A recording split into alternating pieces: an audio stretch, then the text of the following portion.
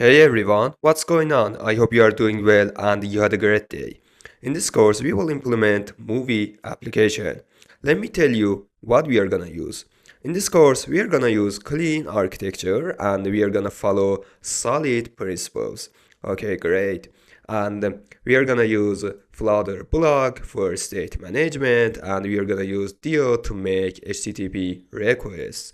And also, we are gonna use Gedit for dependency injection. Okay, awesome. Without wasting time, let's see what we are gonna build.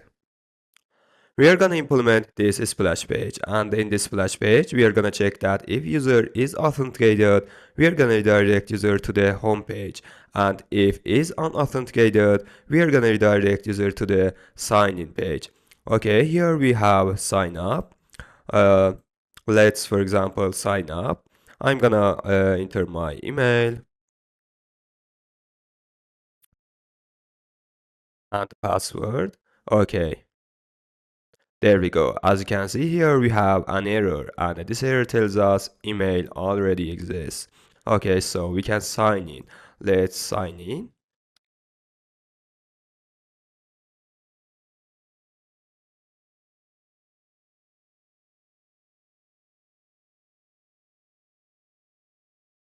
Okay, awesome. There we go.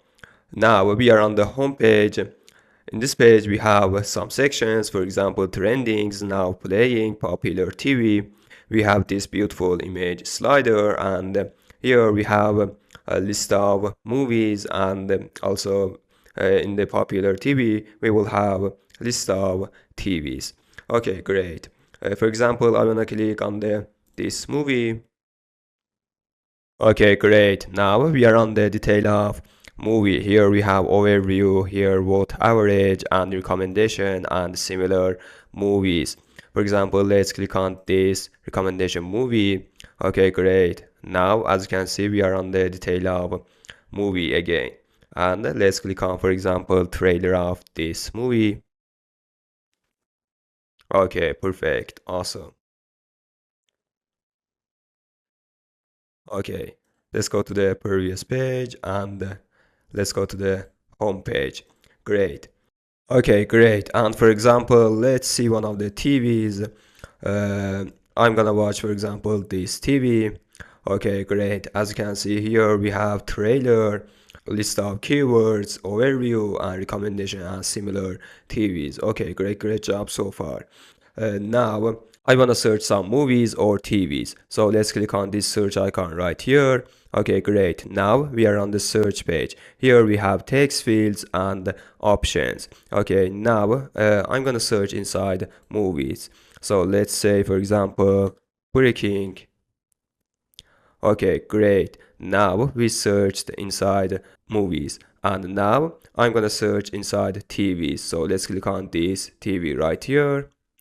There we go. Now we searched inside TVs, and now let's back to the movie. Okay, great. So we are gonna implement this application. Without wasting time, let's get started. Before starting, let me tell you what is our goal in this course. Okay, guys, in this course, we're not gonna build real Netflix. We don't want another Netflix. So what is our goal? In this course, we're gonna learn how to build scalable apps. Okay, this is very important.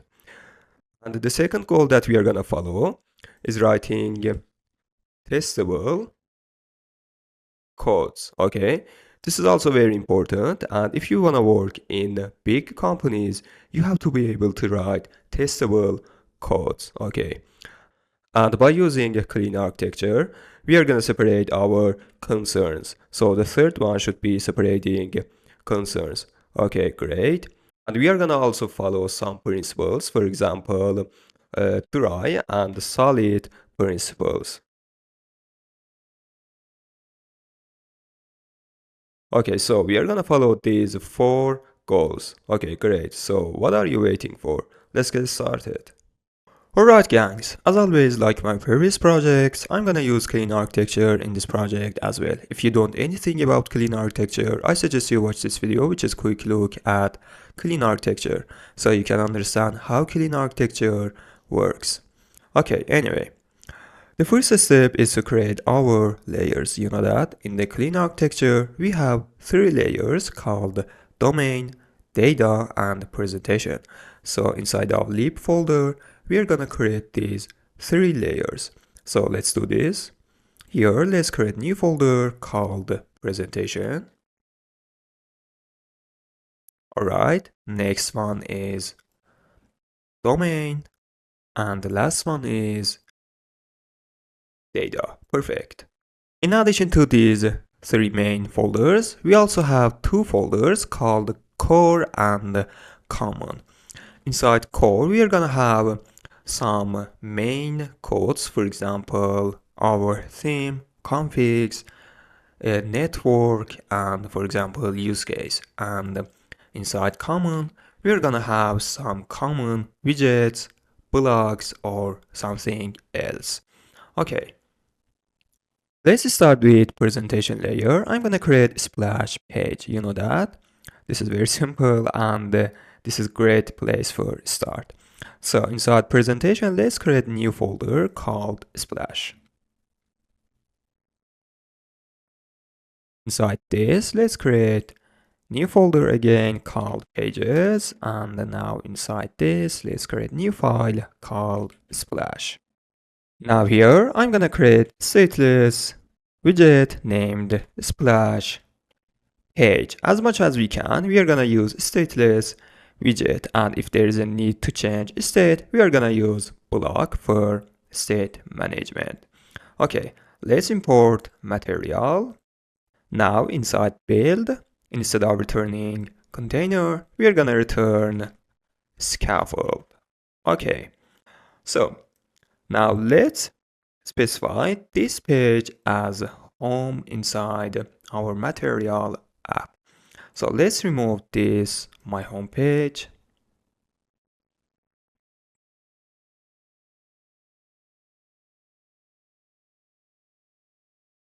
Okay, let's import splash page. Also remove this theme data and title. Perfect, and let's also set debug show checked mode banner to false. Okay.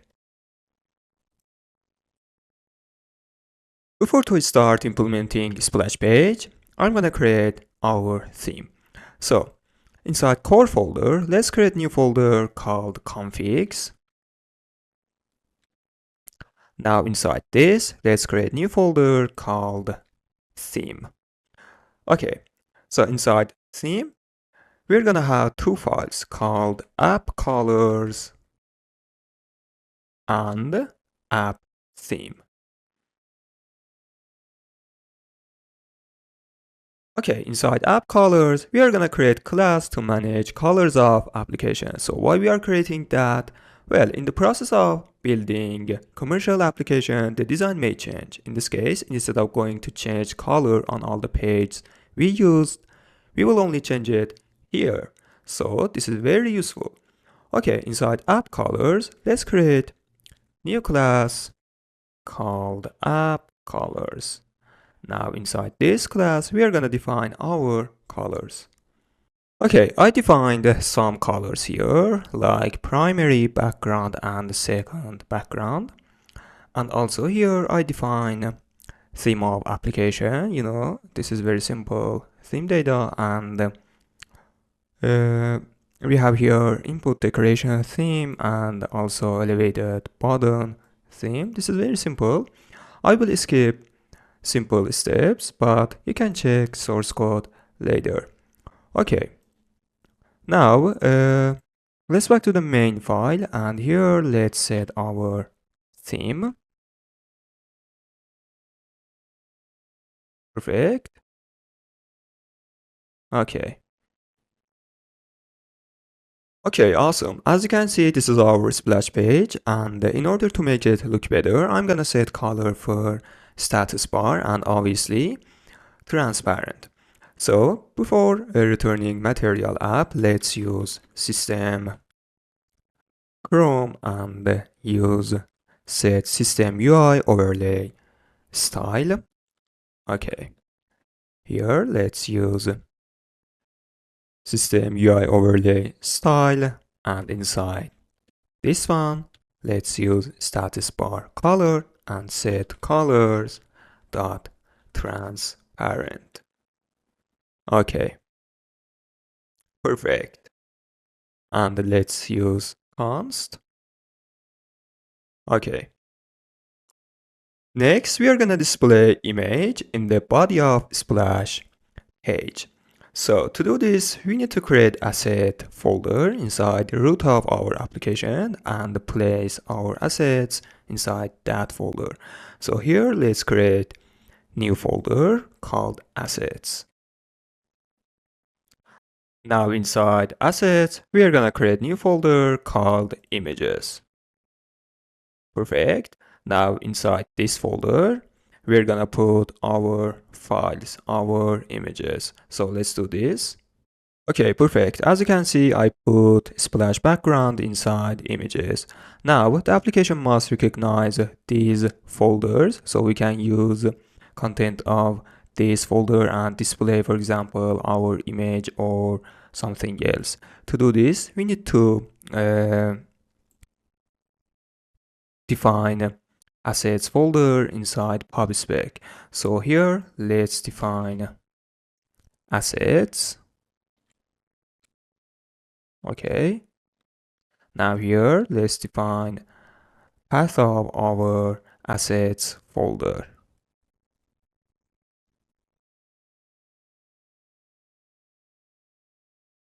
Okay.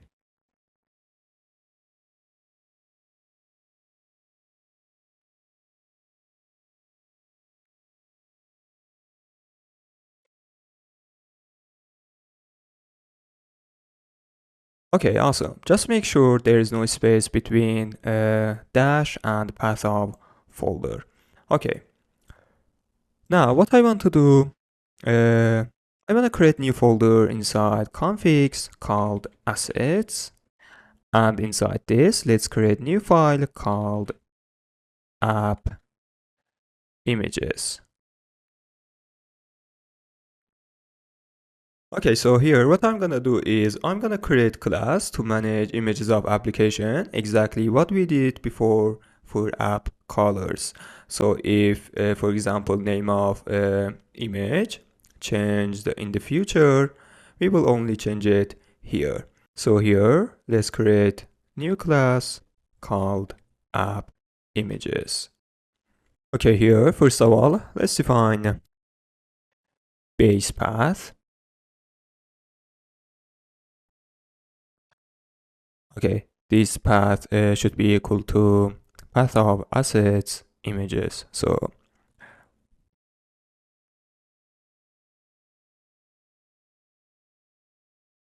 correct. Now let's define splash background.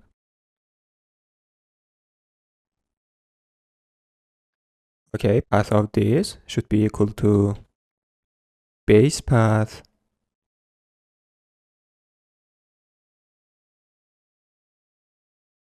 plus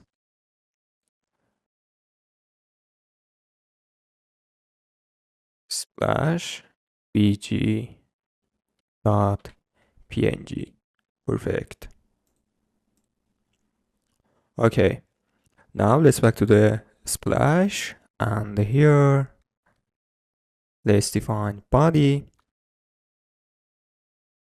Let's give it container, and here let's use decoration to display image.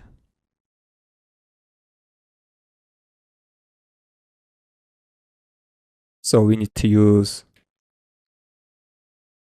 asset for image. Okay, now here we can use the class we defined and pass splash background like this. Okay, perfect. Next, I'm gonna display gradient color on the image and bottom of the page. So to do this, we have to wrap container inside stack. Okay, let's just change column to stack. Perfect. Now after container, let's define new container. Okay, again, let's use decoration and box decoration. Perfect. Now here, let's use gradient property. We're gonna use linear gradient. So here, now we have to define our colors, list of our colors. Okay, but first of all, let's specify point of starting and point of ending. Okay, let's do this by using this property.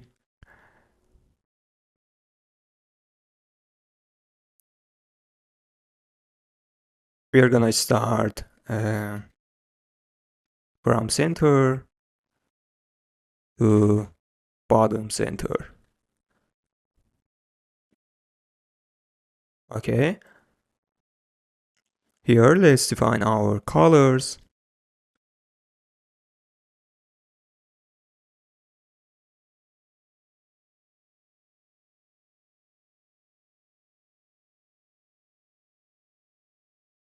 I'm gonna use these colors with 0 opacity.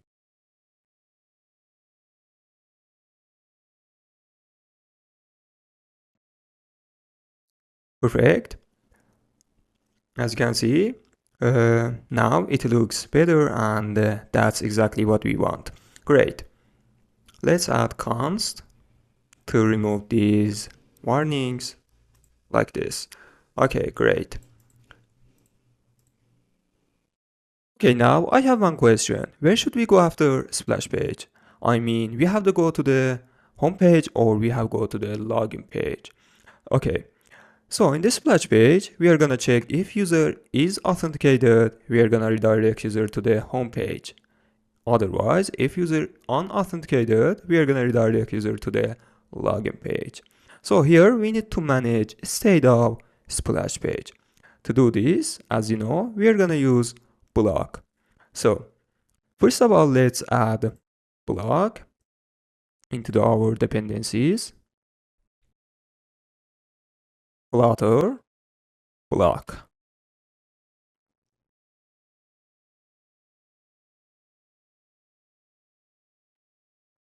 Okay, awesome. Let me close these tabs here. Perfect. Now inside Splash, let's create a new folder called Bloc. Okay, I'm gonna use qubit. So you know that we will have two files, one of them for state and one of them for qubit. If we use the block itself, we would have three files: state, event, and block. But we are gonna use qubit. So here, let's create new file called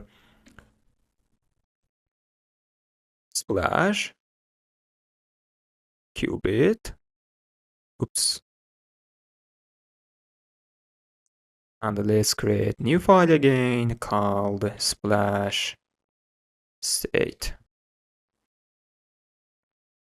Perfect. Okay, now here, let's define our states. You know that here we have three states: display, splash, authenticated, and unauthenticated. Okay, but first of all, we have to create abstract class because all states must be of the same type.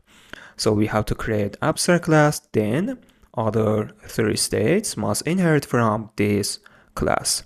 So here, let's define abstract class called splash state. Perfect.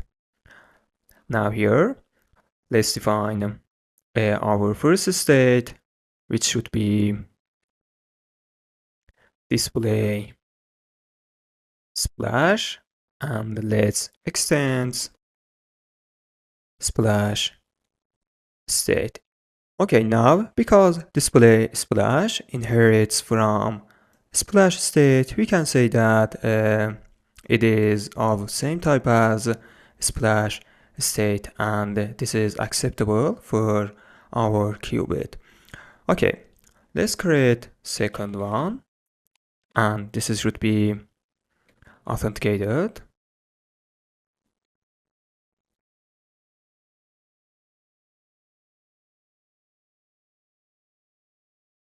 And the last one is unauthenticated.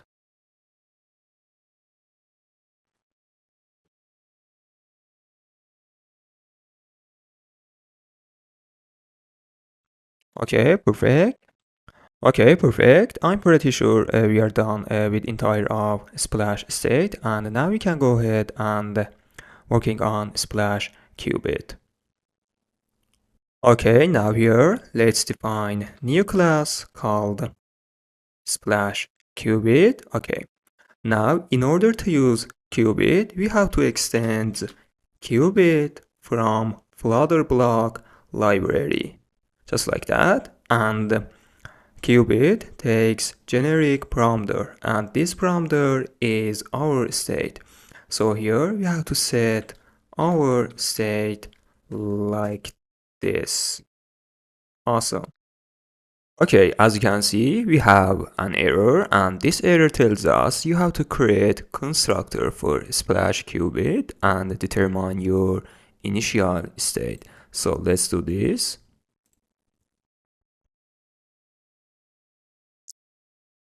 We can set initial state using super, and here we have to pass our initial state. So our initial state is display splash,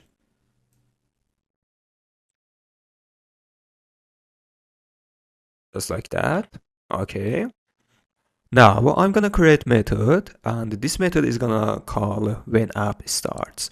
And inside this method, we are gonna check if user is authenticated. We have to change state from display splash to authenticated state. And else, if user is unauthenticated, we are gonna change state from display splash to unauthenticated. Okay, so here I'm gonna create method called app started.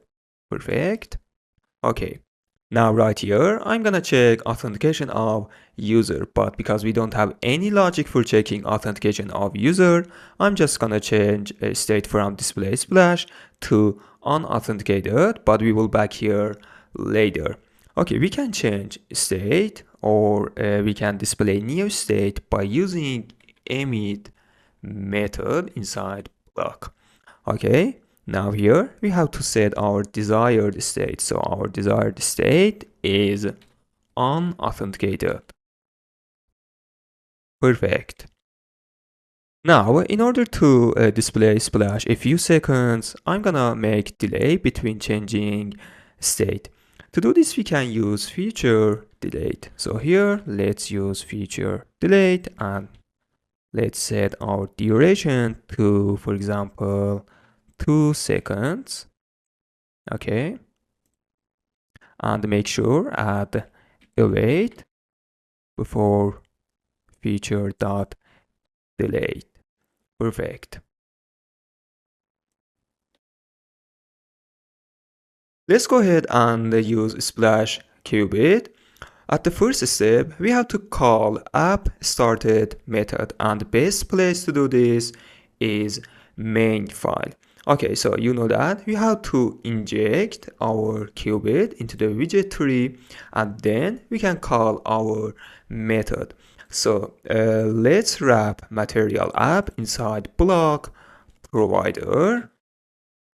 Okay, and now by using create method, we can inject our qubit into the widget tree and call this method. So let's use splash qubit, and now in the next step we have to call app started.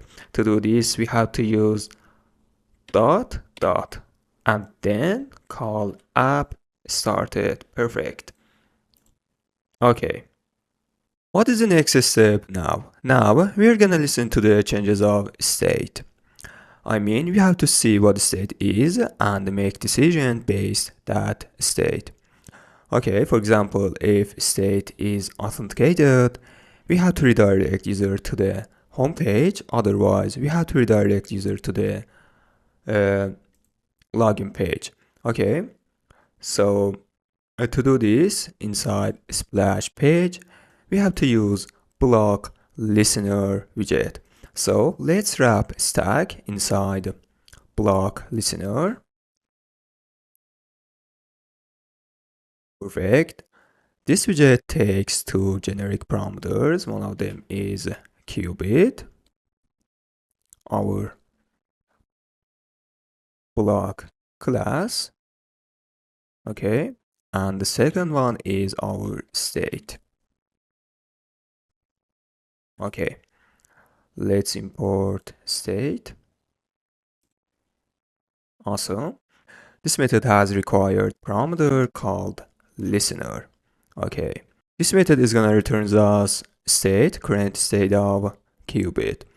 So here we can check if state is unauthenticated.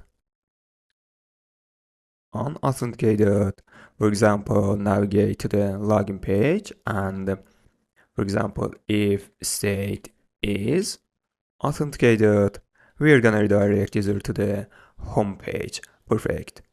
I'm gonna create helper class for navigation, and then we are gonna use that class and methods of that class, and we will need to write bunch of code every time for each navigation. So inside common, let's create new folder called helper. Inside this folder, let's create new folder again called navigation. Okay, now here let's create new method called app navigation. I created this class before in my previous videos, so here I wanna just paste right here. Okay, as you can see here we have one class called app navigation. Here we have push replacement method, push method, and push and remove. Okay, so we are gonna use these methods in our application, so we will not have to write bunch of code for navigation each time. Okay, let's back to the splash.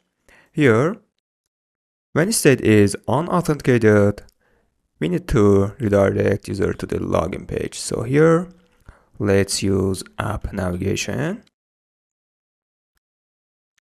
and use push replacement method.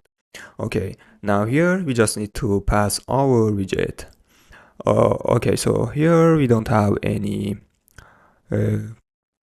file for authentication, so let's create new folder inside presentation called authentication. Inside this, let's create new folder again called pages. Perfect. Here I'm gonna create new file called Signin. Perfect. Here let's just create an empty class, empty stateless class called Signin page. Okay, let's import material. Perfect. And here we can use this one, Signin page. Okay, let's do this again for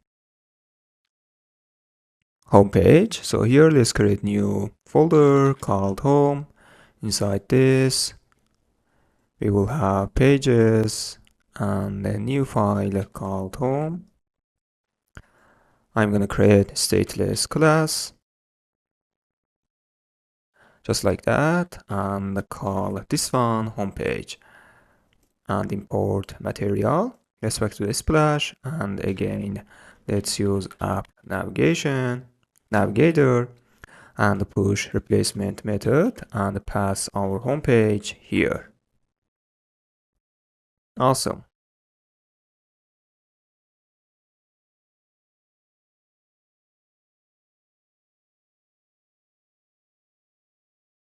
As you can see, we were redirected to the home page because our state is authenticated. I want to change it to unauthenticated state like this.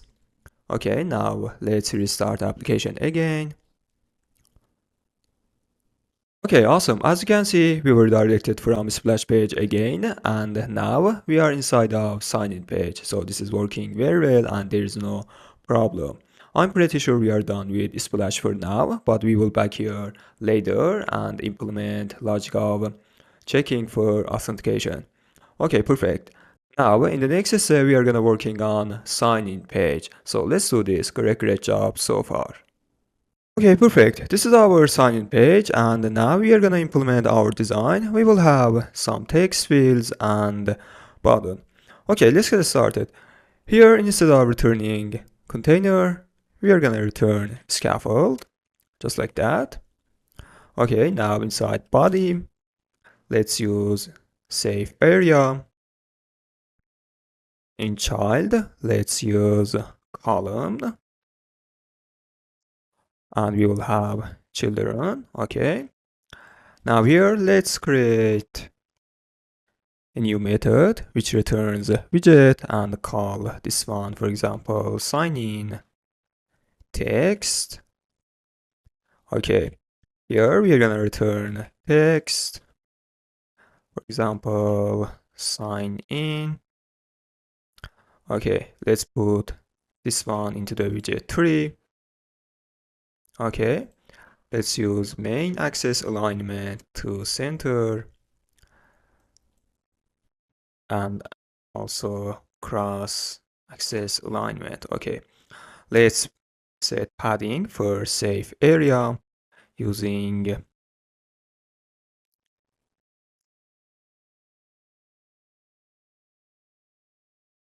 minimum. Okay,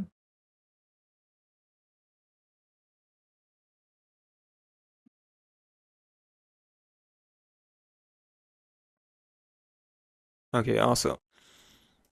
Now let's change main axis alignment to start. Okay, let's set some style for text field. We can use bold point weight like this.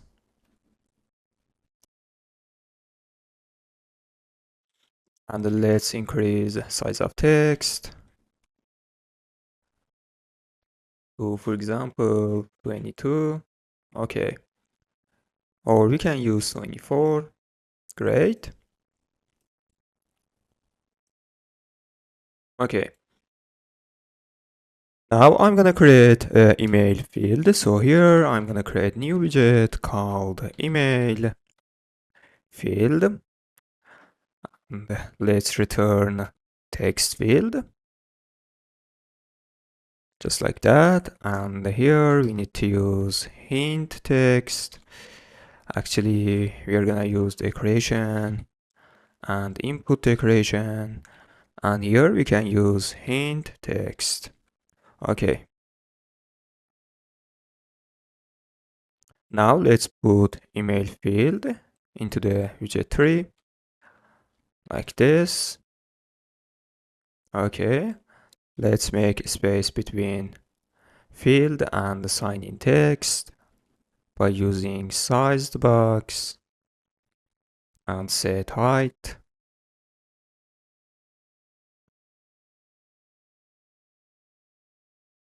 Okay. Okay. In order to make it look better, I want to change color of background. So let's move to the app theme, and here in fill color, I want to use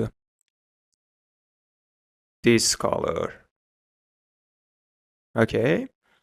Now let's restart the application. Okay, perfect. That's what we want.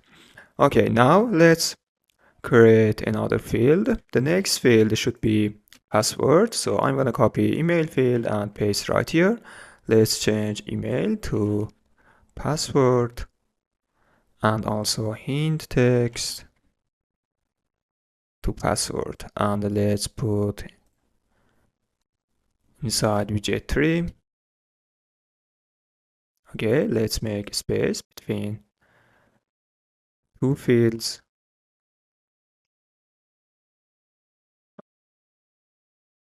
Okay, awesome. Perfect.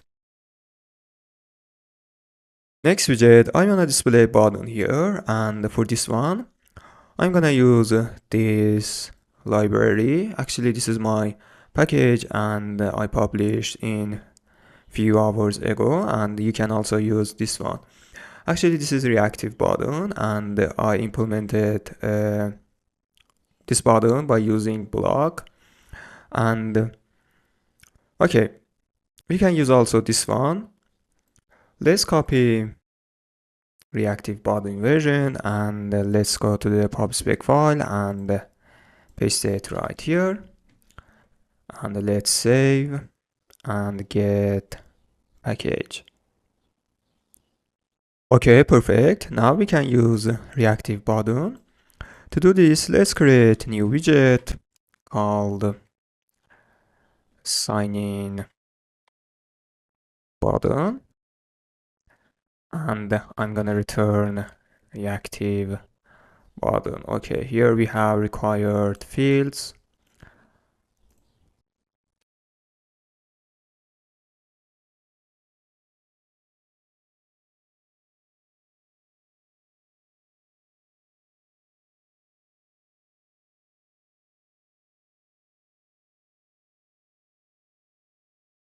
Just leave it empty like this. We will back here later. Okay, let's set title.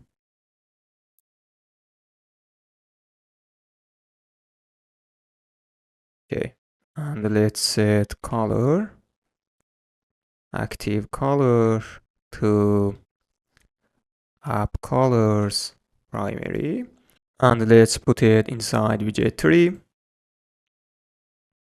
Sign in button. Okay, perfect. Now, finally, I wanna display, for example, text for sign up if user doesn't have any account. Okay, let's create another widget called sign up text. Let's return text reach. Here we need to use text span. Now inside children, let's use again text span. This should be our first part of text. Okay, so the text should be, for example, don't you have account? Just like that. Let's put this one inside widget 3.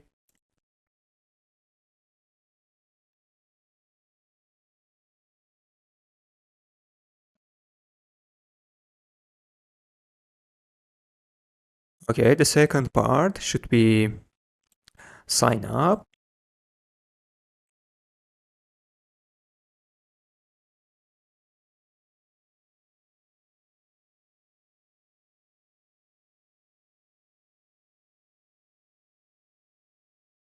Okay. Now we need to be able to click on sign up. To do this, we can use recognizer property and pass tab gesture recognizer, just like that, and then use double dots to use untap function.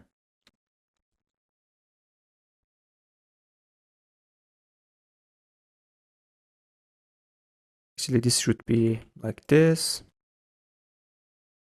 Okay.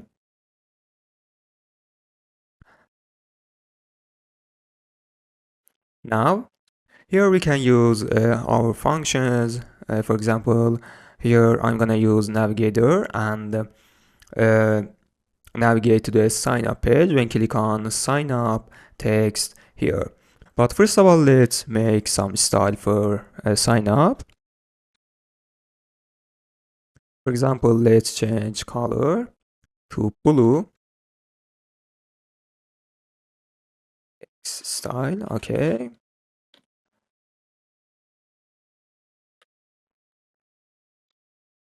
Just like that. And let's add const. Okay.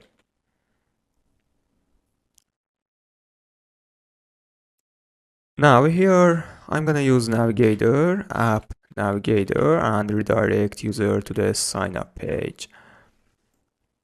So here we need to use context. Okay, to do this, we have to pass context to the sign up text. So let's put build context as input here and pass context right here. Perfect. Okay, we have no sign up page at the moment. So let's create new file here called sign up. Let's create stateless class. Let's say sign up page, import material, just like that, and set here. Awesome.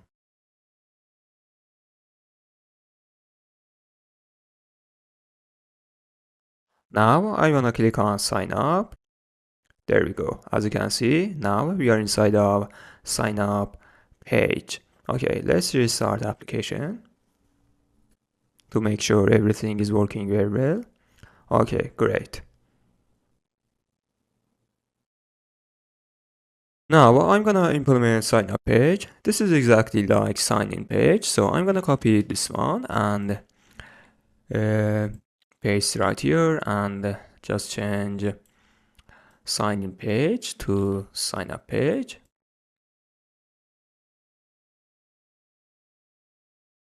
Just like that. And also let's change sign in to sign up. And also here, we need to change sign in to sign up. Perfect.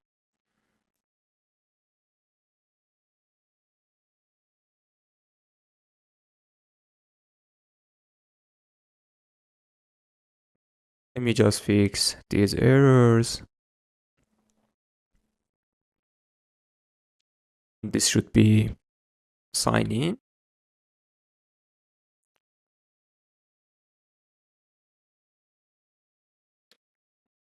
Okay.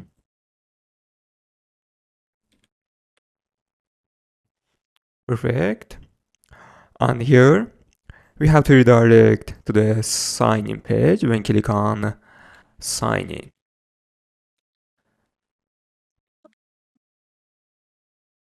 Just like this. Okay.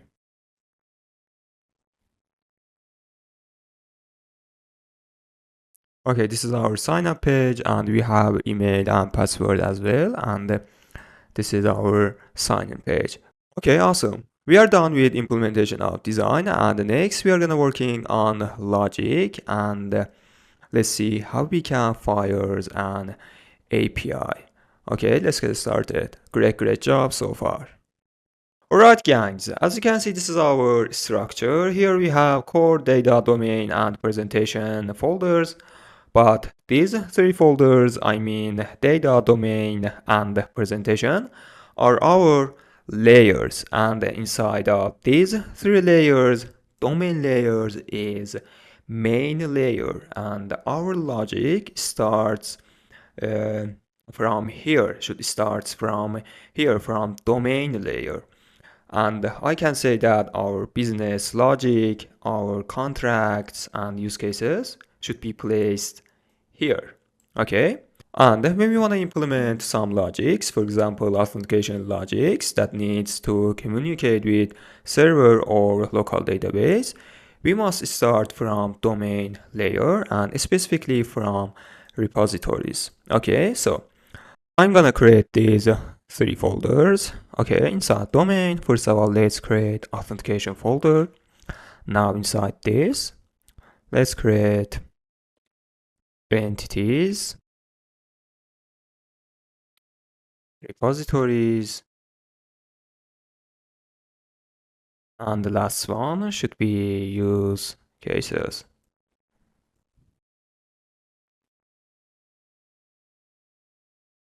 Okay, awesome. Now let's go into the data layer and create these three folders as well. So here let's create source, models, and repositories. Let's change source to sources. It is better. Okay, awesome. So as I said, we have to start from domain layer and specifically from repositories. So here, let's create new file called authentication. Perfect. So as I said, the domain layer is core of our application's business logic and rules. It sits at the center of the clean architecture and it is independent of any external frameworks, presentation, data, database, and etc. It means that domain layer is isolated from Flutter, Flutter codes, API, database, and something else. Okay, and it just contains Dart code, pure Dart code. So this making it easy to test and maintain. Perfect. Here we also have repositories. Actually, it is better to say abstract repositories. These repositories are interfaces that use cases are dependent to fetching data.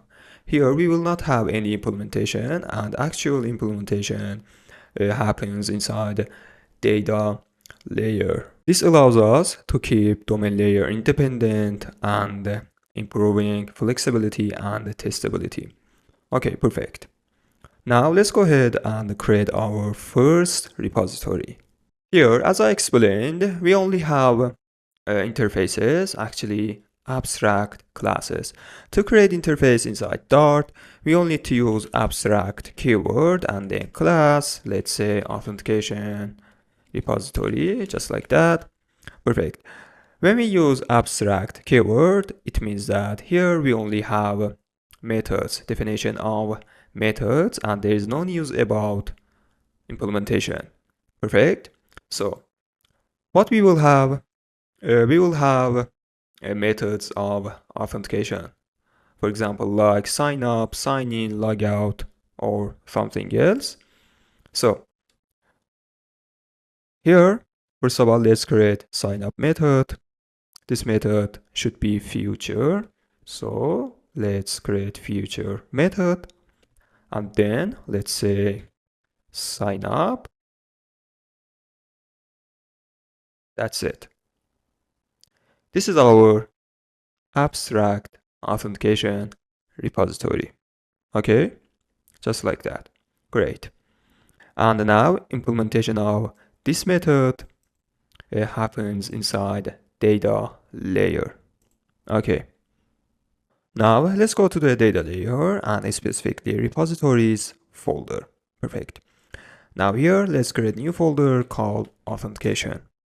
Inside this, let's create new file called authentication.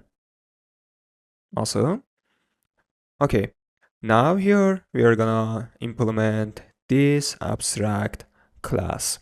So let's create new class called authentication repository implementation, and to implement this class we just need to use extends keyword and authentication repository. Okay, as you can see here we have an error, and this error tells us you must implement sign up method. So let's just click on quick fix and create one missing override. Perfect. When we use override keyword, it means that we are gonna implement this method. Okay. Before go ahead, I'm gonna change return type of sign up method and use either. Either is from Dart's library, and we are gonna use this one to error handling. So let's go to the pub spec file, and here let's add Dart's library, just like that. Now let's back to the domain layer, and here let's use either. Either comes from a Dart's library. Okay. Either has two sides, left and right. On the right side, we are going to return our data, correct data. And on the left side, we are going to return, for example, error message or something else. The type of these two sides are dynamic and we can return anything we want. Okay, now inside data layer, we also need to change the return type of this method to either as well. Okay, as you can see, the error is gone. Okay, so what we are going to do inside this method? Inside this method, we are gonna call our API. Actually, we are gonna call one method from sources folder, which that method is gonna fires our API. Just be careful that here we will not have implementation how to communicate with API, and implementation of communication with API should be inside sources folder. And here we will have one response, for example, in JSON format, and then we are gonna convert this JSON format to the model, to the entity, or whatever we want. Okay. So in order to implement this method, we have to go to the sources folder. So inside this, let's create new folder called authentication. Now inside this, let's create new file called authentication API service, just like that. Perfect. Now here we will have a class, and inside of that class we are gonna create methods for sign up, sign in, or something else. But before that, I'm gonna create abstract class, and then we are gonna implement this class. This is respect for dependency inversion from solid principles. If you don't know anything about dependency inversion, please search about it and then come here. But this is very simple. We just need to create abstract class and then implement that class. Okay, so here let's create abstract class called authentication API service, and inside this we will have one method which returns either, let's say, sign up. Okay, now here, right here, let's create new class called authentication API service implementation, then extends authentication API service. Okay, let's override this method. Perfect. Awesome. Okay, now inside this method we are gonna call our API route, and to do this I'm gonna use Dio library. Okay, so let's add Dio into our dependencies.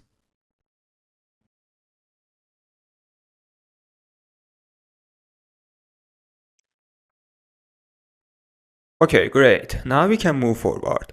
But before using Dio, I wanna create helper class for this one and put all of the methods. I mean get, post, put, and delete.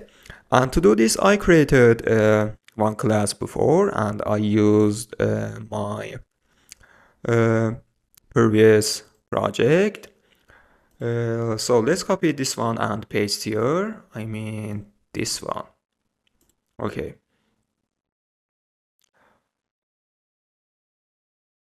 Inside core, we have network folder, and here we have Dio client.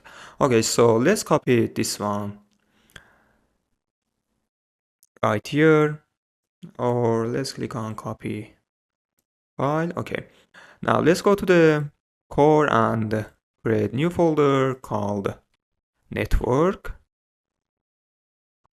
Inside this, let's create new file called Dio client, just like that, and paste right here. Okay, great. We also need to create a logger interceptor. So let's copy this one here, interceptors, and let's create new file called interceptors and paste right here. Okay, And we also need to add logger dependencies. So let's move to the pub/spec file, and here let's add logger.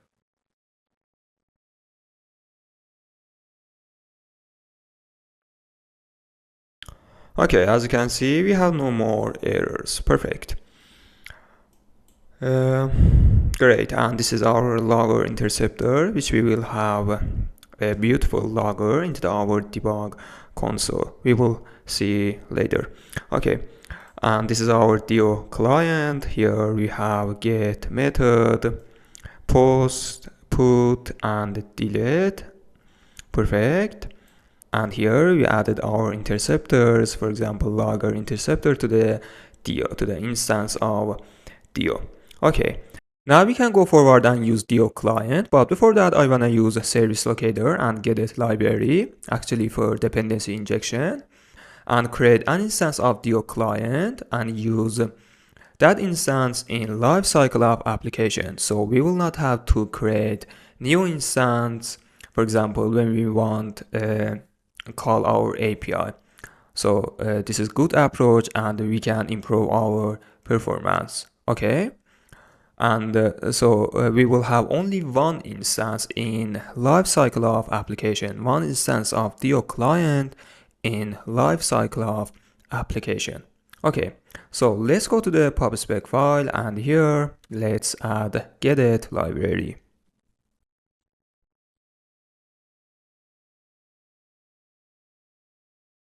Okay, awesome. Now inside lib folder, let's create new file called service locator. Just like that. Okay. Now inside this, first of all, we have to create a global instance of get. Okay, because we will use this instance in whole of the application.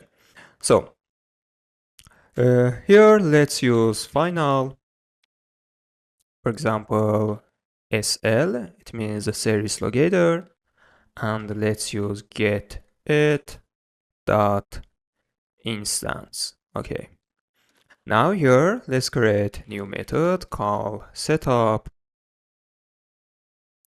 service locator. Awesome, great. As I said, we are gonna register Dio client, an instance of Dio client. To do this, we can use sl.register singleton.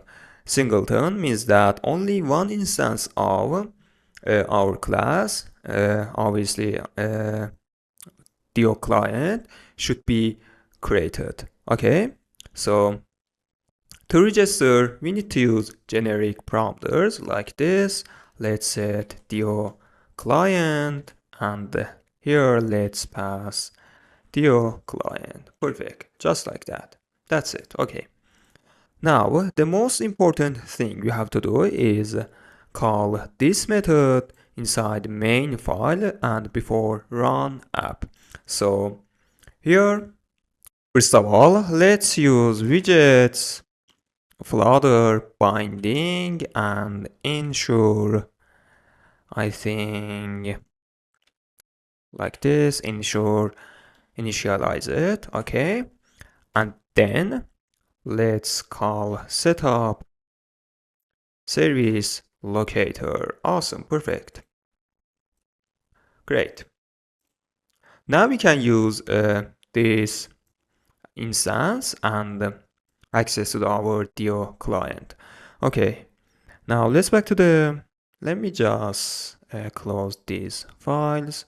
Okay, now inside data layer and authentication, actually inside source, we can use Dio client and call our API. So first of all, let's use try catch.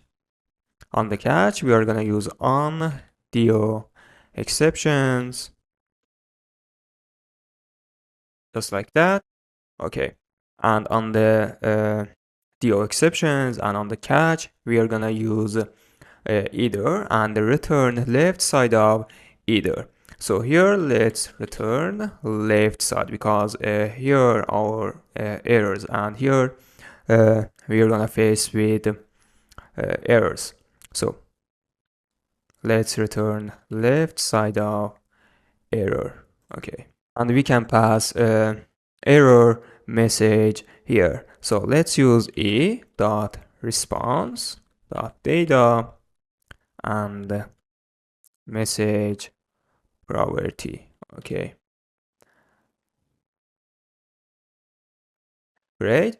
This error comes from a server. Okay, and now inside the try we are gonna call API. So let's use response and await. Now we have to use DO client. So let's use service locator and pass DO client. This returns us an instance of DO client which we registered before. Okay, and use post method because we are gonna pass some data to the API to the server. So we have to use post and set our data in the body. Okay, here we have an error and this error tells us you have to set URL, a URL of API. Okay, this is our backend for this project and you can clone this one and run in your local, but I deployed a project in this website. This is free hosting and I deployed a project in this host and this is our URL. Okay, it's our URL for API. So I'm gonna copy this one and now let's back to the project. Let's go to the DO client and here we can set our base URL. So, but before this one, let's go to the core folder and here let's create new folder called constants. Now inside this, let's create new file called API URL. And here let's create new class called API URL. This class is gonna manage our URLs exactly what we did before for app colors or app images. So here let's create new static const called base URL, just like that, and paste URL here, right here. You can also use this one, but I don't know when my free trial will end, but anyway, when it ends you can clone project from GitHub and run in your local. Okay, so let's back to the project and here let's define route of signup API. It should be like this. Base URL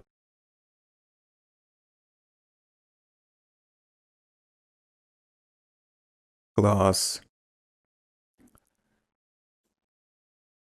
API version 1 authentication and sign up. Okay. Okay, so now we can use this base URL. So let's go ahead and inside DO client and for base URL, let's say API URL dot base URL. Perfect. But I made a mistake here and my bad. Here we said base URL. So this is wrong because we set base URL here and it means that all of the requests will send with this base URL. So if we don't remove this one here, we will have base URL for 2 times. So this is wrong and it makes our API route wrong. So let's remove this one here. Perfect. Okay, now let's back to the authentication API service and here let's say API url.signup. Awesome. Great. Now it seems to be done, but here we have forgot one thing, and that is where should we pass our data? Where should we pass email and password? That's right. We have to pass to the body. Okay, so now how we can do this? That's great. We have to pass our data as a parameter to our function, to the sign up function. We can define two parameters called email and password, but it is better to create a data model and pass that object to the sign up. So inside models, let's create new file called, but before that, let's create new folder called authentication. And inside this, let's create new file. Let's say, for example, signin request param. Okay. Before go ahead, I wanna make a small change in my folder structure. We used layer first, but you can use also a feature first. And inside data, I'm gonna create folder called authentication, and then let's copy these three folders and paste right here. Okay, and let's move file into the first folder. Okay, and let's remove this one and also repositories. That's great. And sign in request params. But actually this should be sign up. I made a mistake here, my bad. Sorry. Okay, great. Now it looks better. Great. So here let's create new class called sign up request params. So we have two fields, email and password. It is like sign in, but anyway. So here let's create new final string mail, and another one should be password. Let's create constructor so we can pass our data and create an instance of sign up request with our data. So make sure you have a constructor. Okay. Now let's move on to the domain, and here let's pass an instance of sign up request params.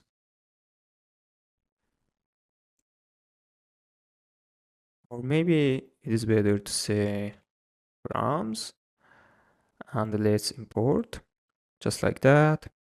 And also here we have to pass actually inside the repository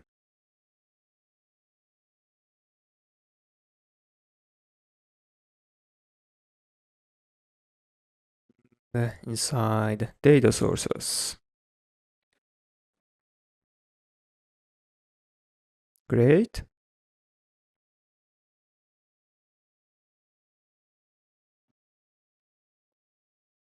Okay. Now how we can pass our data? We can pass like this, or we can't. Definitely we can't. We can't pass an instance of our class to the data. This will not be accepted by the server. So how we can? That's right. We can pass in JSON format, in key value format. So let's move on to the sign up request prompts, and here let's click on this light here, and here let's click on generate data class, just like that. We don't need to these methods.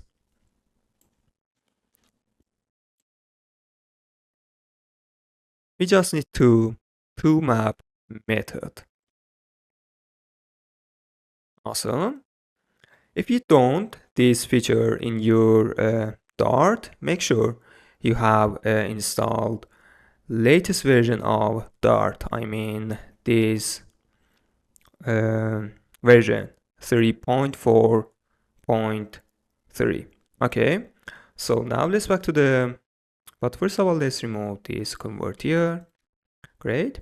Now here we have to use toMap method, just like that. Awesome.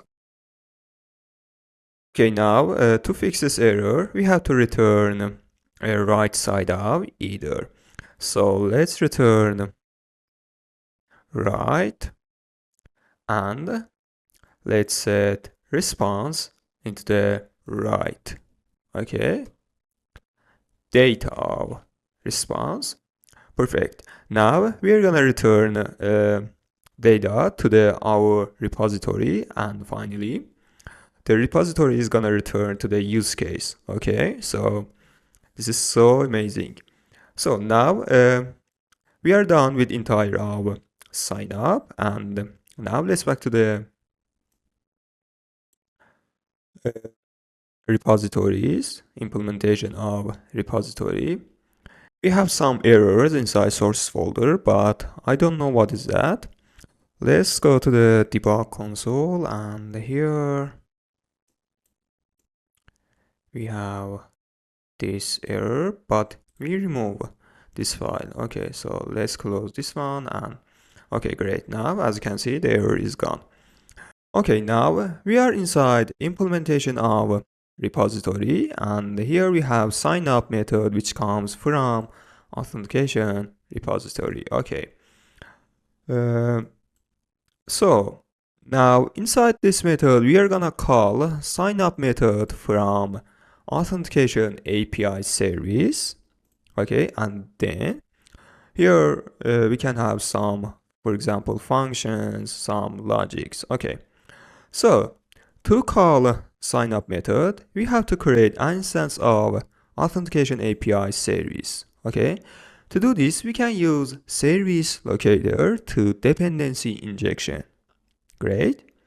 But at the first step, I don't want to use service locator and dependency injection, and I want to do it manually. So you will see how difficult it will be. And finally, we will use dependency injection. Okay, great. Alright, now let's create an instance of authentication API service, just like that. And we have to create constructor for this one. Okay. So here we can use, for example, authentication API service and the sign up method, call sign up method, and we also need to use await, just like that. Okay, great. Now maybe you wondered why we didn't use implementation of authentication API service. I mean this class, why we didn't create an instance of this class. Okay, so let me explain what is abstraction.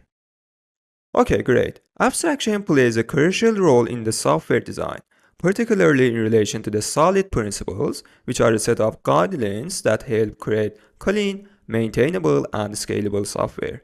Let's break this down by understanding abstraction. Okay, great.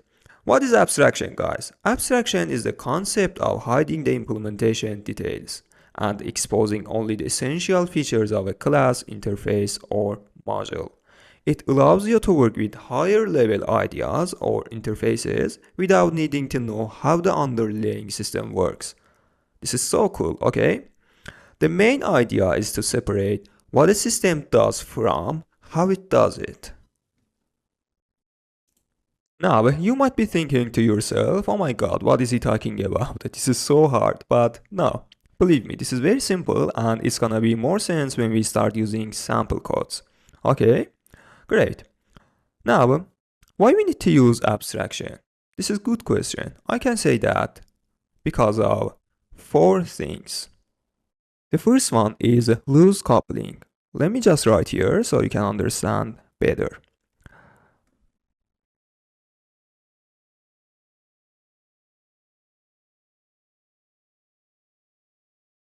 Okay, let me just increase font size to, for example, this one. Okay, great. So, what is loose coupling? Abstraction decouples the high-level logic from the implementation details, for example, database or API. This allows you to swap out implementation without affecting the rest of the system. For example, you can replace a local database with an API without modifying the business logic. So this is so useful and this is amazing, guys. Another one is testability. Guys, this is so important, okay? If you wanna work in big companies, famous companies, you have to write test. You have to write unit test, integration test, and widget test, okay? So the second one is testability. Let me just change this one to testability.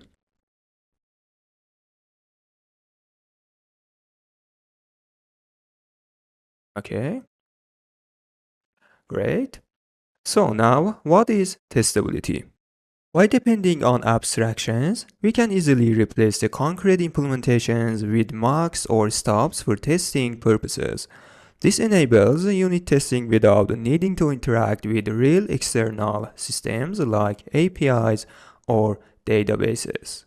So this is great and this is gonna make our work very easy. Okay, the next one is maintainability. This is also so important, and if we use abstraction, we will not have problem with maintainability. So let me just write this one here.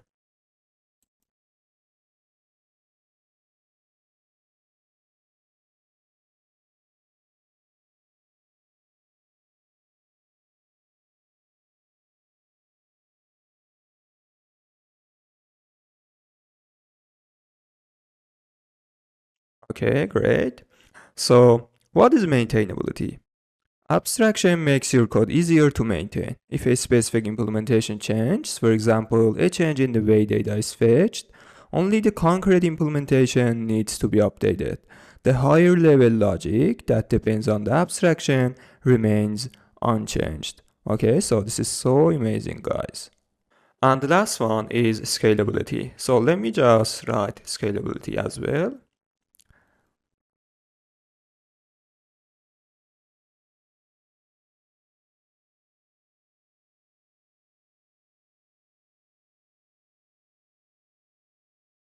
Okay, awesome. So now what is scalability?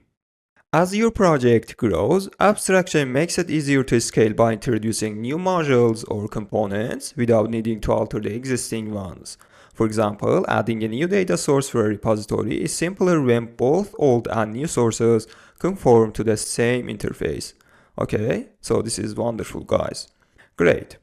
So if we use abstraction in our project, we will have these four abilities and we will avoid many problems. Okay? Alright. Now, let's take a look at the example. Let's copy our authentication API service. And let's paste right here. Just like that. Okay. Great.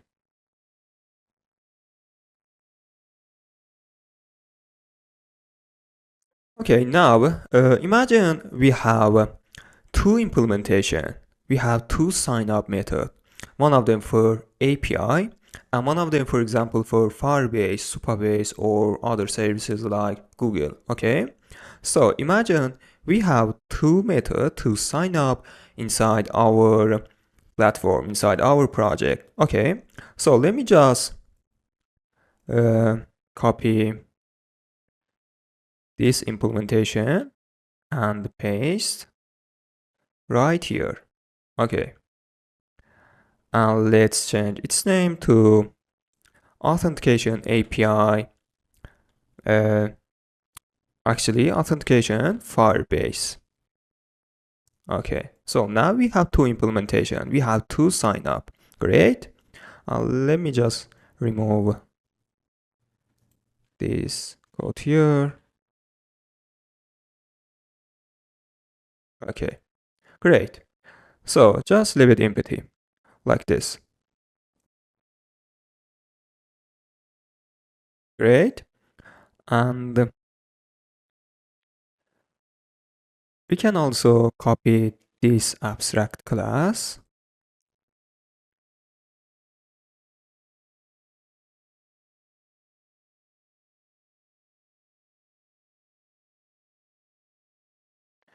And paste right here. Just like that.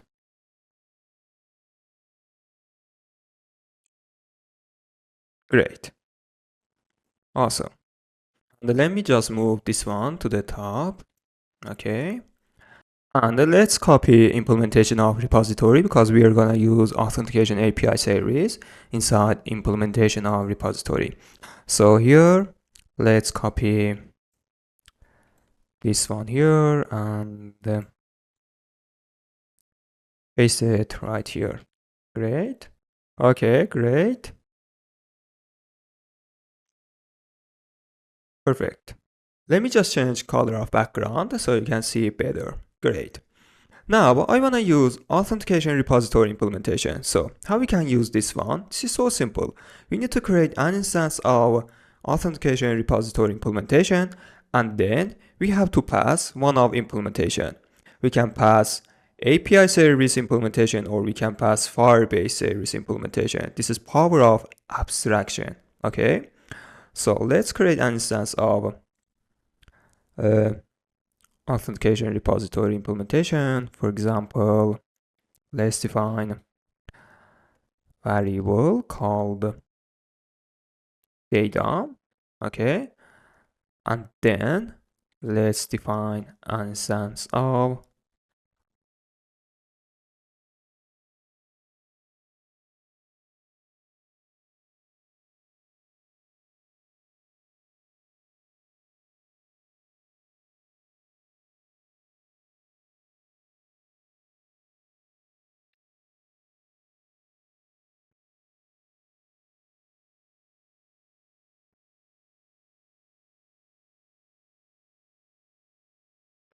okay, so we need to pass an instance of authentication API service in the constructor of repository implementation. Okay.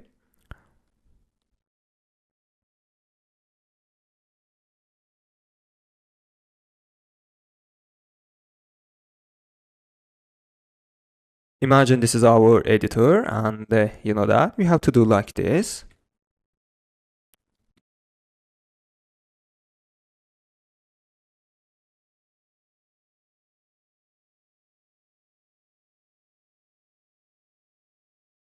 Okay, and here we can pass an instance of Firebase implementation or API. Okay, so let's do this. For example, I want to pass authentication API service.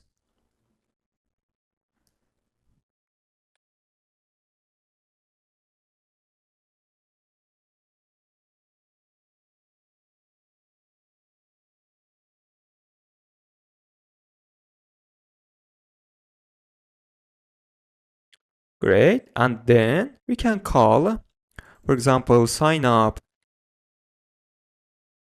method. Perfect. Okay, now I want to use another implementation. For example, in another page of application, we have to use Firebase. Okay, we have to use sign up from Firebase service. So we can easily use this one, and instead of using authentication API service, we just need to use Firebase. Okay, so as you can see, this is very simple, and this is power of abstractions. Okay, just like that.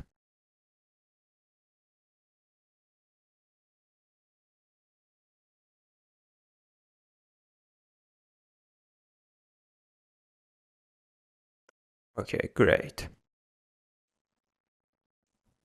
Let me just change this one to Firebase. I made mistake here. Okay, Firebase, great. Alright gangs, by using abstraction here, we followed three solid principles. The first one is single responsibility.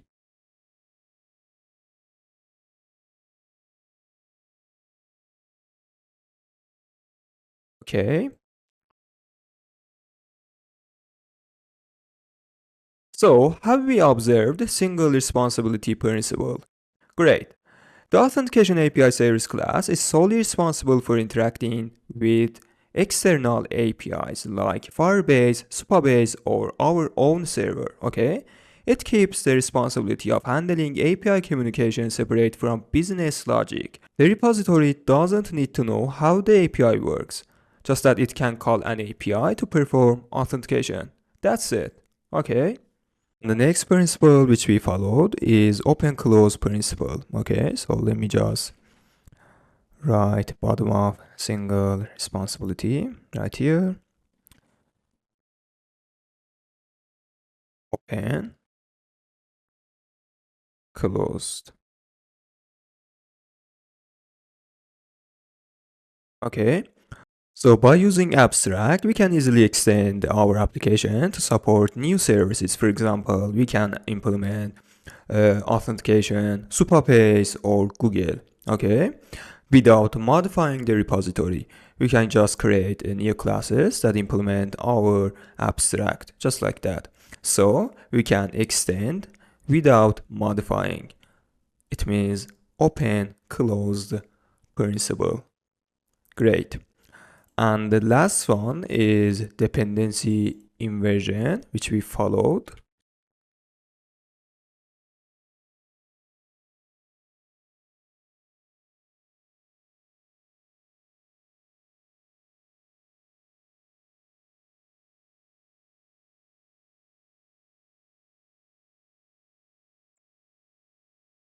Okay, awesome. Okay, so what does dependency inversion say?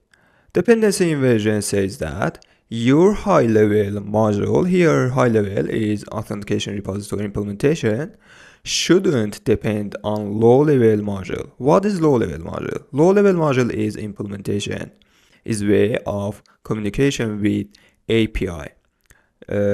I mean, this class. This class is low-level. So, and this class is high level, so this class shouldn't depend on this implementation. Okay, so by using abstract we can follow this principle. So as you can see here, we define abstract class, not implementation. Great. So as you can see, we defined here abstract authentication API service instead of define authentication API service implementation. So our high-level module is not depend on implementation. Okay, so it means that our high-level module shouldn't depend on implementation. Okay, it should depend on abstract. Great, awesome. So by using abstract, we followed these three solid principles, and this is so great, and this is wonderful, guys. Okay. So as you can see, by using abstract, we can have multi-implementation and use whatever we want. For example, here we used API or here we used Firebase. And the good news is we can have another implementation. We can have, for example, implementation for Supabase or Google or other services. So this is so great, guys. Perfect. Okay, now let's back to the editor and implement what I explained. Great. So here we have our abstract class, and here is our API service implementation. For example, this is our server, and I want to implement another one. I want to implement, for example, Firebase. Okay, so let's copy this one here, and or let's write manually. Okay, here we have another implementation called authentication, for example, Firebase implementation, Firebase service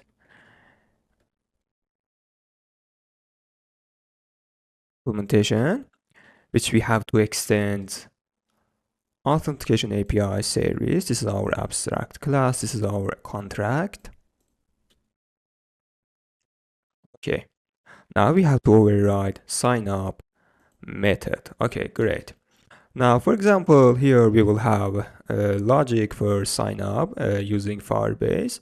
Just leave it like this, leave it empty, because this is just example and we don't really implement Firebase.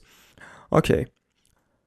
Now, here inside authentication repository implementation, we can pass Firebase or just API. For example, let's create an instance of authentication repository implementation like this. So here we have to pass an instance of our abstract. So we can pass, for example, implementation of API, just like that. Or we can pass, for example, Firebase.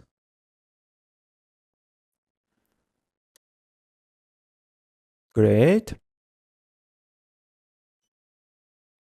So guys, this is wonderful and this is power of abstract. Okay. So as you can see, this is so useful and thanks to abstract, because by using abstract, we can easily extend our application to support new services without modifying repository. So this is very useful, guys. Okay, now what I want to do, now I want to remove abstract and implement in, for example, traditional ways. Okay, so let's remove this one, and also so we can't extend, and let's remove override. Perfect. And also implementation of Firebase service, just like that. Now let's back to the implementation of repository, and there we go. Here we have an error. So we don't have any authentication API service, any abstract class. So I'm gonna remove this one here. Okay, now which one we should define here? Authentication API service or authentication Firebase service? So this is a real problem. Okay, so the one way is define both of them, define authentication API and Firebase, or one way is, for example, define a boolean.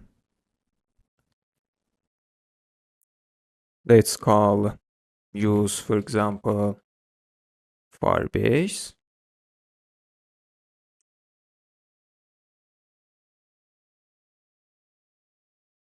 And here we have to check if value of use Firebase is true. Let's return this one, for example. Or else let's return API.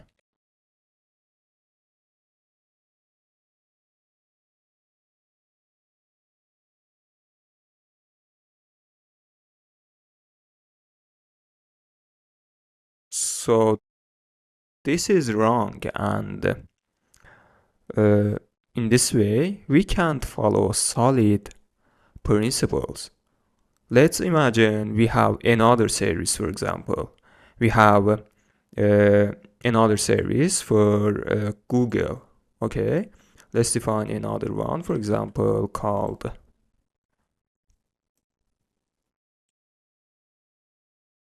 Google. Okay, so here again we have another problem. Here we have to check if, for example, first of all, we have to define another boolean called, for example, use Google. Okay,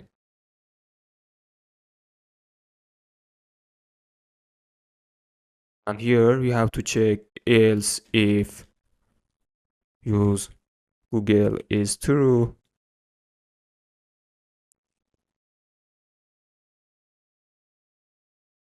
Let's call Google, and else let's call API. As you can see, this is so wrong, guys.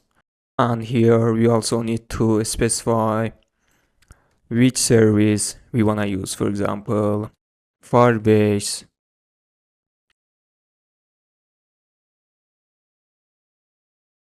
or for example, Google here.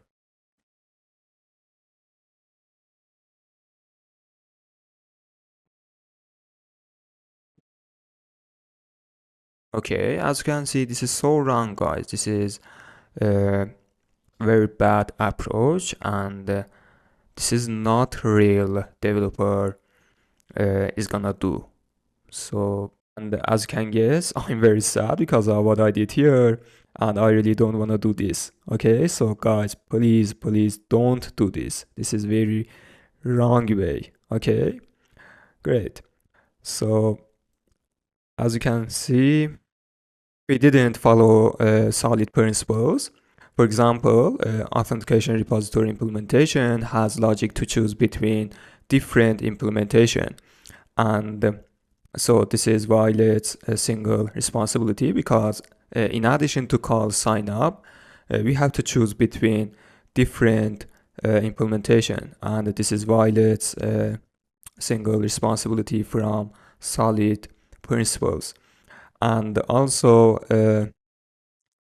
we didn't follow open close because uh, we can't extend our application to support new services without modifying authentication repository implementation, because if we uh, add another implementation, we have to modify this class to check multiple conditions.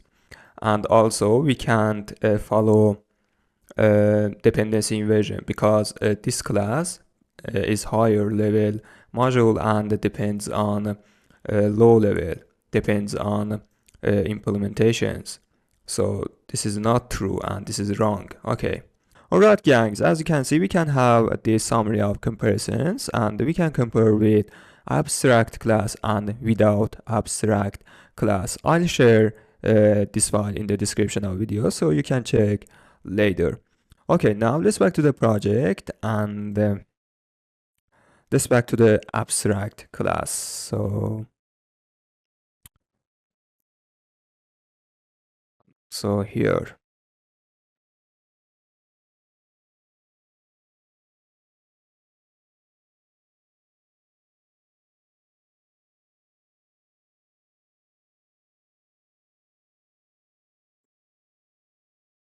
Okay, awesome.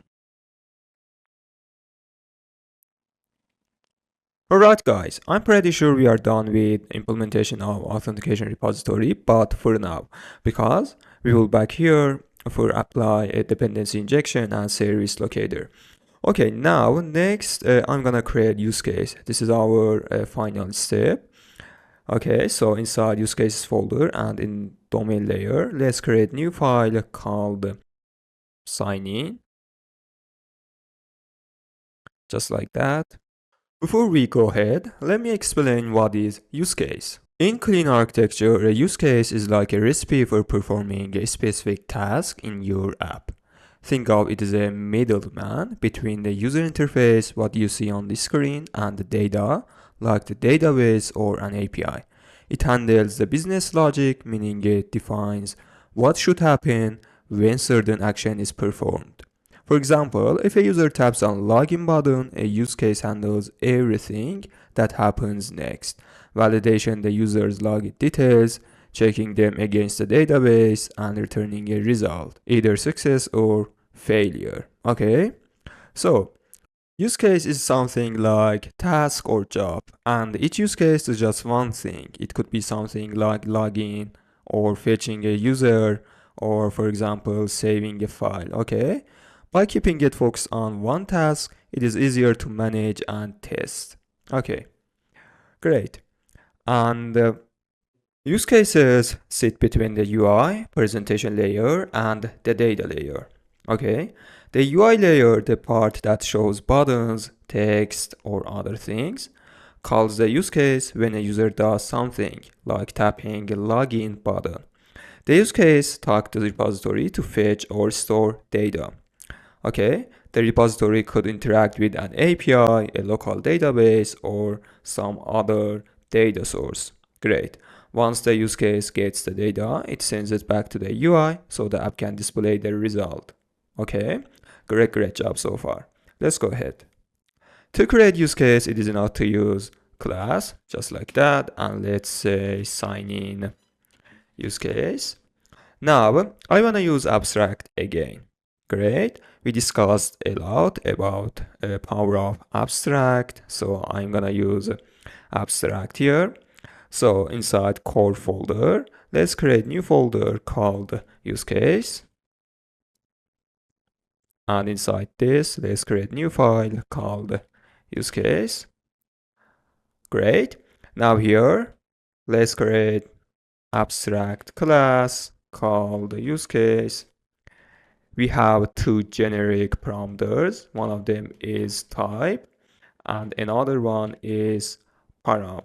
Okay, the type is return type of method. Okay, this is gonna be, for example, a response. This is gonna be model, entity, or something else. Okay, and we have one method.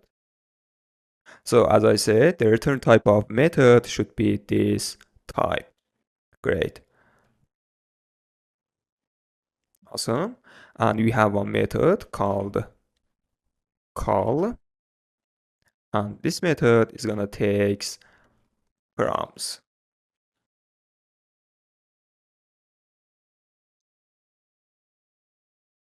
These params could be everything. For example, we are gonna pass email, password, or we are gonna pass some other data. Okay, great.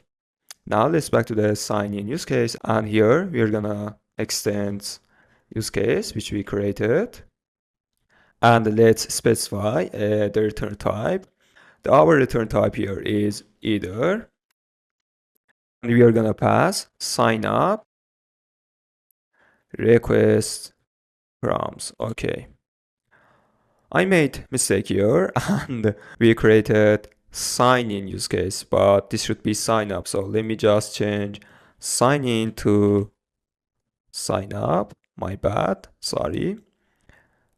And also here. Okay. Okay, we have an error here, baby. And this error tells us you have to override call method and do whatever you want. Okay, so let's click on quick fix and create one missing override. That's right. Okay.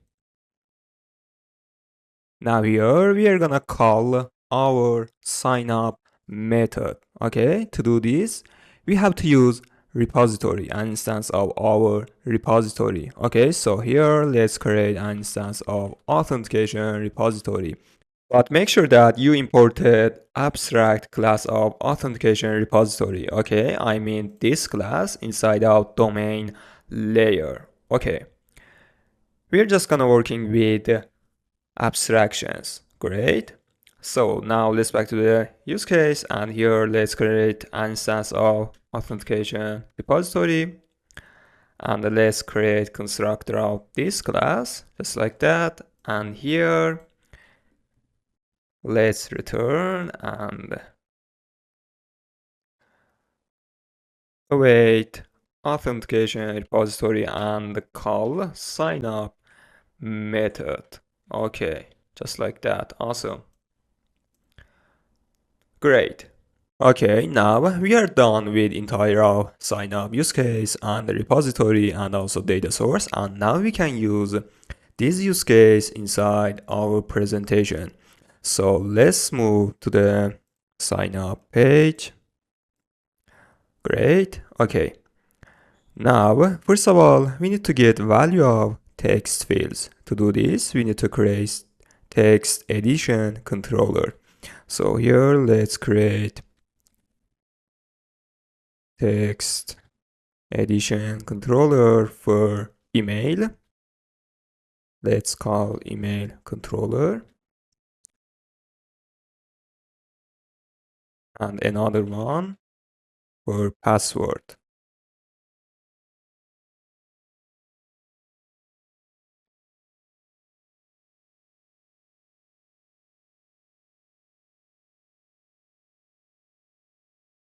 Okay. Great.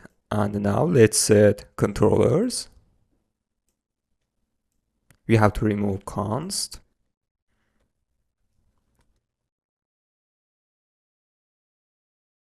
Just like that. And here.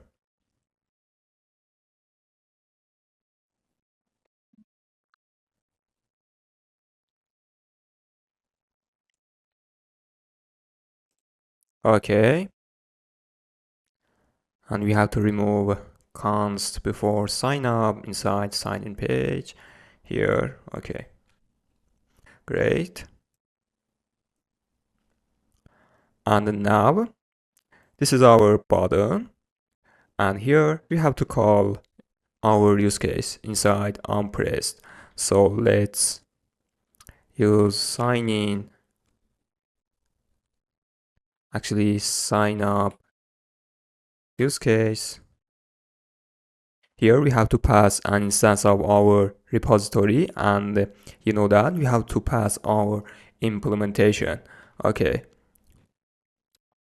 So here let's pass authentication repository implementation, and here we need to pass an instance of our API service. Okay, so let's pass implementation of authentication API service. Okay, as you can see, without using service locator and the dependency injection, our work is hard, and we need to create multi-instance of our classes, and this is bad.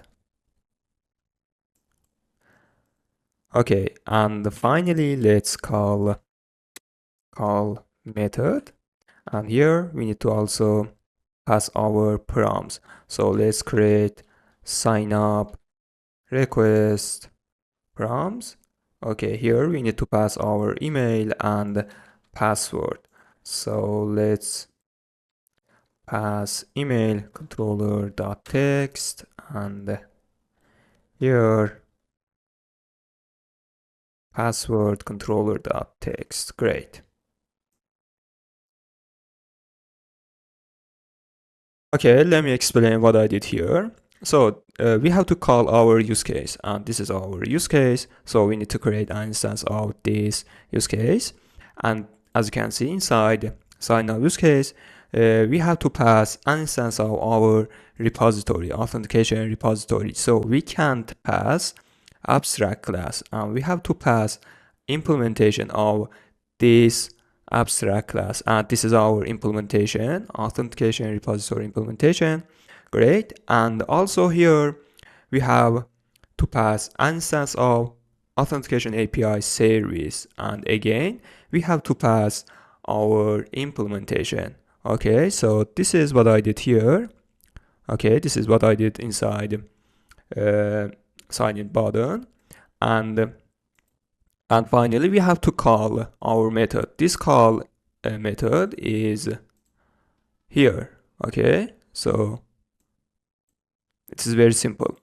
And we also need to define our params. Our params is sign up request params, and this is what I defined inside our use case. If you look at here, we defined sign up request params as a parameters. Okay, so this is our parameter in a sign up use case. Great. Okay, now let's sign up. So I'm gonna close this one and let's open debug console. Great. Now I'm gonna enter my email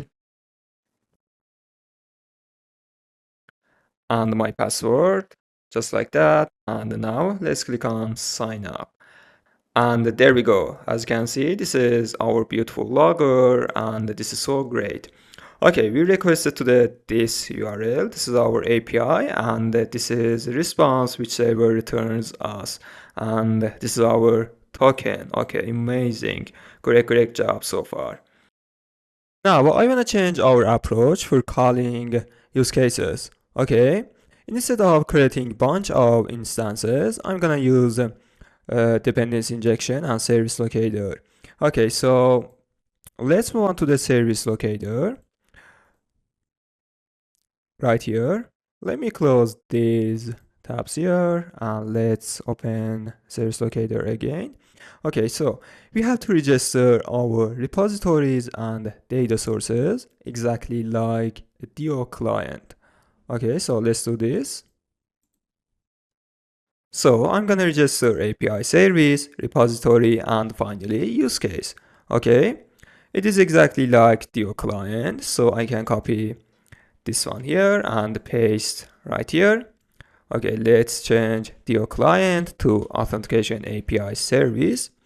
Here we have to set our abstract and here we have to set implementation of this abstract class. So this should be authentication API service implementation, exactly like this. Okay, I'm gonna write comment here.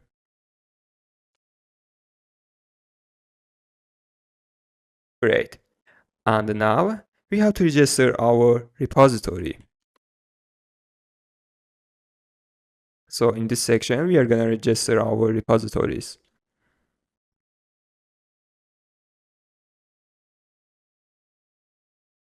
Okay. And again, this should be abstract class. So let's say authentication repository. And here we have to register implementation of our repository. And this should be authentication repository implementation. Okay. Now, as you can see here, we have to pass an instance of authentication API service, but we don't want this. Okay, so let's go to the implementation of repository and remove this one here. Awesome. Let me just remove this comment here. Okay. So here, what are we going to do? Here, we are gonna use service locator, exactly like DO client, which we used inside authentication API service. I mean this one here. Okay. And let's set our service.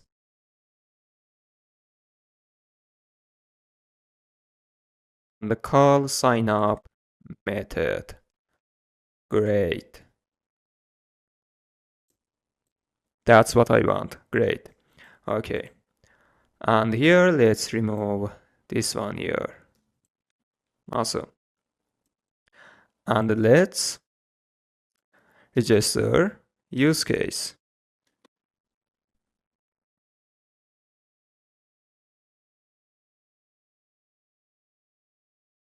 I'm gonna copy this one here and paste right here. Let's change this one to the use case. Sign up use case. Great. So we don't have any implementation for sign up use case. Because of that, we have to register just sign up use case, just like that. Okay. And again, here we have to pass an instance of authentication repository. But again, we don't want this. So let's go to the sign up use case and remove this one here. Great. And here let's use service locator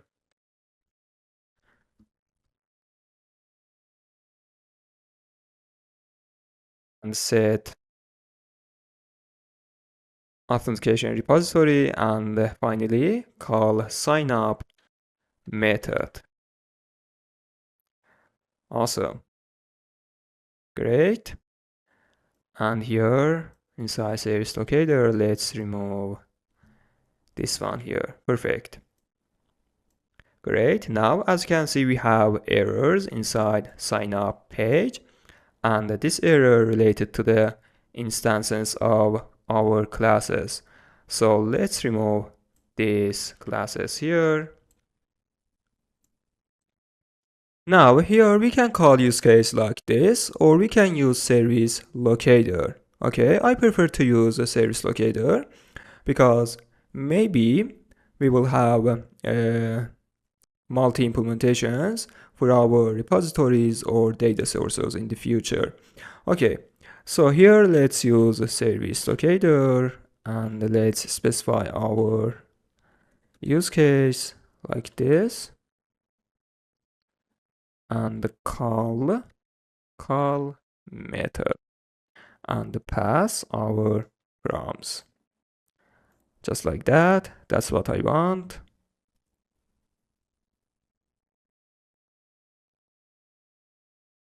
Okay.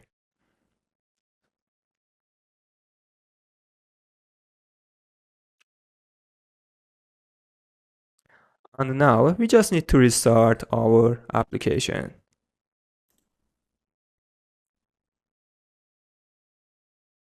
To make sure add await, because we have to wait until the execution of function is finished. Okay, that's right. Great. Perfect. I'm pretty sure we are done with entire of sign up. Okay. We implemented a use case, repository, and a data source. Okay, so this is so great, and great job so far. Next, we are gonna working on sign in. Sign in is exactly like sign up. So let's move on to the repository. When we start to create new use case, we have to start with our repository and the domain layer. Okay, so let's copy this one here and paste right here, and let's change sign up to sign in. Okay, and we have to create another class for sign in request prompts. Okay, so let's copy this one here, and inside models, let's create new file called sign in request params, just like that, and paste right here, and let's change its name to sign in. Actually, we need to change sign up to sign in, just like that. Okay, great. And here, as you can see, we have an error inside implementation of repository, and this error tells us you have to override sign in method. So let's do this. Okay, great. Now let's back to the authentication API service and create sign in method. Okay. As I said, it is exactly like sign up. So because of that, I'm gonna copy some piece of codes.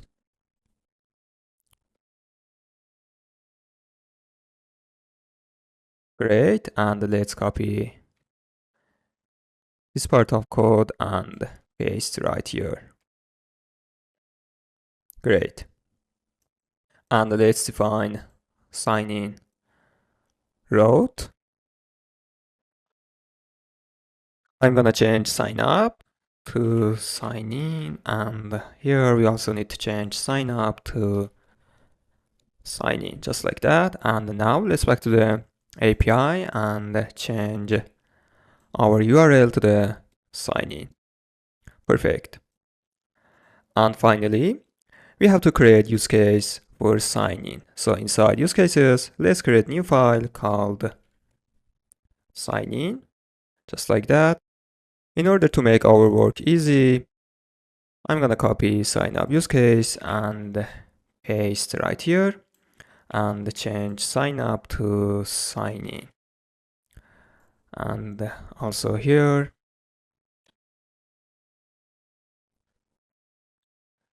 and here we also need to change sign up to sign in. Okay. We have an error here, and this error tells us, okay, that's right. We didn't change sign up request params to sign in request params. Okay, so let's change it. This is because we copied and we forgot to change. Okay, here we have to change sign up to sign in request params. That's right. Okay. And also here.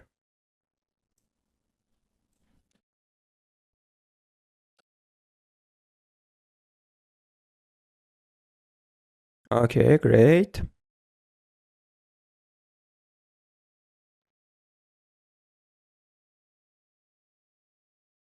Now, next I'm gonna register sign-in use case inside service locator because we are done with the entire of sign-in use case, repository, and data source.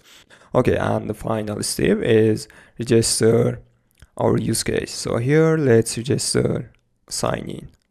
This is exactly like sign up. We have to change sign up to sign in.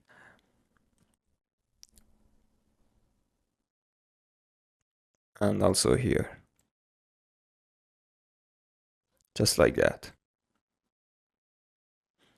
Okay, great. Now we can use this sign in use case in our presentation and sign into the application. Okay, so let's do this. So here inside sign in, but first of all, we have to define a controller for our fields so we can get a value of our fields. So here let's define text editing controller, one of them for email. We can copy from sign up page. Okay. And paste right here.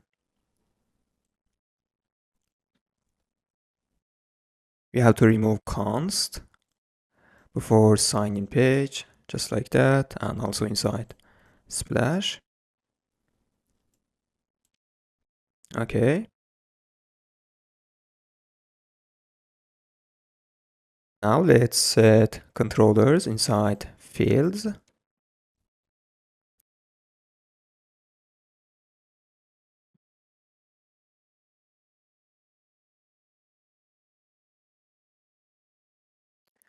Just like that, and also inside password.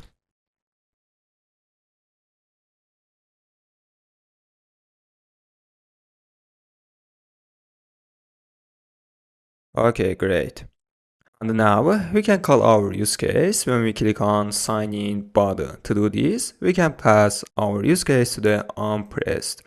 So here, let's use service locator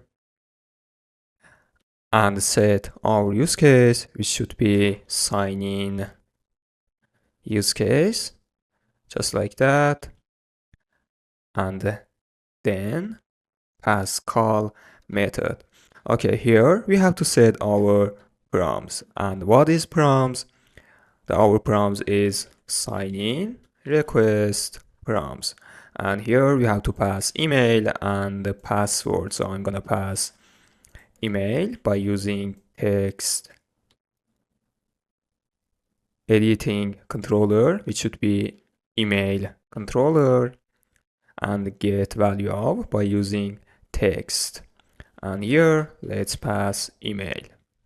password. Awesome. Okay, now let's open debug console. Great. So here I'm gonna enter, for example, this one and something like that. Now let's click on sign in. Okay, nothing happened. So let's see what is the problem. Here I'm gonna print error.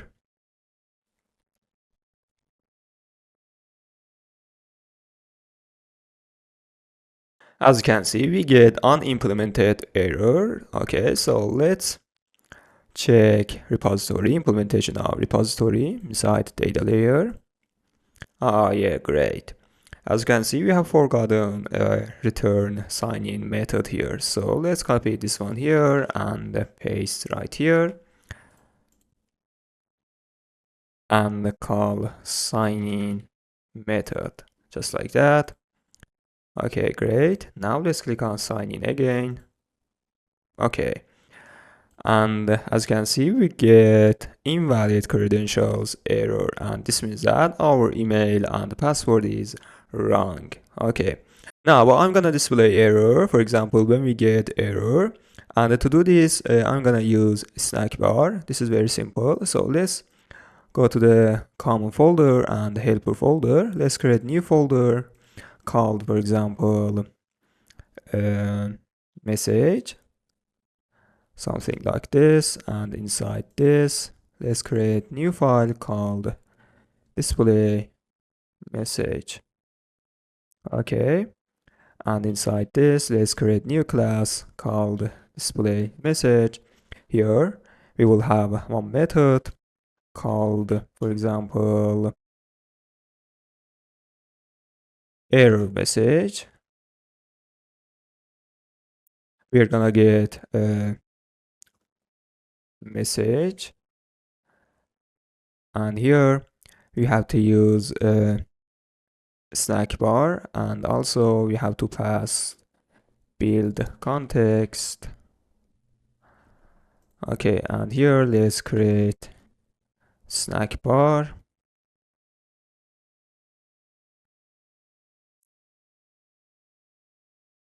For content, we are gonna use text, and value of text should be equal to message. Let's set behavior, and we can use, for example, floating. And finally, let's display snack bar by using scaffold messenger dot all dot show snack bar and pass snack bar right here. Awesome. Okay. And finally, I want to make this method static, so we can call this method without creating an instance of display message. So let's do this. Okay, great. Now let's back to the sign in page. Okay, and here we can use display message and call error message. Here we need to pass error.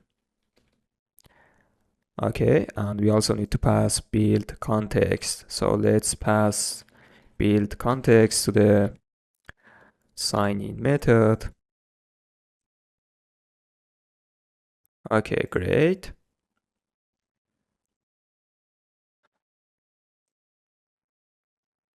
Perfect. Now let's click on sign in button again. Great. And as you can see here, we have invalid credentials message. Great. And now let's type correct email.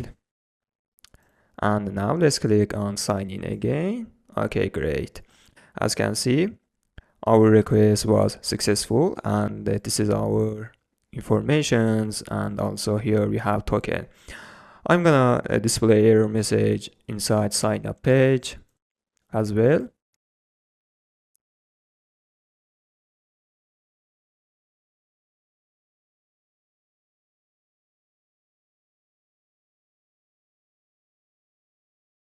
And also this should be sign up. Okay.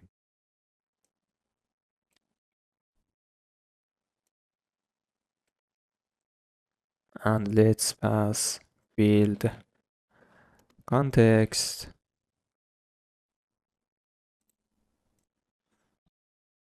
Okay, great.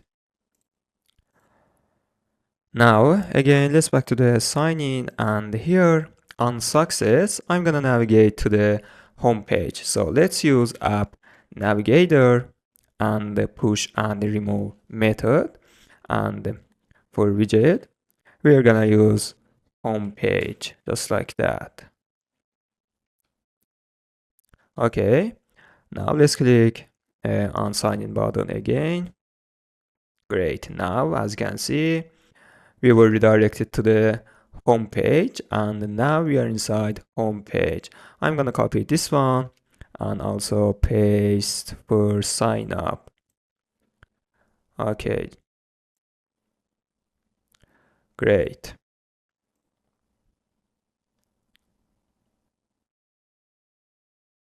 Okay, we have a problem here, and as you can see, we came to the sign in page again while we have already logged into the application. So this is problem, and we have to fix this one. Okay, so what we can do, we have to check user is logged into the application or not inside splash page, and if user is logged into the application, we are gonna redirect user to the home page. Otherwise, we are gonna redirect to the sign in page. Okay, so how do we know user is logged into the application or not? In this case, I'm gonna save user's token, which server is gonna send us, and then by checking value of token, we can make decision to redirect user to the sign in page or to the home page. Okay, so to save user's token, I'm gonna use shared preferences. So let's go to the pubspec file, and here let's add shared preferences.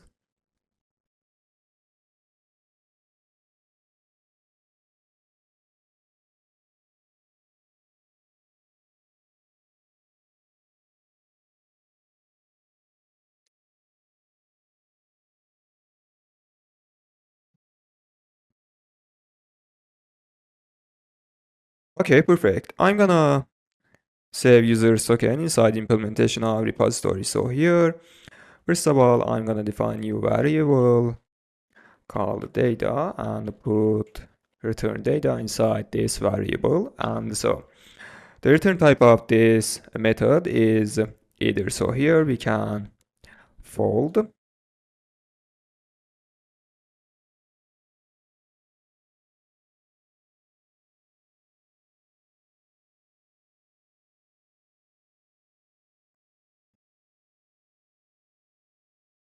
Okay, on the left side, we are gonna return left with error message, and also on the right side, again, we are gonna return right side as well with this data.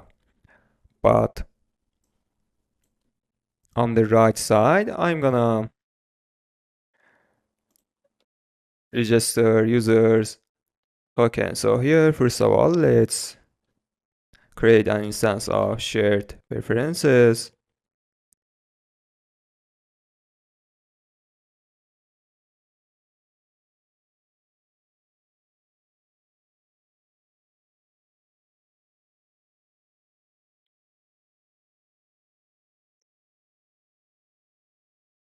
Okay, and let's use set string method.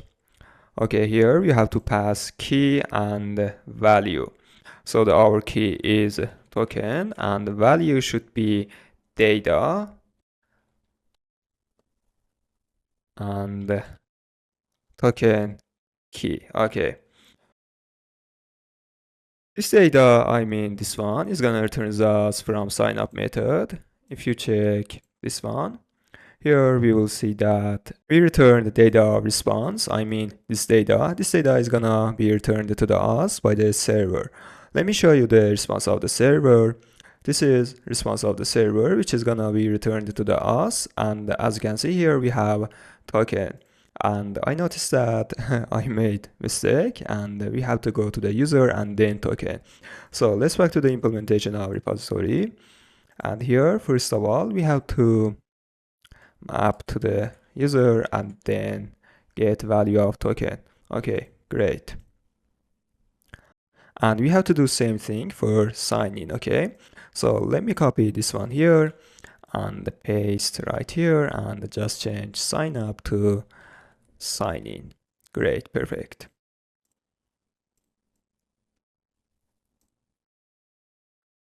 Okay, now let's sign into the application.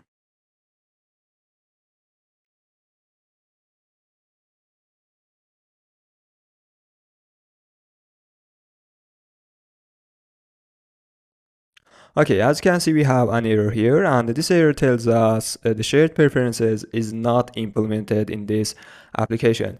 To fix this error, we have to stop application and run again. So let's do this. Okay, let's sign in again.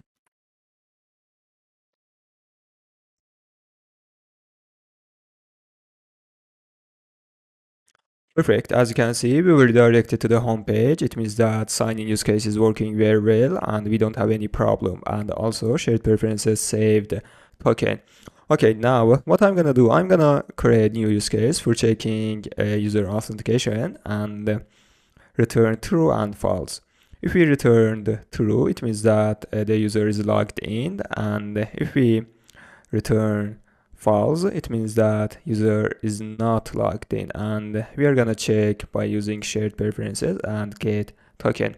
Okay, so inside repository, authentication repository, let's create new method called, for example, is logged in. So I'm gonna create new method here called is logged in. This method is gonna return boolean, just like that. Okay, now let's implement this method inside implementation of repository.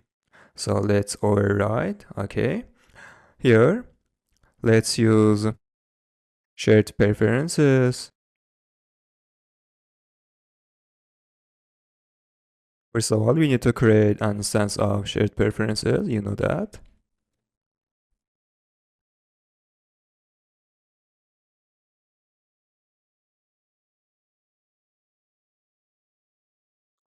Okay, now let's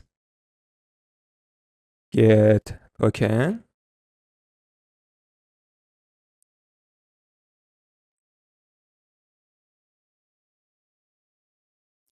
Okay, now here we can check if token is equal to null. It means that user is not logged into the application, so we have to return false.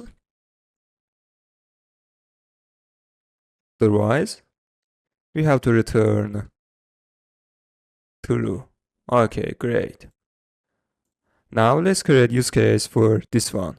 So inside use cases folder, I'm gonna create new file called is logged in. I'm gonna copy one of the use cases and paste here. Let's change its name to is logged in use case.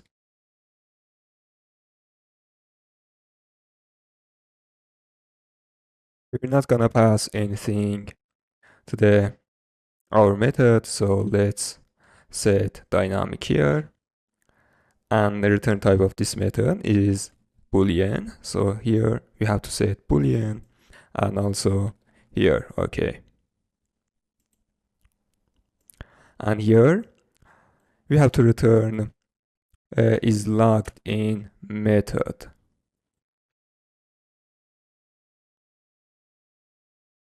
Great. Okay, now we have to register is logged in use case inside our service locator. We cannot do this, but I prefer to register use cases as well. Okay, inside service locator, let's register our use case. This should be is logged in use case, just like that. Okay. Now I'm gonna use this use case inside Splash. So let's go to the Splash qubit, and here we can call this use case and make decision. Okay. So I'm gonna define new variable called is logged in, and then let's use service locator.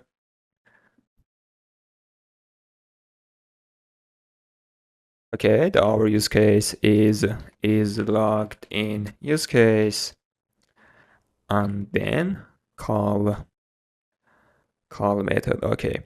Now here we can check if is logged in is equal to true. It means that user is logged into the application. So let's emit authenticated state, and otherwise we're gonna return unauthenticated. Okay, great.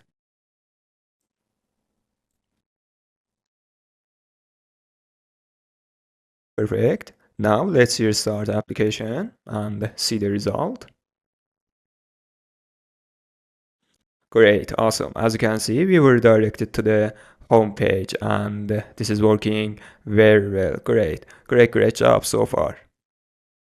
Okay, alright gangs. In this part, we are gonna working on home page. On the home page, we will have some sections, for example, trending, movies, or now playing, and something else. And also we are gonna work with API and fetching movies. Okay. First of all, I'm gonna display logo on the top left, and to do this, I'm gonna use app bar. Okay, let me copy app bar which I created in the previous project. So you can also use this one. Okay, and now let's go to the common folder and create new folder called widgets. Just like that, and inside this let's create new folder called app bar, and now inside this let's create new file named app bar and paste right here. Okay,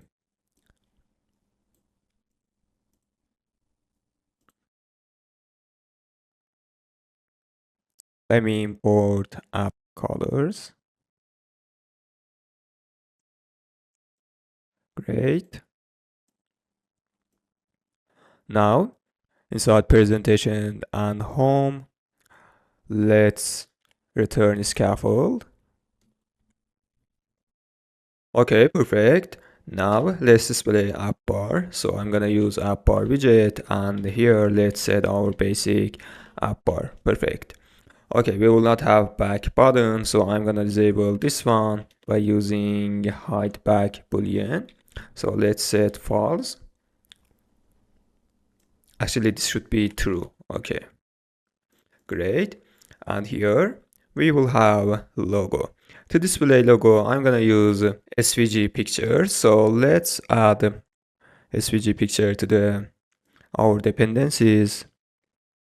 Actually, this should be, I think, Flutter SVG.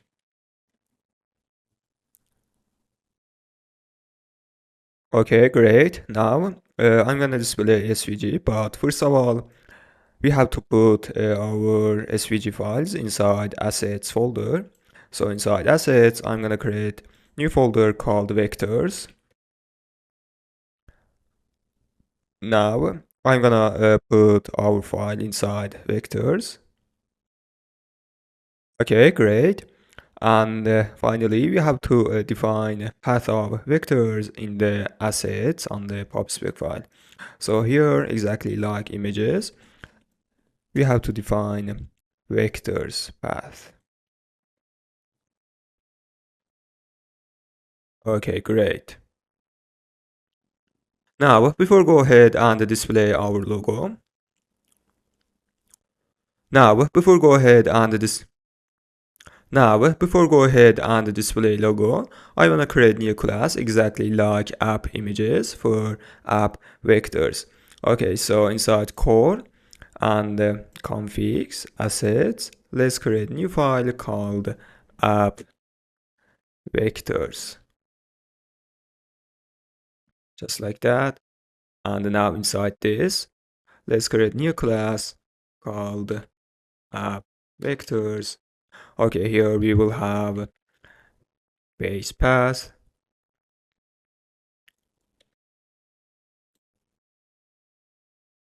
which should be assets vectors. Okay, great. And now let's find path for logo, which should be base path plus logo. Okay. Okay, now let's back to the home page. And here we have, I think, leading widget. That's right. Okay, now here we can use SVG picture from Flutter SVG library. And here we have to pass path of our file. And this should be app vectors dot logo. Awesome. As you can see, uh, the logo is displayed here, and we just need to make a space from left side. So let's wrap SVG picture into the padding, and let's use only widget and set left to 10. Okay, great.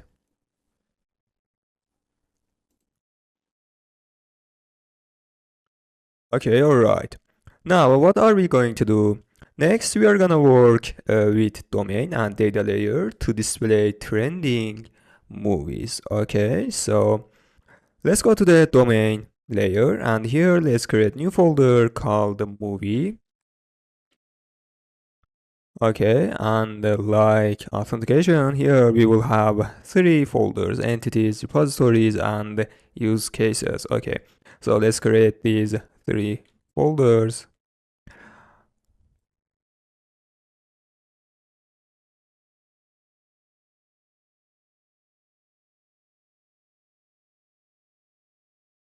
The use cases. Okay, great.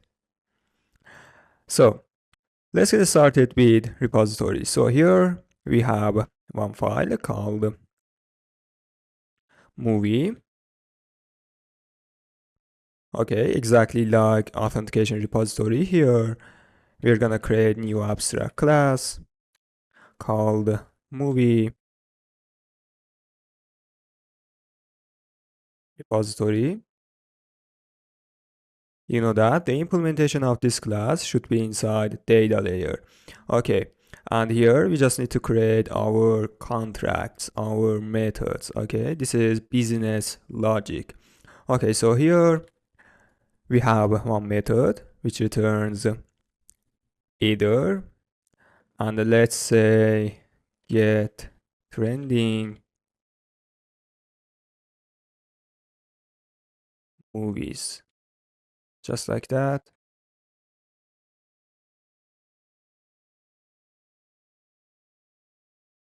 Okay, great. And now let's go to the data layer and create new folder called movie. And again here we have three folders: sources, repositories, and models. So I'm gonna create these three folders. The first one is models, repositories,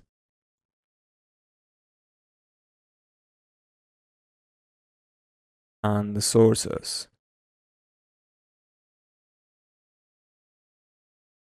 Okay, great. Let's get started with repositories. Let's create new file called movie. So here we are gonna implement uh, movie repository. Okay, so let's create new class called movie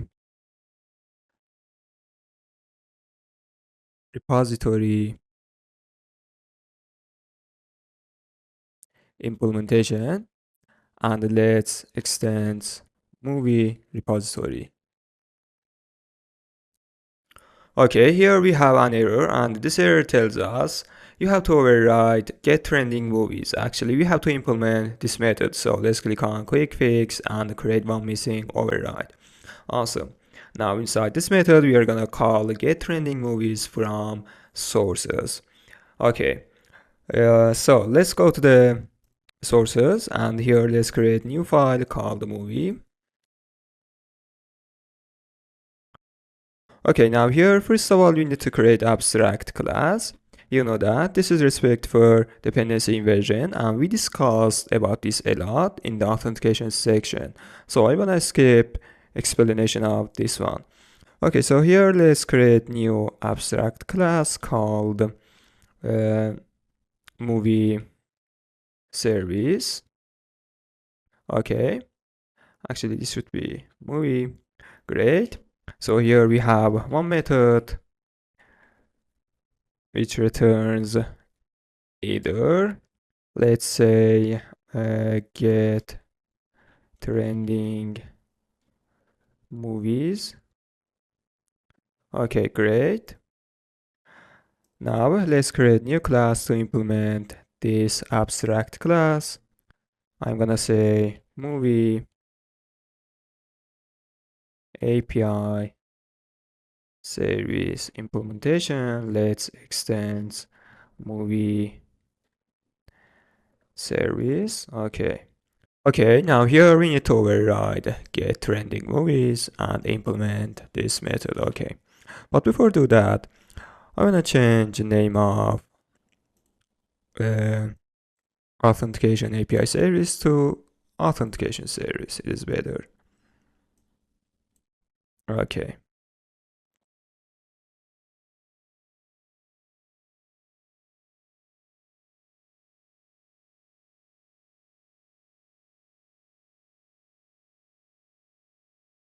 Great. Now let's back to the, let me just close these tabs. Okay. And now let's back to the movies. Okay, great. Now here we are gonna call our API. Okay, so to do this, we need to use do client. I wanna copy one of the methods from authentication API service. For example, this one, and paste here.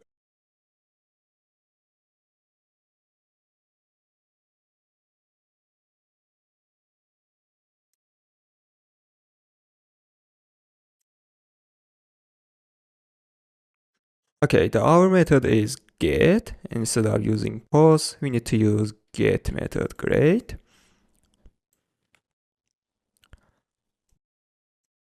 And let's import API URL, just like that. Okay, great. You know that our URL is not sign up, and we need to define trending movies API route. So here, let's define new static const called, for example, trending movies. Okay, and the path of this API route is API version 1 and movie trending.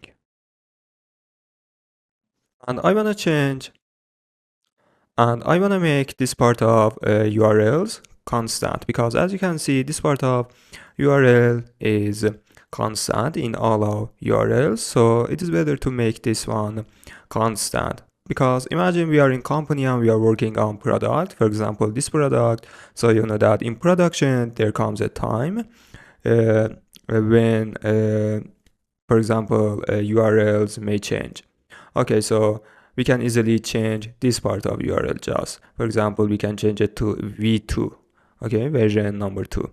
So here let's define new static const.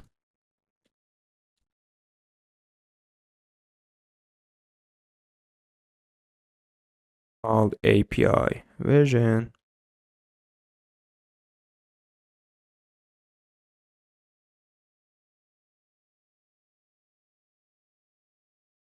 Okay.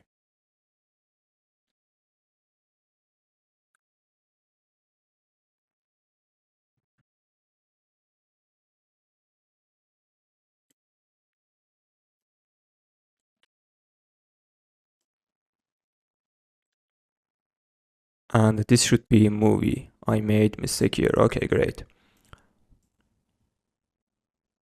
Okay, now let's back to the source and change sign up to trending movies. Great. Okay, I'm pretty sure we are done with get trending movies inside movie API service implementation. And now it's time to uh, call this method inside implementation of repository. Okay. Okay, I also made mistake here. I don't know why. Okay, let's change this one to movie. Great. Now we are gonna call get trending movies from movie API service. So, but first of all, we need to register our classes inside service locator. So let's do this. Exactly like authentication, there is no new things. Okay.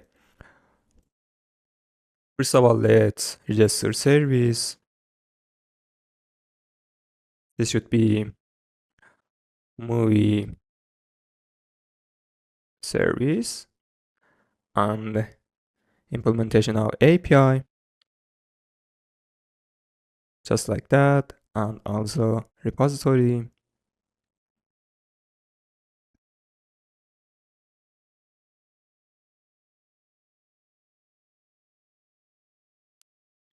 And implementation of repository.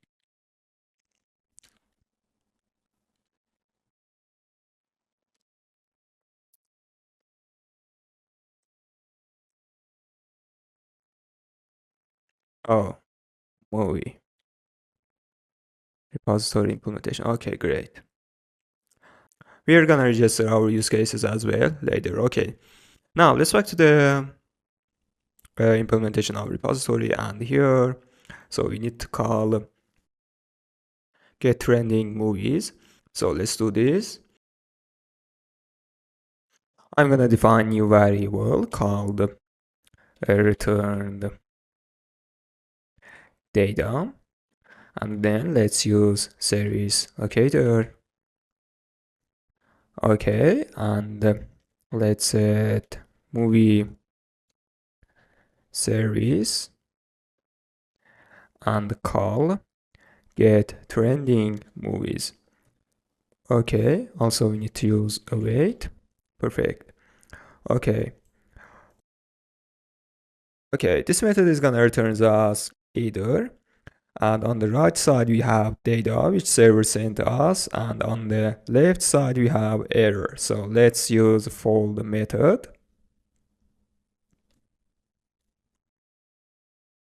Return the data dot fold.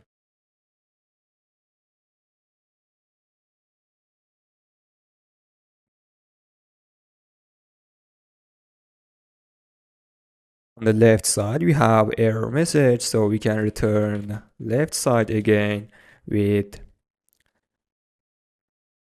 this error message, and on the right side we have data.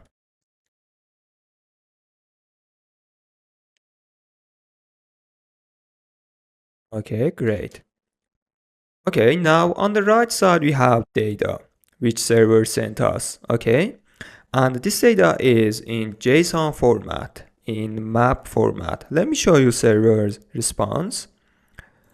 This is server response, which is gonna return us, and as you can see, this is in JSON format, in map format, and we have to convert this one, this JSON, to the Dart object. Okay, and as you can guess, we are gonna convert to the model and then to the entity. Great. So let's do this. I'm gonna copy this one here, and then I'm gonna use this website. You can also use this one to convert JSON to the Dart object and paste right here. Let's say, for example, movie model, and then click on convert. Okay, awesome. We're gonna need this part of model, so I'm gonna copy this one here. And now let's back to our project, and inside models, let's create new file called movie. Just like that, and paste right here. Perfect. And let's just change content to the movie model.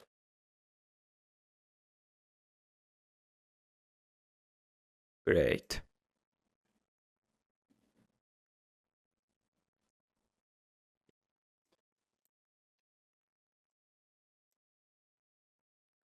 Okay, great. Now we have a movie model, and we can convert data to the Dart object by using movie model. Okay, but we also need to another thing, and that is movie entity. Okay, if you're familiar with clean architecture, the entity is similar to model, but it handles business logic, and model handles, for example, converting data to the Dart object and working with API and database. Okay, so I'm gonna copy this one here, and let's go to the domain layer. The entities should be inside domain layer, and here inside entities, let's create new file called movie.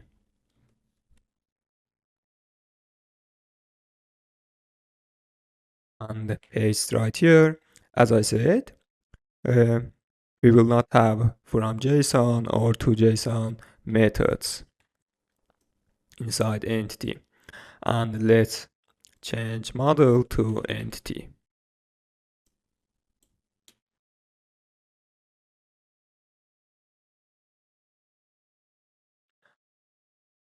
So when we get data from a server, we have to convert that data to the model, and then at the final step, we have to convert model to the entity and pass to the presentation.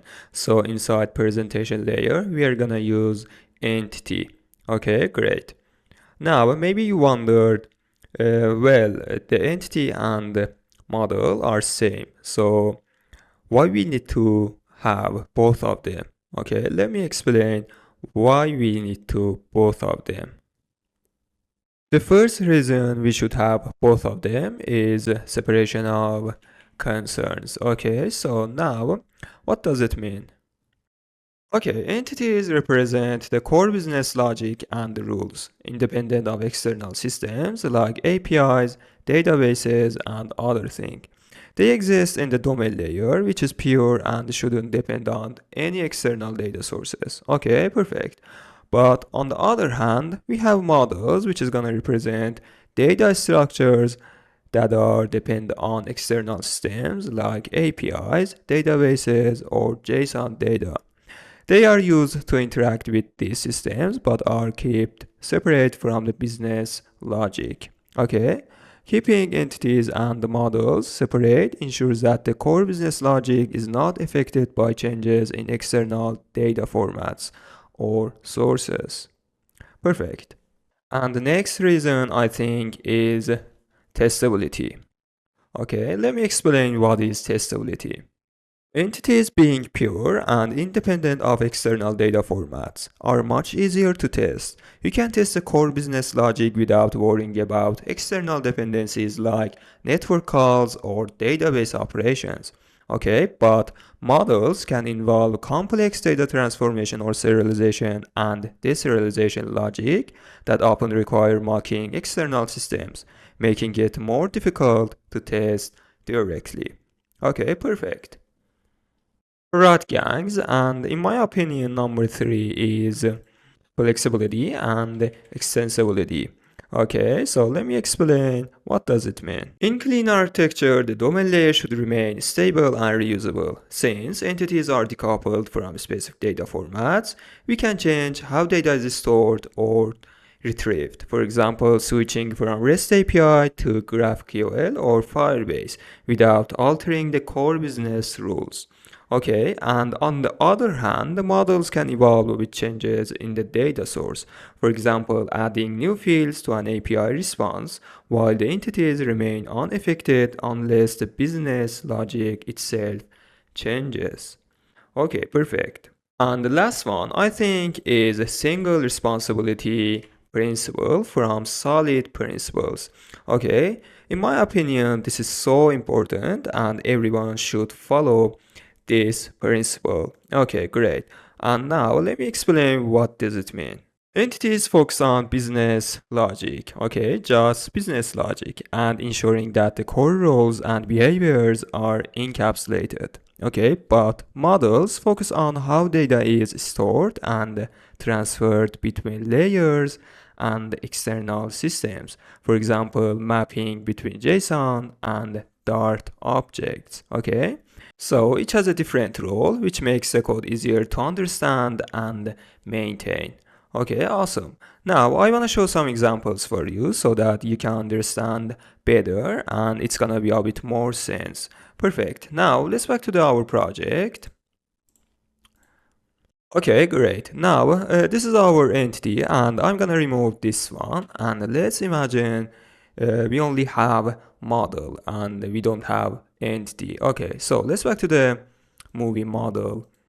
Okay, alright. Now, in order to understand better, I'm gonna define a business logic. Okay, but as I said, business logic should be placed inside domain layer and specifically inside entity. But imagine we don't have entity and we removed our entity.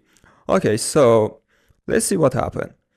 So here I'm gonna define business logic. For example, let's imagine we have business logic for calculate popularity of one movie. So here I'm gonna define like this.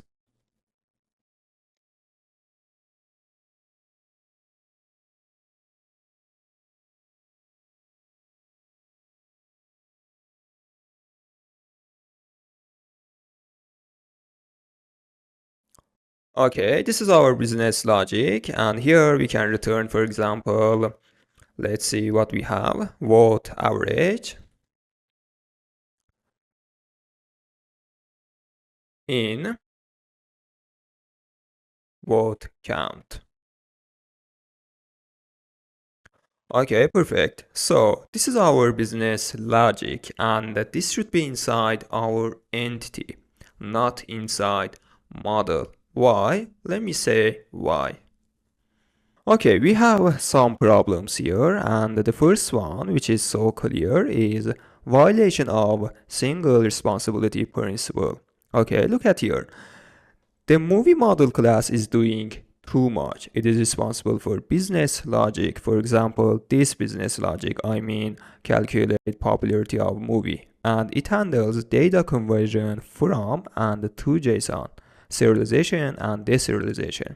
Okay, and any change in the business logic or the API response could affect both areas. For example, if the API starts providing a different format for vote average and vote count, we will need to modify both how the class parses data and how it calculates. Okay, so this is wrong way and wrong approach. And another problem I think is difficult to maintain. Okay, for example, if you add a new business logic or change the way data is handled, you will need to modify this class. Over time, as the application grows, this class will become complex with both logic and data management code. So this making it difficult to manage. Okay. And if the structure of your data, for example, JSON or database schema changes, the model will need to change, okay? And if your business logic is in the model, it could get affected by these changes. But with entities, the business logic stays the same, even if the model changes, okay? And this makes your code more flexible to adapt to external changes, like an API response format change, without affecting the core logic.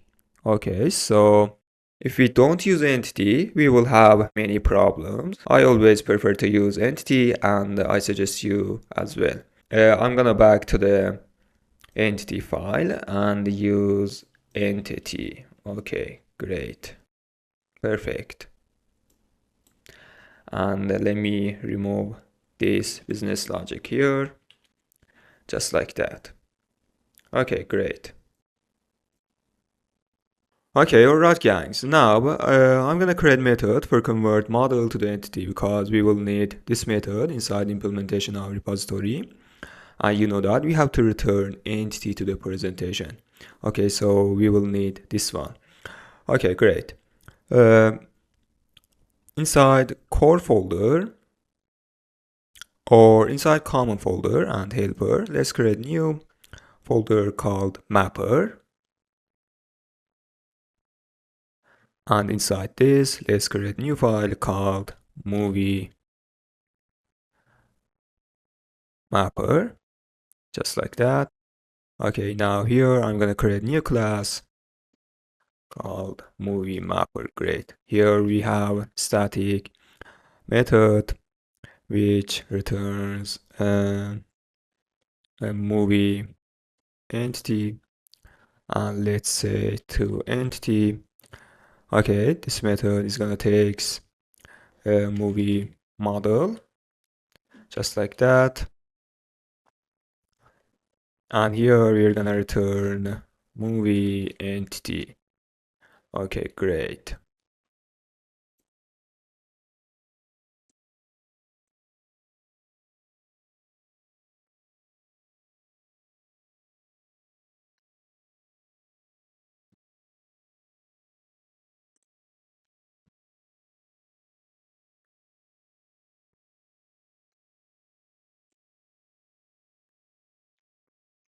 Okay, great.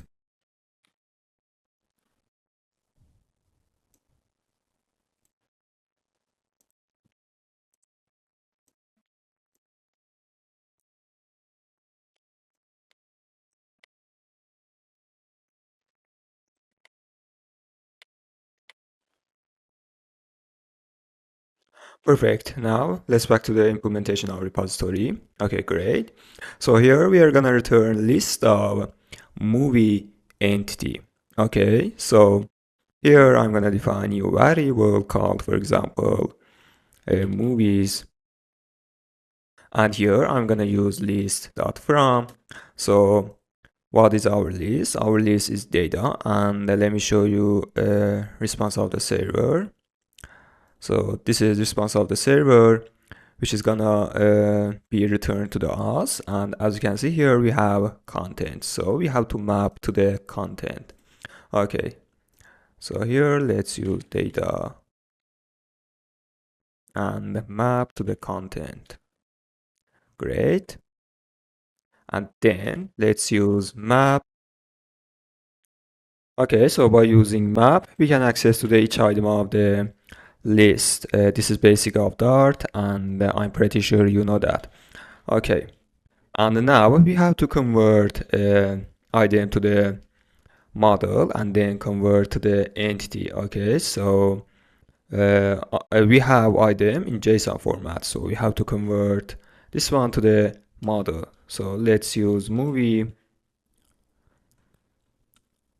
model, and from JSON method, let's import model.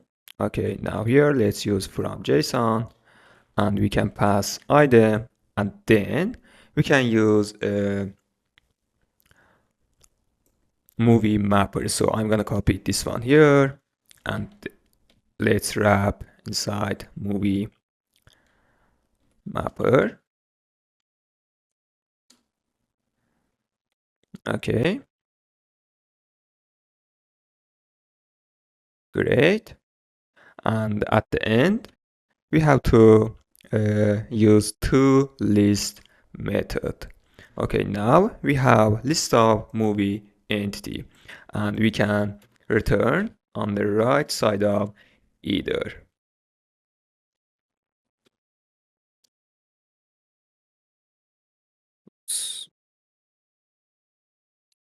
Just like that. Great. Awesome. And now, last thing we have to do is create use case for this method. Okay, so now let's back to the use cases inside domain layer and create new file called get trending movies. Okay.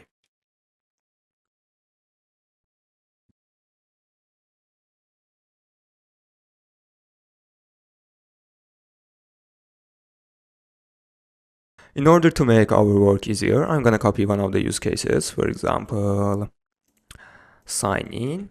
Okay, and paste right here. Let's just change sign in to get trending movies use case. Okay, we're not gonna pass anything. So here, let's set dynamic and just like that. Okay, and let's change repository to movie repository and sign in to get trending movies, just like that. And in the last step, we are gonna register this use case inside service locator. Okay, so let's register get trending movie use case. Get trending movies use case. Okay, great. Now we can use this use case and get trending movies. Okay, great. So everything is ready to display some movies here. Okay, great. So I'm gonna display a slider here, and to do this, I'm gonna use library. Okay, so let's go to the pubspec file. Okay, alright. I wanna use this package for image slider, which is pretty cool and interesting. Okay, so let's add this package to our dependencies.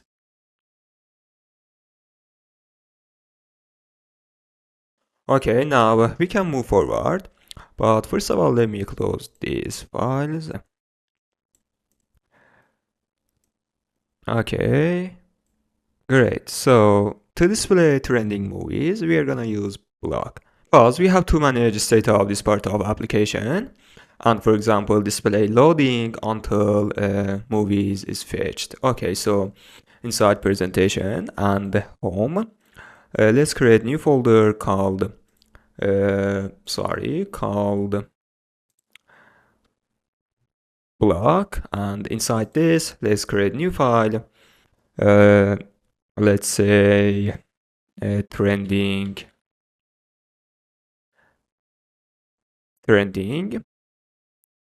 qubit, and another one for state.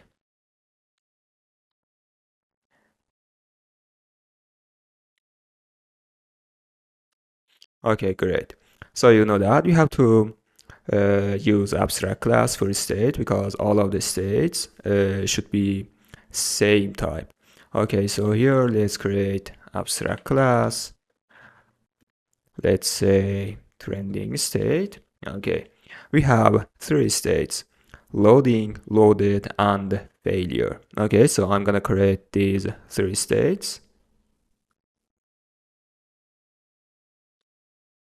Let's say trending movies, loading. We have to extend trending state. Okay, and another one should be trending movies, loaded,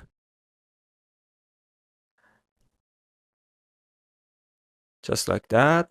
So when state is trending movies loaded, we have to load list of movies. So here we have to pass list of movie entity, just like that. And let's create constructor of this class. Great. And the last state should be failure load trending movies. Okay. And when state is failure, uh, okay, now when state is failure, we are gonna display error message. So here we have to pass error message, just like that. And let's create constructor for this one as well. Okay, great. Now I'm gonna create qubit. So let's move on to the trending qubit file, and here let's create new class called trending qubit. In order to use a qubit, we just need to extend qubit, just like that. And you know that qubit takes a generic parameter, and this parameter is our state. So here let's set our state as a generic parameter. So the state is trending state. Okay, great. So here we have an error, and this error tells us you have to create constructor of this class and set initial state. So I'm gonna do this. So our initial state is loading. So here I'm gonna set trending movies loading, just like that. Okay. And next I'm gonna define a method to get movies and display movies. So actually we are gonna call our use case and fetch movies, and then we are gonna change state from loading to the loaded. So here I'm gonna define a new method. Let's say, for example, get trending movies, just like that. Okay, so here let's call use case, our use case. So I'm gonna use service locator and get trending movies use case. Okay, just like that. Great. Let's add await. Okay, so the return type of this method is either. So here we can use fold method, but actually I'm gonna change movies to, for example, return data. Okay, it makes more sense.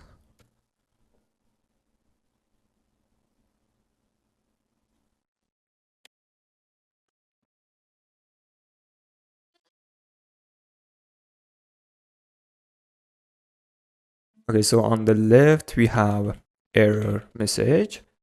So here we can emit our failure state. So you know that to change state, we have to use emit. Okay, so here let's use failure load trending movies and pass error message here, just like that. Okay, great. And on the right, we have list of movies. So here let's emit our state, which should be trending movies loaded, just like that. Okay, great.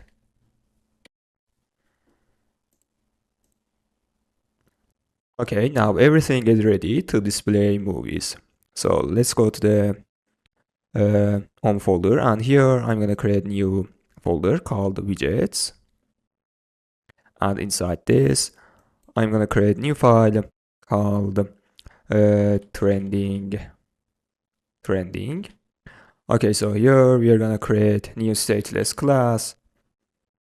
Let's say trending movies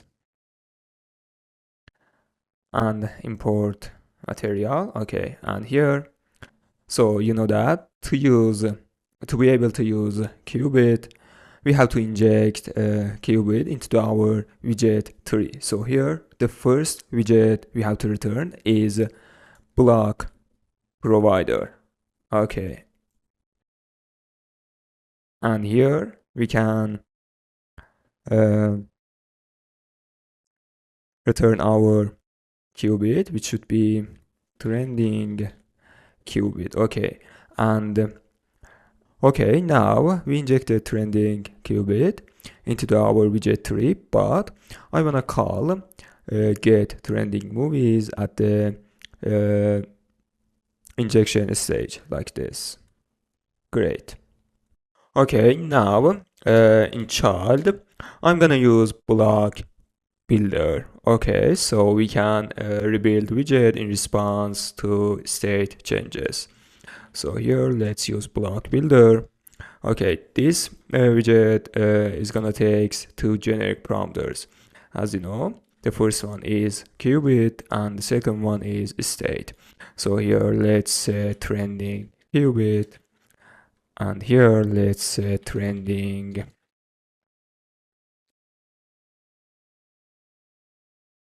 state, just like that. Let's import state. Here we have builder, which is gonna give us a current state. Okay.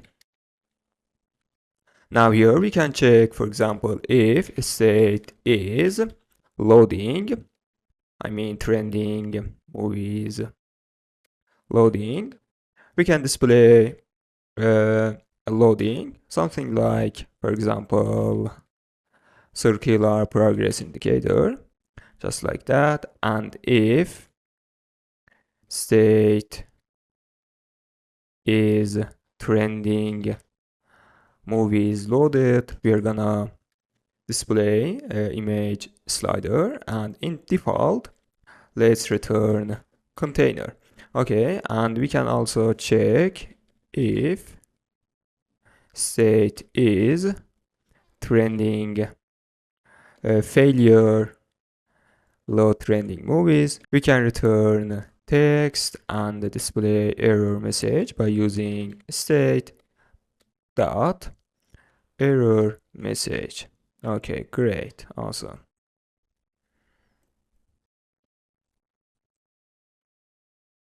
Okay, before go ahead, let me add const here. Great. Now, when the state is trending movies loaded, we are gonna display image slider, and to do this, we're gonna use package which we added. Okay, so let's go to the documentation of package, and I'm gonna use slider type 1, so let's copy this one here and return. I think, okay, if let's add package. Great. And here we need to pass list of images.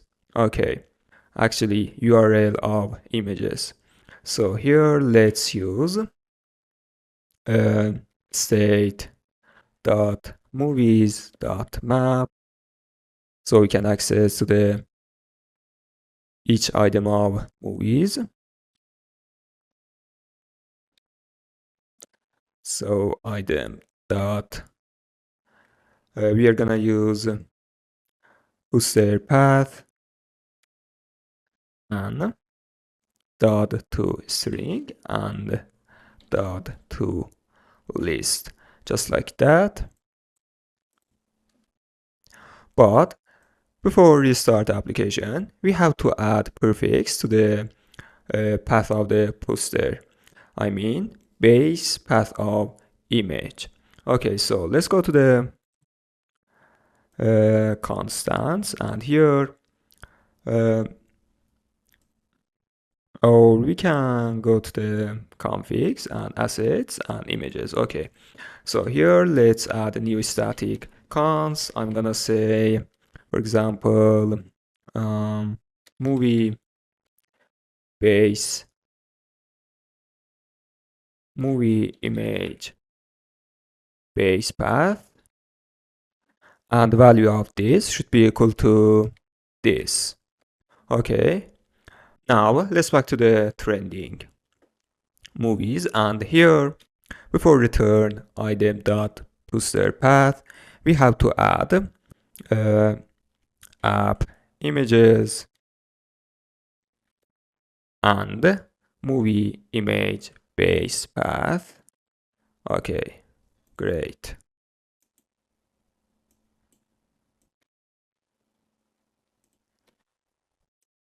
Perfect. Now let's restart application.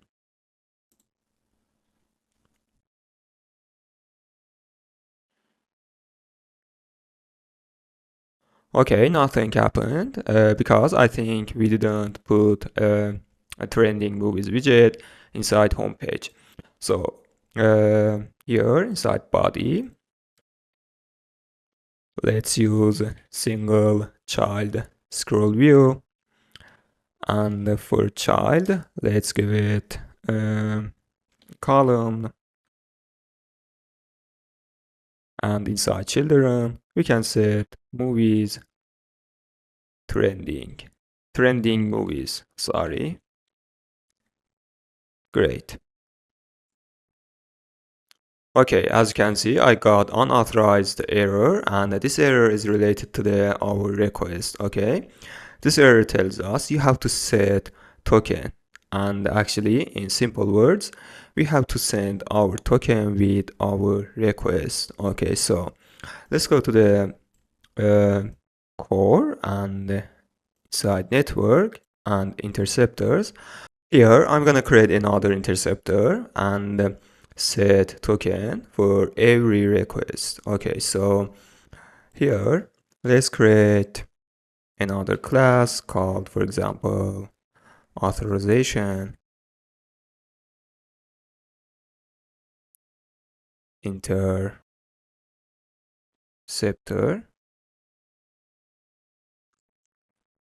Okay, so we have to extend exactly like logger interceptor. We have to extend interceptor from do package. Just like that. Okay. Okay, here I'm gonna override on request method. So let's copy this one here and paste right here. Okay, let's remove this part of code. Great. Okay, so here we need to get our token, and as you know, we save the token by using shared preferences. So here let's create an instance of shared preferences.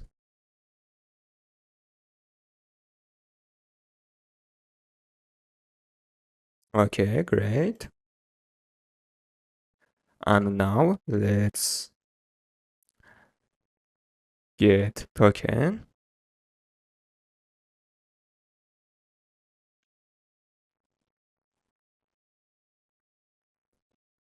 Perfect. Now we have to set token in our header. Okay, so let's use options dot headers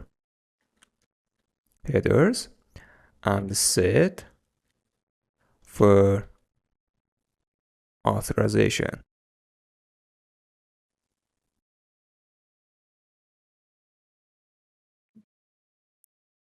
But we have to add bearer because type of our authorization is bearer. So here we have to set bearer keyword before our token, just like that.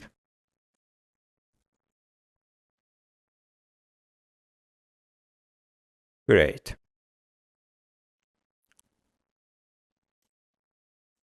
Okay, great. Now let's go ahead and use authorization interceptor. So let's go to the DO client, and here we have to set authorization interceptor, and make sure you set before logger interceptor. Okay, just like that. Great. And now let's restart application.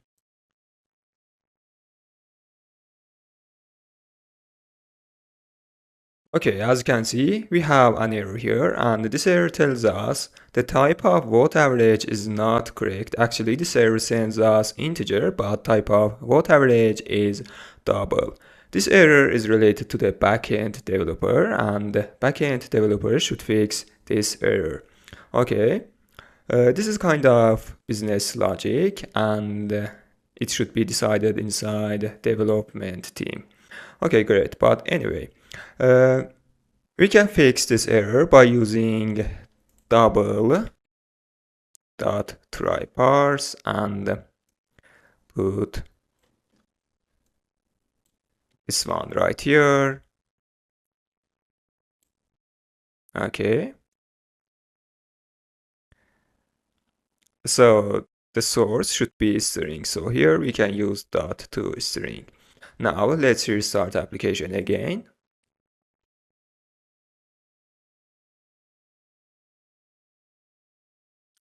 There we go. As you can see, we have list of trending movies here, and we also have this beautiful image slider. But as you can see, it takes a long time to load images. Okay, to fix this problem, I wanna use another base URL. So I'm gonna go to the app images, and here instead of this base URL, I wanna use this one. Okay, now let's restart application again.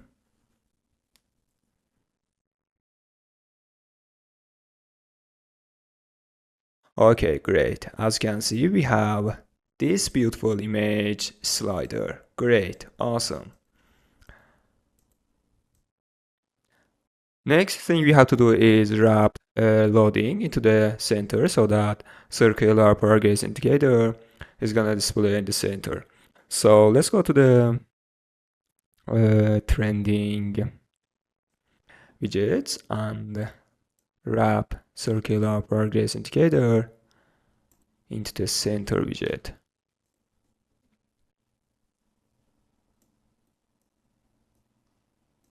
Great.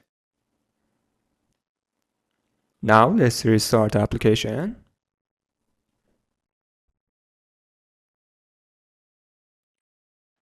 Okay, awesome. Now what I'm gonna do is I'm gonna display trending text right here. Okay, so inside widgets, let's create new file called trending text.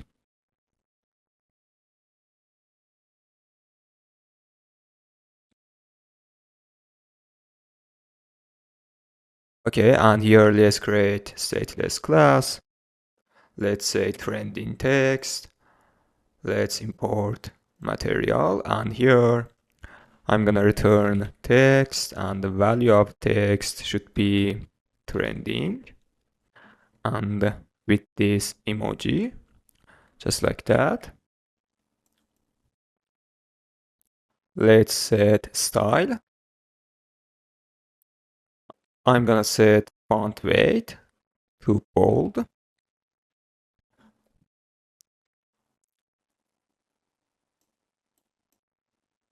Okay, and let's set size for font. Okay, and now we have to put trending text into the widget tree. So let's back to the home page, and here inside column, let's put trending text.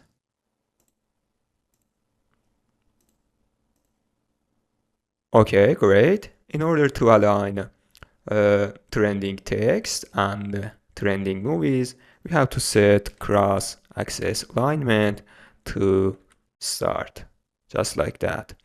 And I wanna display movie zone, actually our logo, in the center of the app bar. So inside leading, let's set title, just like that.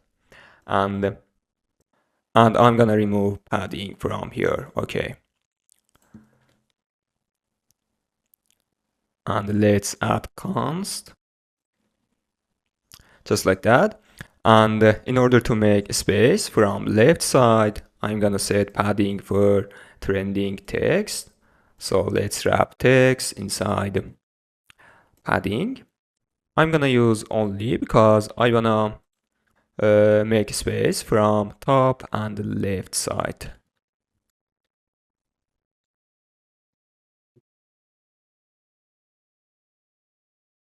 Okay, we can decrease 16 to 12.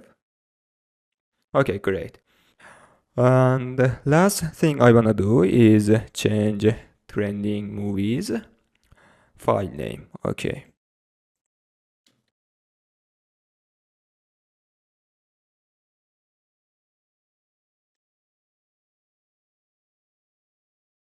Okay, now let's back to the trending text and add const.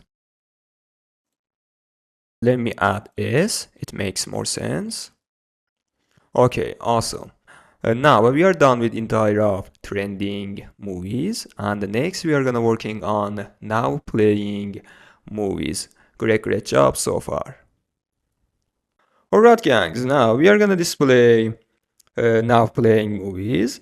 It is exactly like trendings, and we just need to change our use case and URL of API. Okay, so let's get started with domain layer and movie repository, and here let's define new method. Let's say get now playing movies. Sorry, just like that. Let's go to the implementation of repository and override this method. Okay, we also need to create this method inside a source. So here let's define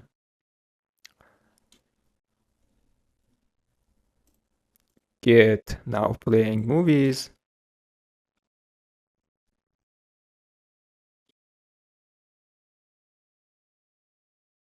just like that. We also need to override this method. Great. I'm gonna copy this part of code here and paste right here, just like that. Okay, now here we just need to change URL of API. So let's define another static const. Let's say now playing movies, and the URL should be now playing. Okay, and here let's change URL of API to now playing movies. Okay, perfect. Now we are done with source, and now we have to return this method inside implementation of repository. I'm gonna copy this one here and paste right here, just like that.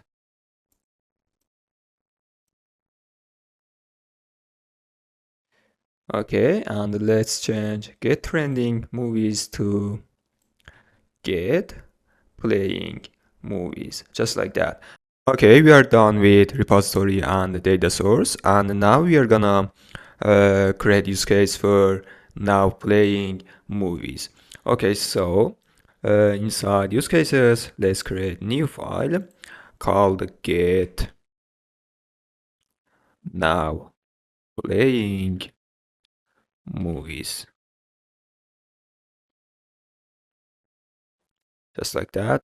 I'm gonna copy get trending movies use case and paste right here. And let's change get trending movies to get now playing. And here, instead of call get trending, we just need to call get now playing movies. That's right. And now let's go to the service locator and register this use case.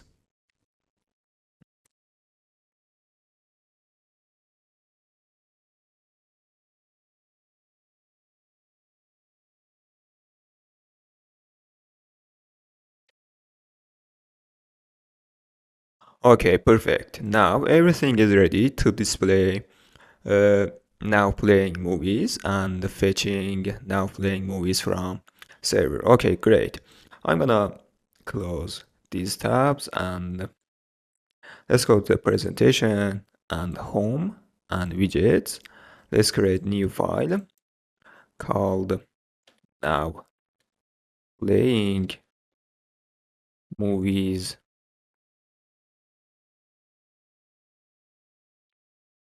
or now playing text. Okay, I'm gonna copy trending text and paste right here, just like that.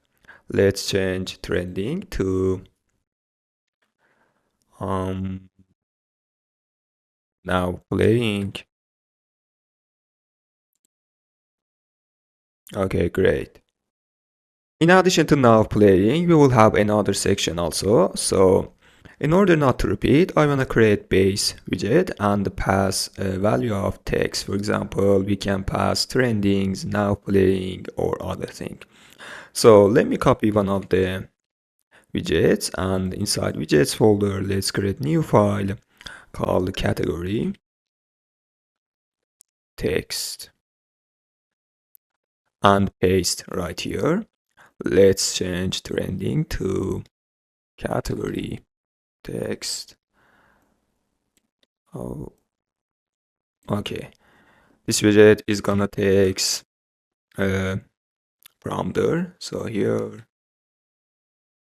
let's define title.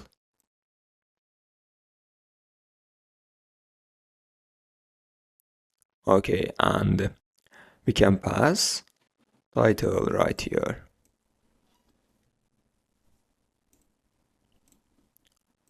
Great. Now inside home, we can use this widget. For example, instead of using trending text, we can use category text and pass trendings right here. Perfect. Great. And we also need to create another section for now playing. So I'm gonna copy this one and paste right here, and let's change trending to now playing, just like that. Okay, and to make space between image slider and now playing, I'm gonna use sized box right here, and let's set height to 16. Okay, great. And now I'm gonna remove trending text and now playing text, just like that. Great. Okay, now what I'm gonna do, I'm gonna create block for display now playing. So inside block folder, let's create new file called now playing qubit, and another one now playing state, just like that. Okay, let me just change trending qubit to trendings qubit. Add s right here.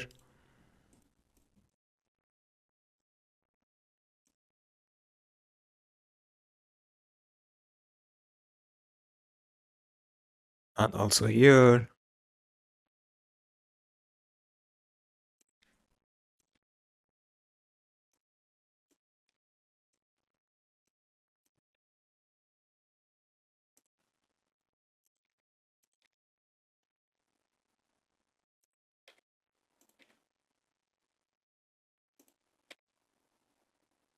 Okay, great.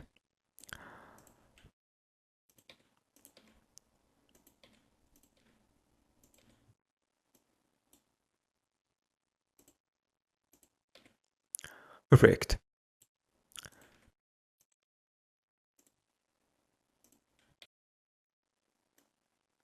Great. Okay. It is exactly like trendings. So I'm gonna let me just add s right here. Okay. It is exactly like trendings. So I'm gonna copy trendings state right here and paste inside now playing state. And let me just change trendings to now playing.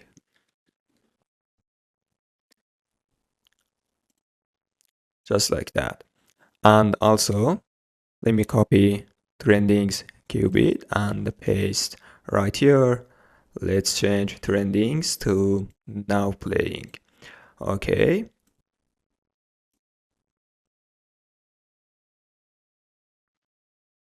Great. Okay, and here instead of calling get trending movies use case, we are gonna call get now playing movies use case, just like that.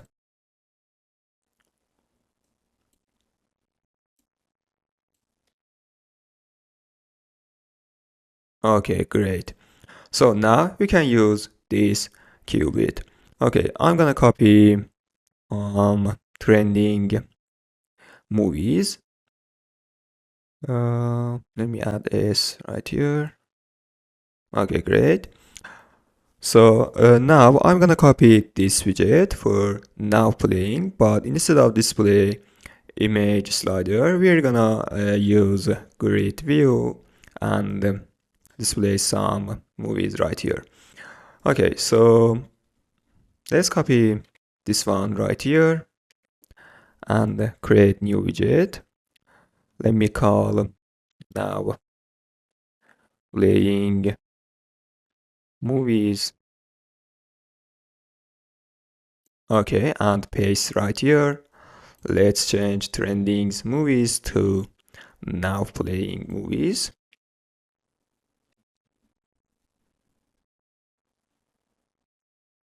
Okay.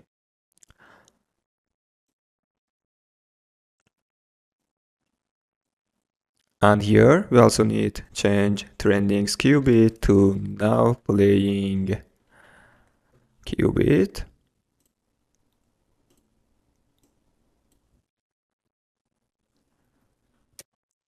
Okay, great.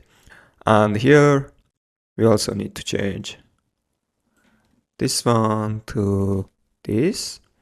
And let's change name of method to get now playing inside qubit. And here call get now playing movies.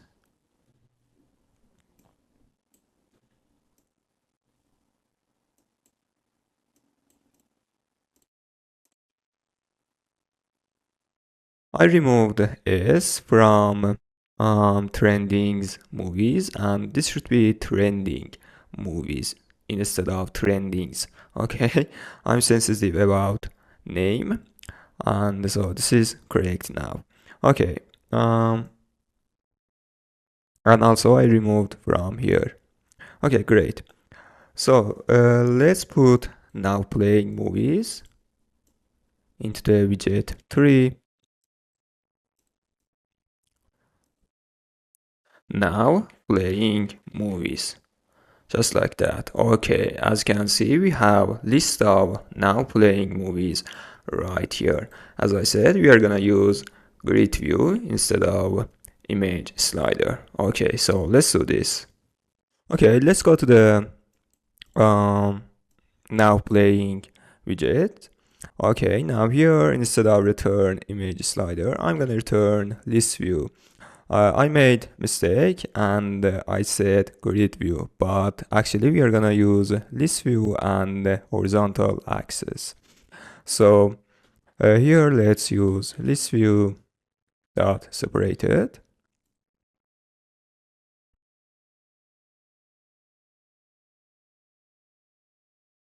Okay, let's get started with item count. Uh, Item count should be equal to state dot movies dot length. Okay, length of movies. And for separator builder, let's use sized box and set width to, for example, 10. Okay, and for item builder, we are gonna create card and display right here and return right here. Okay, great. In order not to get bored with video, I wanna copy product card that I made in e-commerce project. Okay, let me copy this card here and let's go to the common and widgets. Let's create new folder, and inside this let's create new file called movie card, just like that, and paste right here. Let's remove these import lines. Okay, instead of pass product entity, we need to pass movie entity. And let me change product entity to movie entity.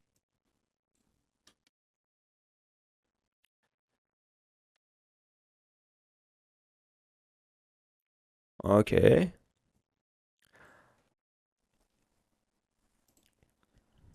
Great. So here for image, we just need to use user path. Okay, and for title, we're gonna use movie entity dot original title. Okay.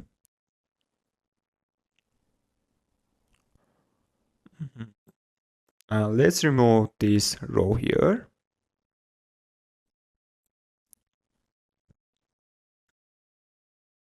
Okay, now let's back to the now playing movies and return movie card. I think we have to change name of file. Yeah, that's right. So let's change product card to movie card.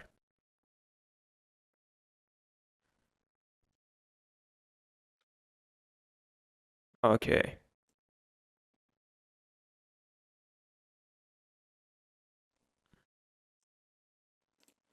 Okay, now we have to pass movie entity. We can do like this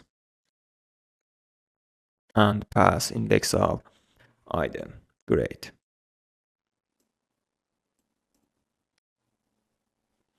Okay.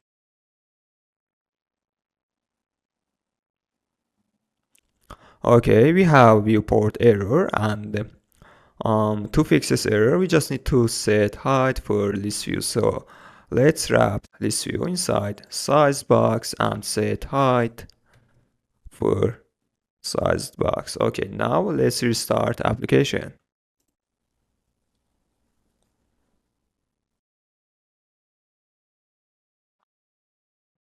Okay, we have render flex error, and I think we forgot set horizontal for access.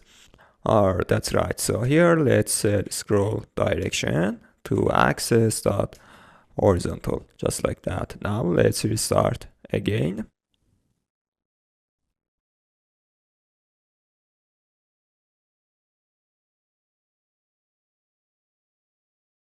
Okay, great. As you can see, we have now playing movies, and we have problem with uh, displaying image, and I think we didn't add base URL. So here let's use app images and use movie image base path. Okay, there we go. We also have images. Okay, I wanna increase font size to, for example, 16, and also use bold. Okay, great. And let's make space from sides. So here we can set padding for this view.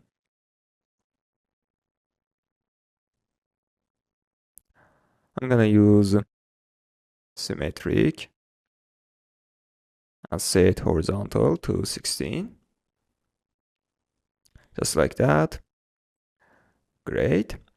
And let's make space between now playing and this view.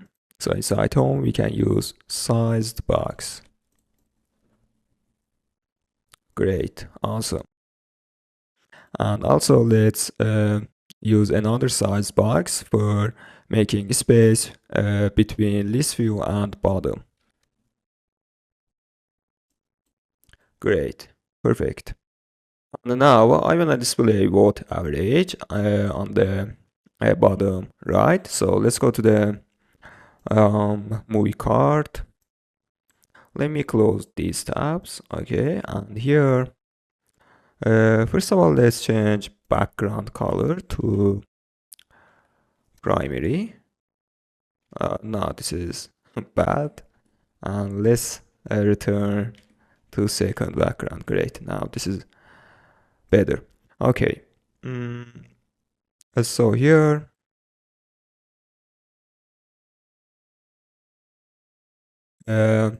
we have to use row,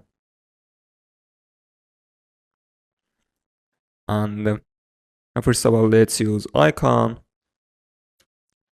star icon.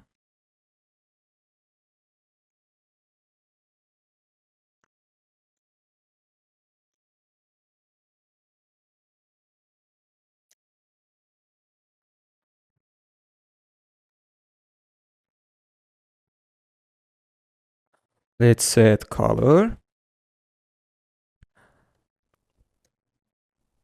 Okay, and I'm gonna also display vote average, but first of all, let's add const. Okay.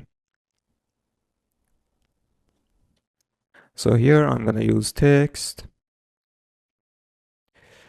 Let's use movie entity. So we have to remove const here. Okay. Movie entity vote average dot to string. Let's set style.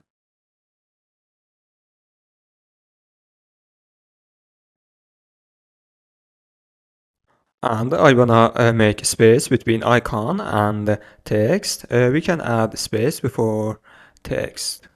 Okay. Great. Let's add const. Perfect. And I'm gonna display only one number after a point. So here we can use dot to string as fixed and use 1. Okay, great. Now it looks better. Okay, and I want to change background color to this one. I want to change from second background to just background. Great, I think now it is better and it looks better than before. Great. Now let me just remove these warnings here.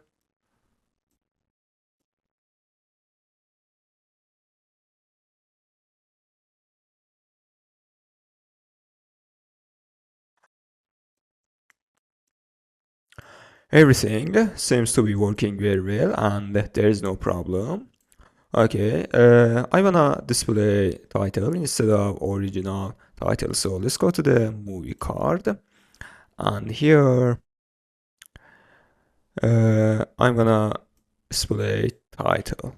Okay, just like that. Great, perfect.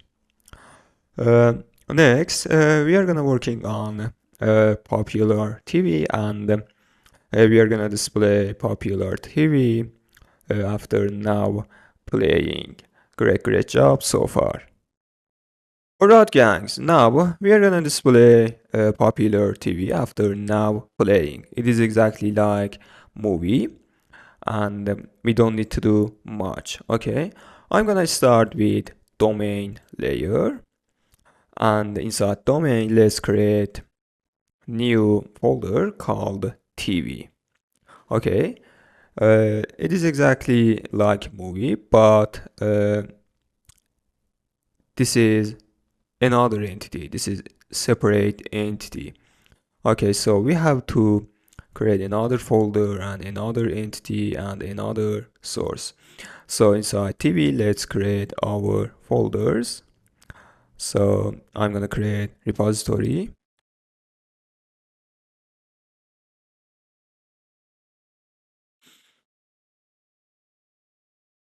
entities, and use cases, just like that.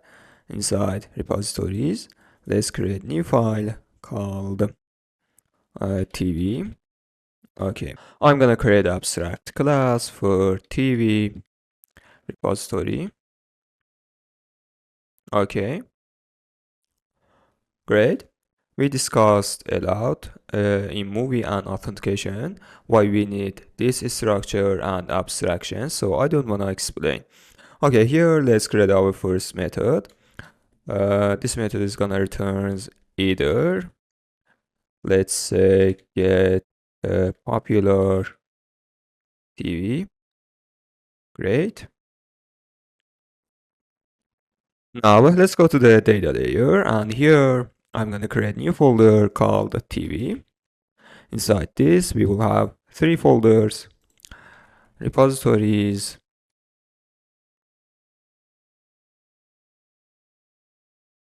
those, and the last one is sources.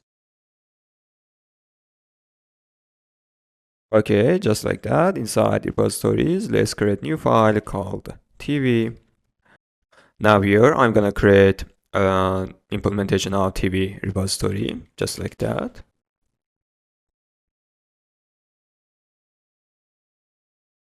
You know that we are gonna extend TV repository. Okay, now here we have an error, and this error tells us you have to override get popular TV method. So let's override. Okay, great. Now inside this method, we are gonna call get popular TV from sources. Okay, so let's working on sources.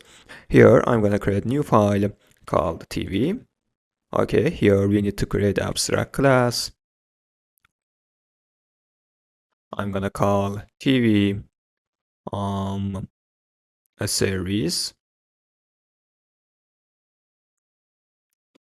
Great. Here we need to create get popular TV method, exactly like what we did inside domain.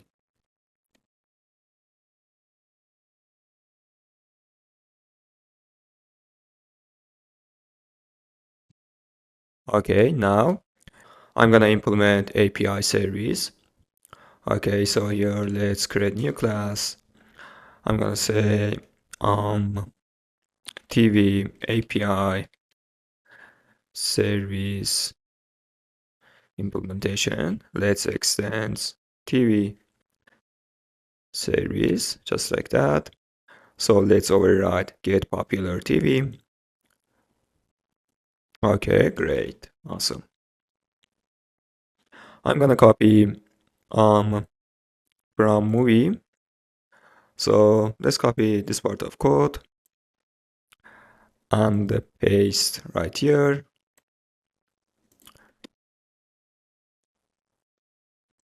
Let's import the client and service locator. Okay. Also API URL, just like that. Great. So our URL should be different. So here I'm gonna define new static const for popular TV.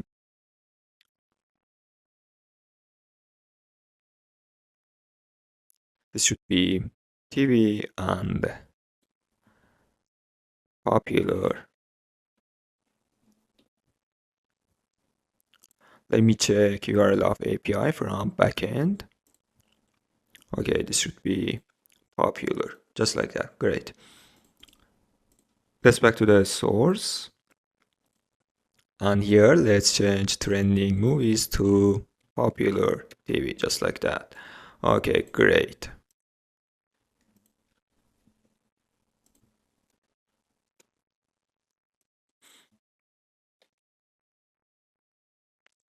Now we can call this method inside a TV repository, actually implementation of TV repository. I mean, right here. Okay, let's copy from movie and paste right here.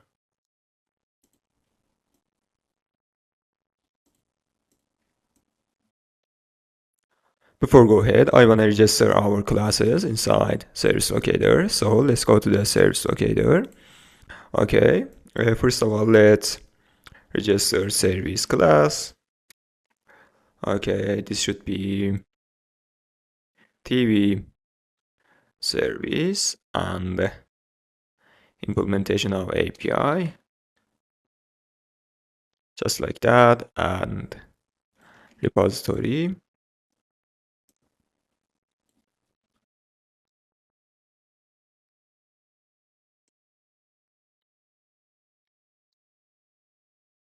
Perfect. Now let's back to the implementation of repository, and here let's set TV source, TV service, sorry, and call get popular TV, just like that. Okay, great. Now here we need to create model and entity for TV. Okay, TV is separate and it is another entity. So we have to create a separate entity for TV. Okay, so this is the response which server is gonna return to us. Okay, this one. So I'm gonna copy this and let's go to this website and paste right here and convert. Okay, great. Actually, let's change name of class to TV model. Okay, this is our TV model, and I'm gonna copy just content. Great. Okay, let's go to the models folder. Let's go to the models folder, and here I'm gonna create new file and paste right here. Let's change content to TV model. Great. And here, for both average, we have to convert to the double. Okay, so here I'm gonna use double.try parse and paste right here and dot to string. Okay, great. This is our model, and we need to create entity as well. And as you know, it is exactly like model, but uh, it handles business logic. Great. So let's copy model and let's go to the domain layer. And inside entities, I'm going to create new file. Okay, paste right here. Let's change TV model to TV entity. Just like that. Okay, we don't need to from JSON inside entity. So I'm gonna remove this one right here. Perfect. Next, I'm gonna create mapper for convert model to entity, exactly what we did for movie. So let's go to the common and helper and mapper. I'm gonna create new file called TV, just like that.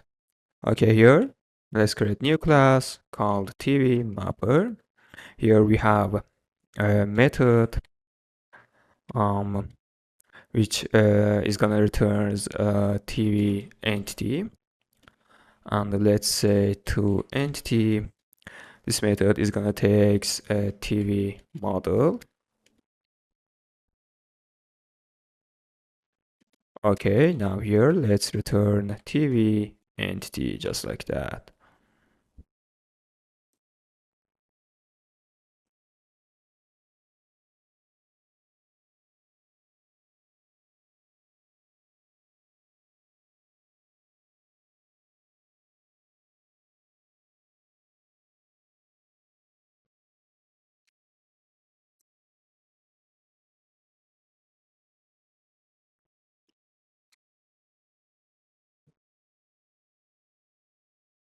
Okay, now we can access to the fields by using TV model, just like that. Okay, let me copy this one here and paste.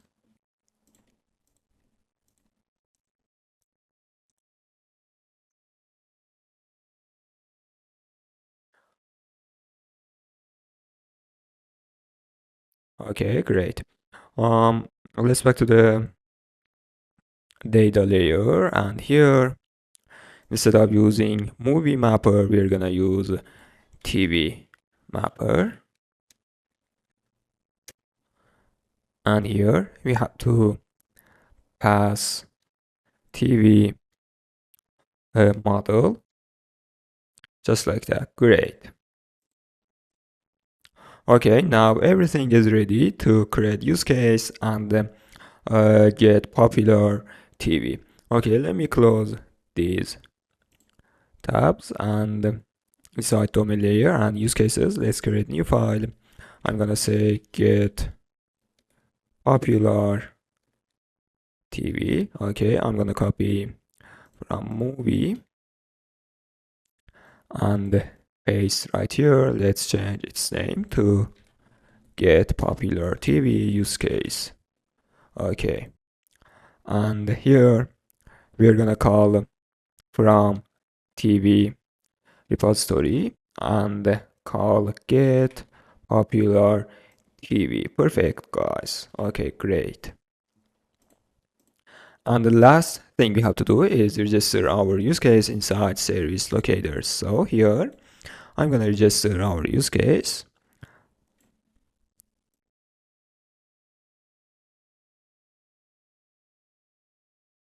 Get popular TV use case.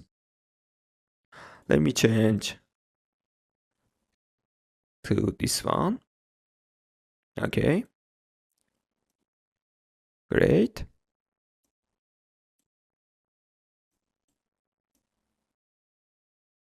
Perfect.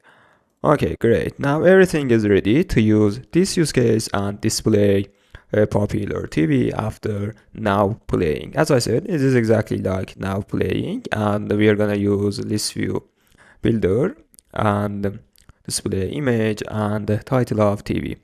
So inside presentation and home pages should be home, and inside widgets we can create new file, for example call popular TV. But before that I'm gonna create a qubit for popular TV as well. So here I'm gonna create new file, let's say popular TV, popular TV qubit, another one for state.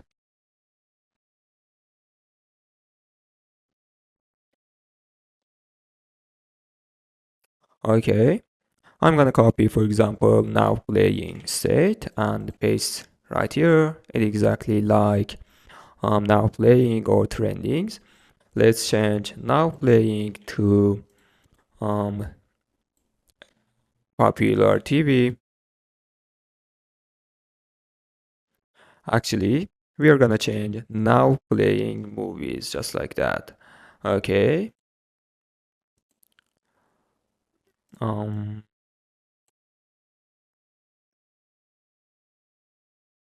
Great.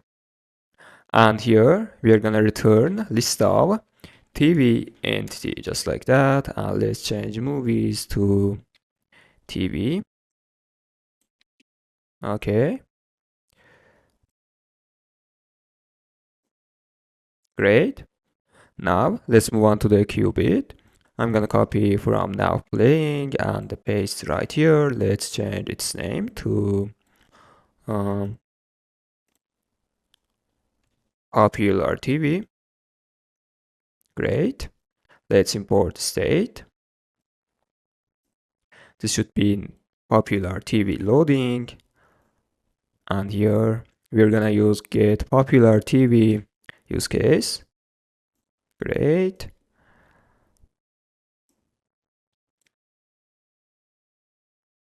Okay, perfect.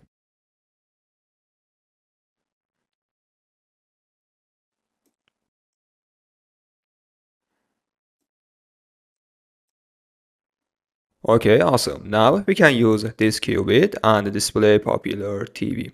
Okay, so inside widgets, I'm gonna create new file. Let's say popular TV. Okay. I'm gonna copy now playing movies. As I said, it is exactly like movie. Okay, so paste right here. Let's change its name to uh,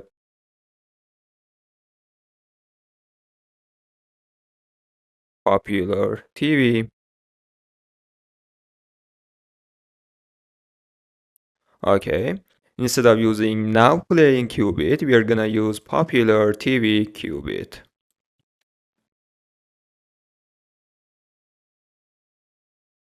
Okay. And also let's change name of qubit. I think we forgot.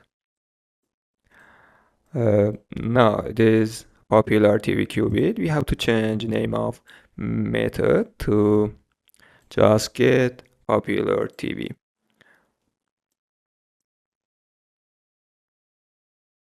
Okay, great. Let's call get popular TV. This should be popular TV qubit and popular TV state. Okay,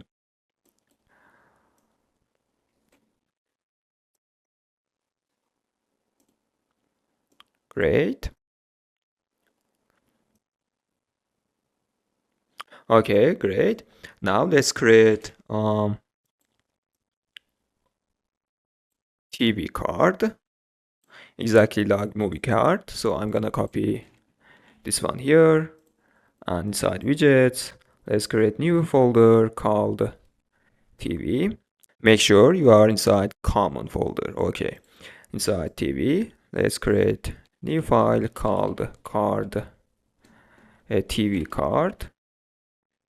Okay, let's paste right here. Instead of pass movie entity, we're gonna pass TV entity, just like that.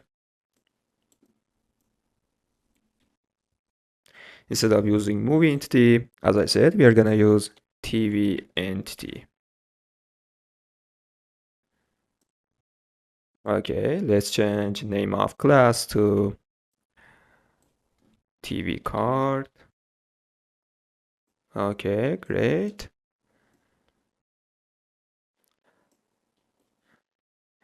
We don't have a title in TV entity, and we have to use name, just like that. Great.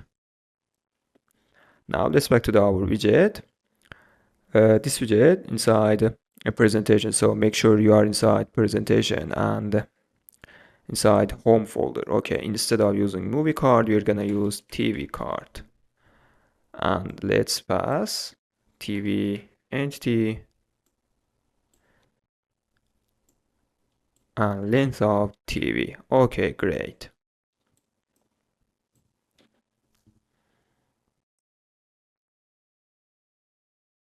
Perfect. Now we can use this widget inside home page. So inside home, first of all, let's put category text.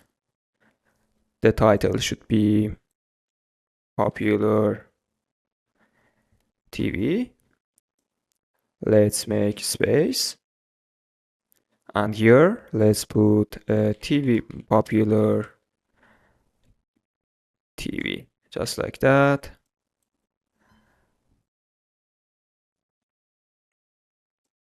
And now let's restart the application and see the result.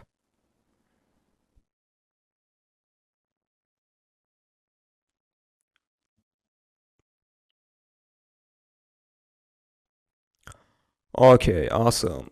As you can see, we have trendings, movie, we have now playing, and the popular TV. Perfect. It seems everything is working very well and there is no problem. Great job so far.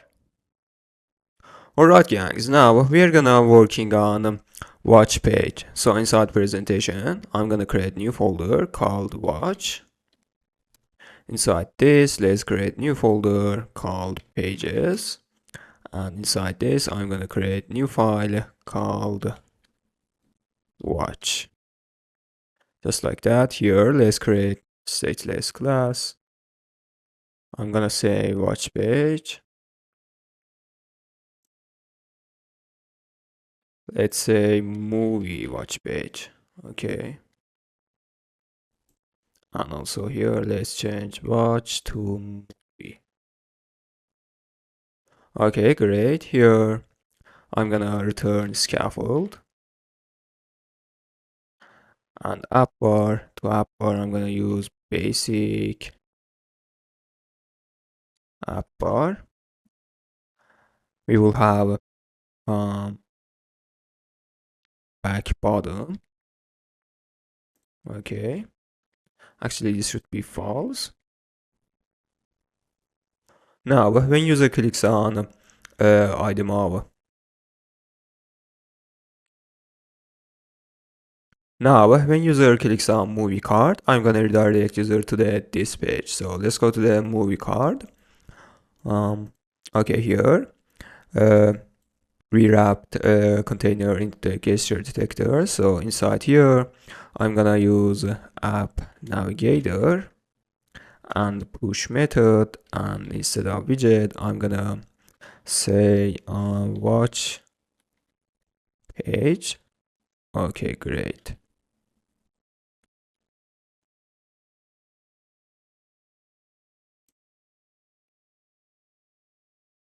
Perfect. Now, as you can see, we were redirected to the watch page, movie watch page.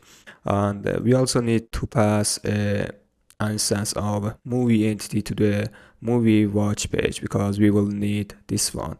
So here I'm gonna define prompter, movie entity. Okay. And let's define also inside constructor. Great. And here we have to pass movie entity just like that. But first of all, we need to remove const. Okay, great. Perfect. So now inside movie watch page, first of all, we need to display a trailer of a movie. Okay, so I'm gonna do this. Okay, as I said, we are gonna display movie trailer right here. So to do this, we need to create use case to get movie trailer. Okay, so inside domain and movie and repositories, let's create a new method. This method is gonna returns either as well. Okay, let's say get movie trailer, just like that. This method is gonna take movie ID, and the type of movie ID is integer. Okay, now let's implement this method. Great. Now we have to create exactly like this method inside data. Okay. So inside movie series, I'm gonna define this method as well. And now inside implementation, let's override this method. Okay, great. Now I'm gonna copy this one right here and paste here. Okay, great. Okay, great. Now next thing we have to do is define URL of API. So let's go to the API URL, and here I'm gonna define new static const. I'm gonna define base URL of movie because we have to pass ID of movie in URL. Okay, I will show you in seconds. Okay, paste right here. Okay, the URL should be like this. We have to pass ID of movie right here, and then slash and trailer. Okay, so here let's use movie, then ID of movie, and then trailer. Okay, great. Perfect. Now I'm gonna define a model and entity for trailer. Okay, let me show you response of the server.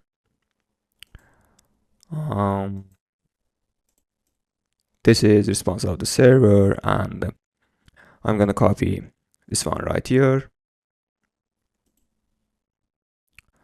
and let's go to the JSON to Dart website and paste right here. Let's click on convert. Okay, we just need to this part of code. Okay, so now let's go to the models, and here I'm gonna define a movie trailer. Okay, and paste right here. We can create this trailer global. Okay, because the trailer of a TV and the movie are same.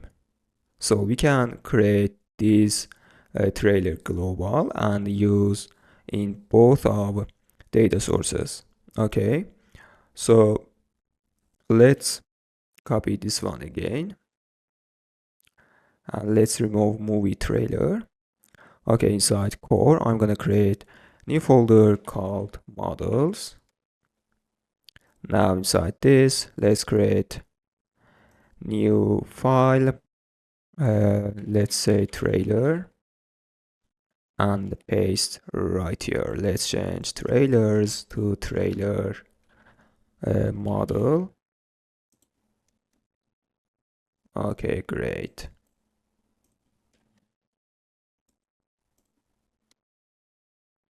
Perfect.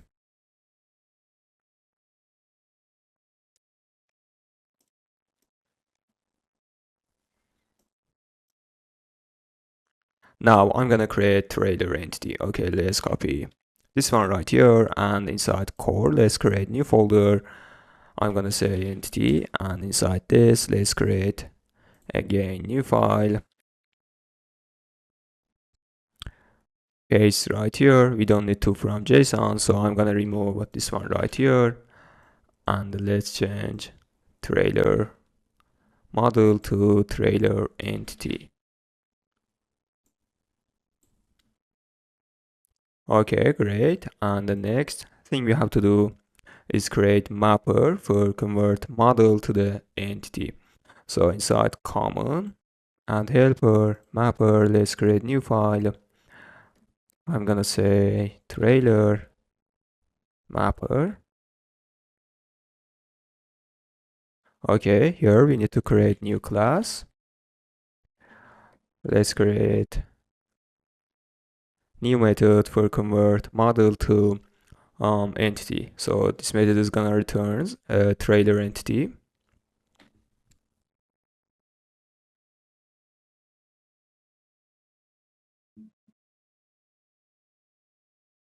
And this method is gonna takes a trailer model.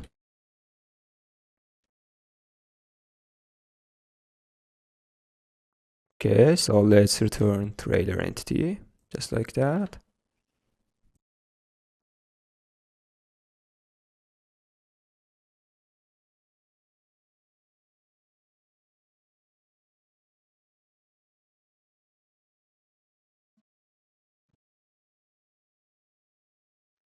And now we can access to the, for example, these fields by using trailer model. Okay.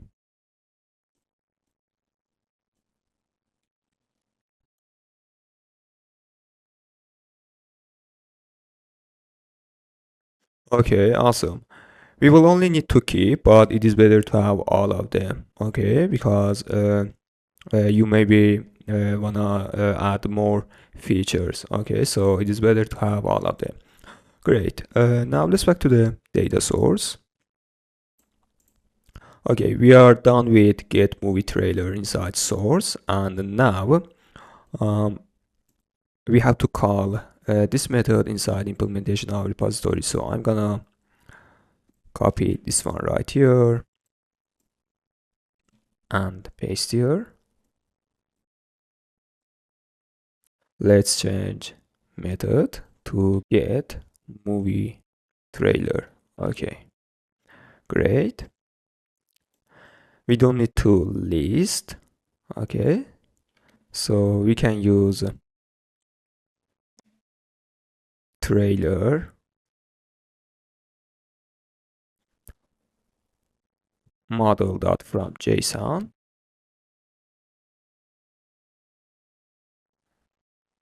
Okay, and then we can use two entities. So we have to wrap trailer model.from.json into the trailer mapper and use two entity method. Okay,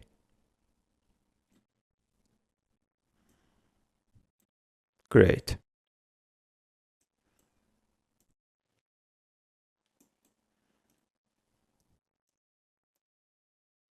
Now let's go ahead and create use case for get movie trailer. So inside use cases, I'm gonna create new file. Let's say get movie trailer. Just like that. I'm gonna copy one of the use cases and paste right here.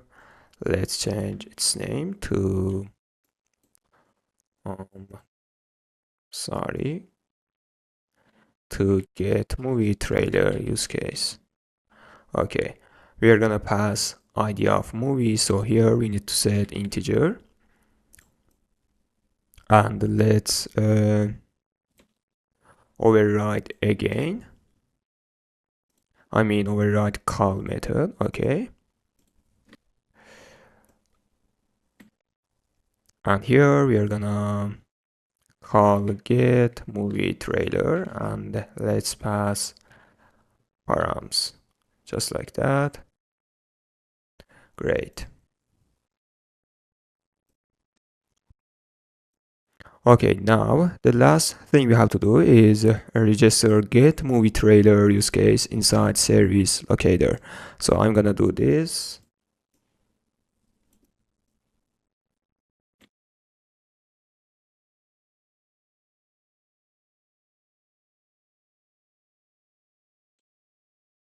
Get movie trailer use case.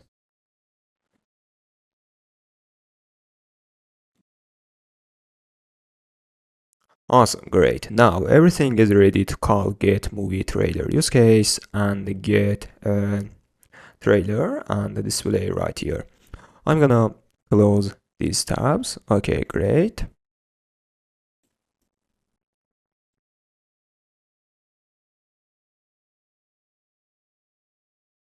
Okay, perfect. In order to display a video, I'm gonna use this package. I can't pronounce. I don't know what is that. So let me just copy this one right here and let's go to the pub spec. Okay, and add right here. Okay, to initialize video and display video, I'm gonna use a block. So inside presentation, watch. Let's create new folder called block. Inside this, let's create new file. I'm gonna say trailer qubit and another one trailer state. Okay, great. Inside state, I'm gonna create abstract class.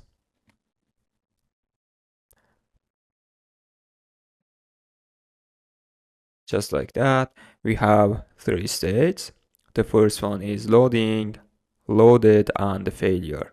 Okay, so let's create these three states.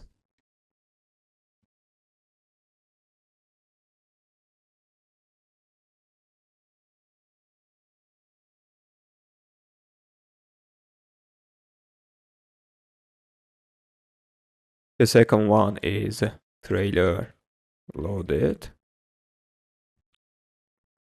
Okay, When the state is trailer loaded, we are gonna display video. To do this, we need to controller. Okay, so here let's define an instance of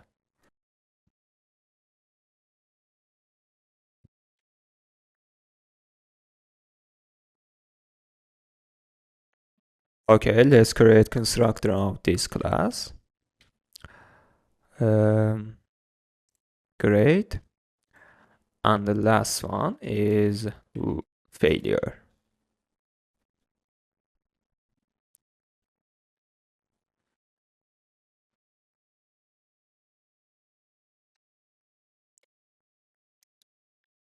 And when it says this failure, we can display error message.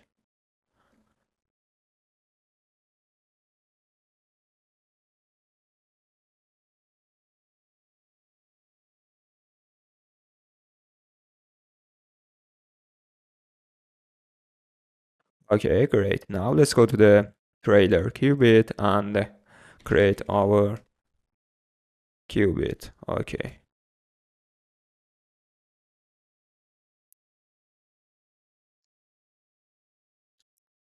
So here we need to pass our state, and the state is trailer state, just like that.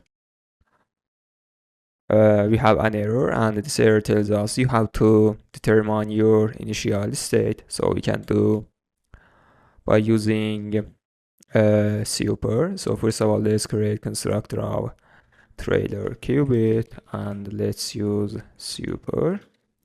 Our initial state is loading. So here we can use trailer loading, just like that. Now I'm gonna create new method to call our use case. Let's say get movie trailer, just like that. Okay, great. Now here we can call our use case. Okay.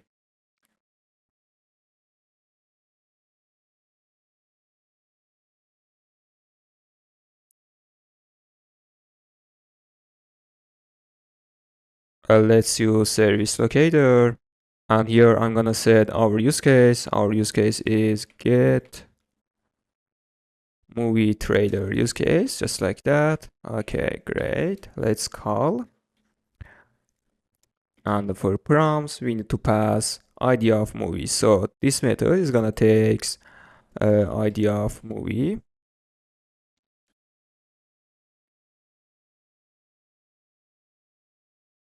Okay, the return type of method is either. So here we can use fold.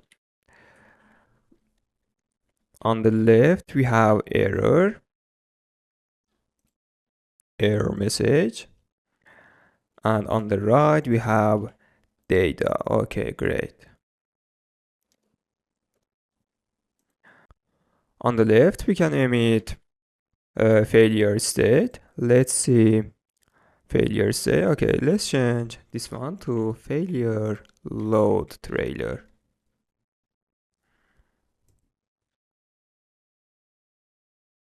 Okay, so on the left, we can emit this state, just like that. Okay, and we can pass error message, just like that. Great.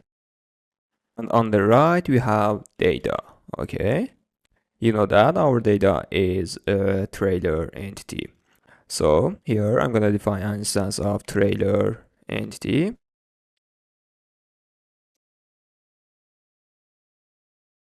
And pass data right here. Okay, awesome. And on the right side, you know that we are going to emit trailer loaded, just like that. There we go. Here we have to pass video player controller. Okay. I think I forgot one thing, and that is add video player package.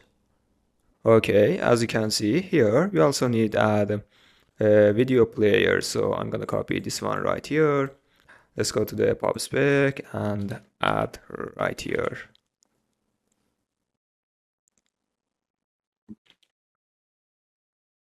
Okay, great. And here, let's create an instance of video player controller.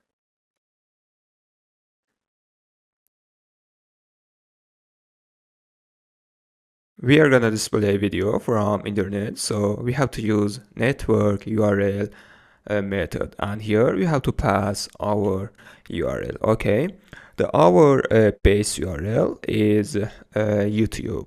Okay, so let's go to the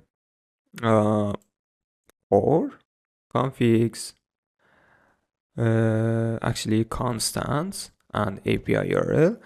Here I'm gonna define new static const, let's say YouTube, or we can say trailer base URL base. Okay, as I said, our base URL is YouTube, so the value of trailer base should be like this. Okay, great. Now let's back to the trailer qubit, and here for URL we are gonna use API URL and trailer base plus trailer entity dot key, just like that. Okay, we have an error here, and this error tells us you have to pass by using URI. Okay, so here let's use URI dot try parse, and we can pass like this. Okay, great, like this. And in the next step, we have to initialize this controller. Okay, so let's use await video player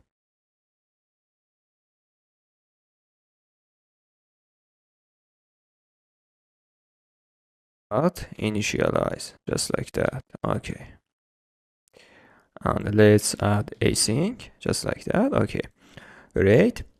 Now we can use this video player controller and pass an instance of this controller. Okay, here let's create an instance of this one.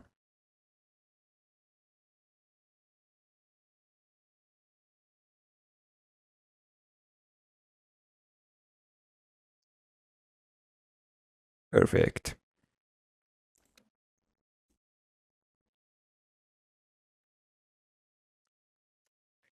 Let's set autoplay to false and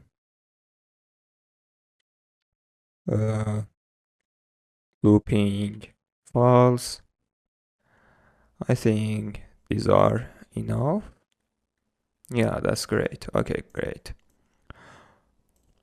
Perfect. Now we can use this controller and display video right here.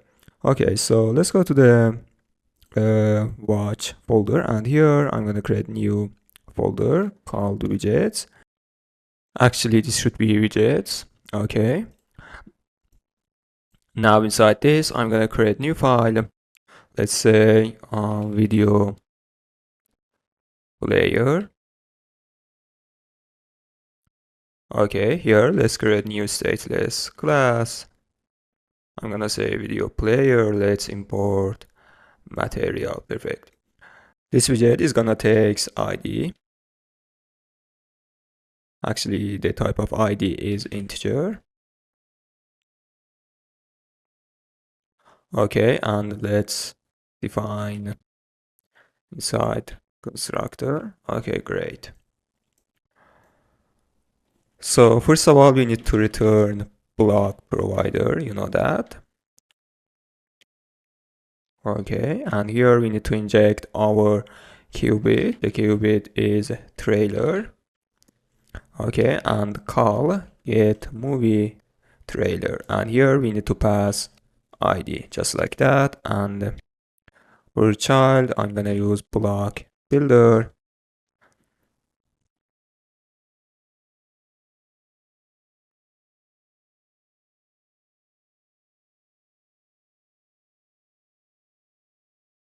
Okay, let's import state, trailer state. Perfect. And inside builder, I'm gonna check if state is loading. Trailer loading. Let's return circular progress indicator, just like that. Let's wrap into the center. Okay.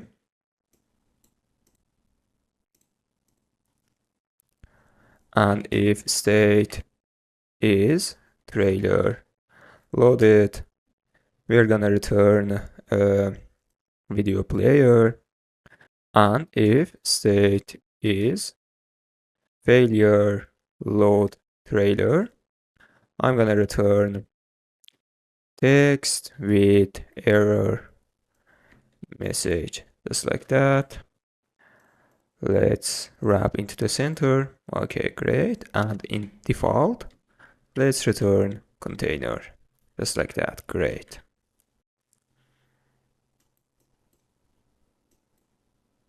And when state is trailer loaded, we're gonna return this widget. Okay, and here we need to pass our controller, just like that. We have to stop application and run again to see the result. But if you faced with this error, like me, invalid source release 17, you have to go to the Android folder and Gradle properties and add this property. And the value of this should be equal to pass of jdk 70. Okay, so after that, you can run application.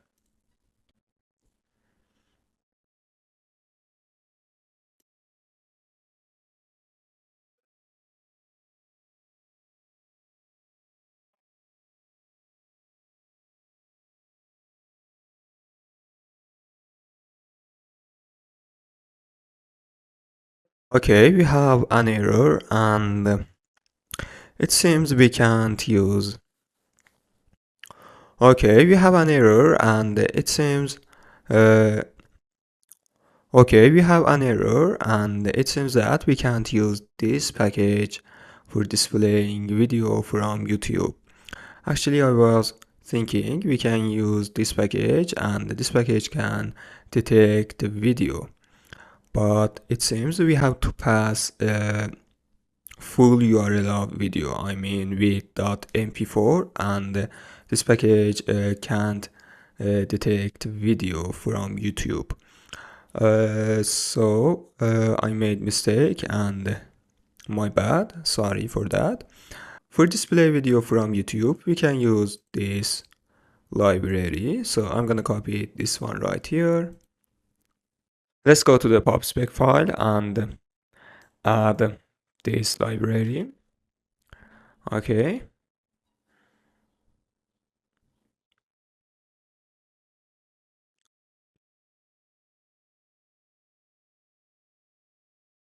Okay, great. And this is how we can use. So I'm gonna copy this one right here. Okay, and let's back to the uh, trailer qubit. Okay. And here, let me paste right here. Let's import YouTube player controller. Great. And here we have to pass our key. So let's use trailer entity and key, just like that. I'm gonna set auto player to false.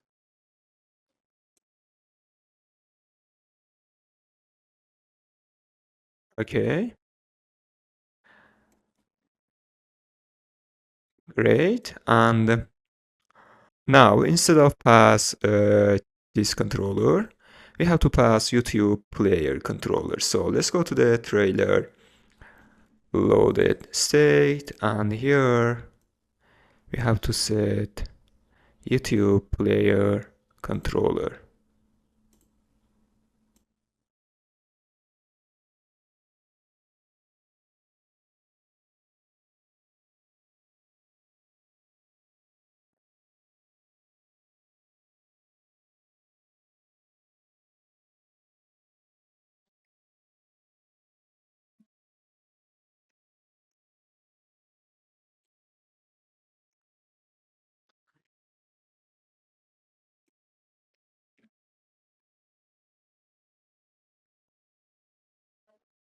Okay, great, awesome. Now let's back to the uh, video player widget, and here we have to use, let me see what we can use. Okay, we can use YouTube player widget, just like that. So here we have to use YouTube player widget. Let's import YouTube player, and here we have to set our controller, so we can use state.YouTube player controller. We don't need to on ready.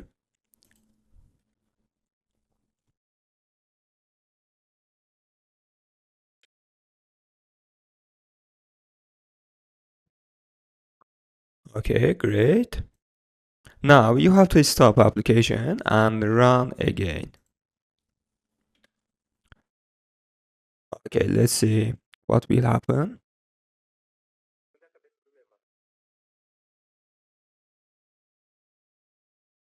Okay, awesome. Now let's click on, for example, this movie. And there we go. As you can see here, we have trailer of movie.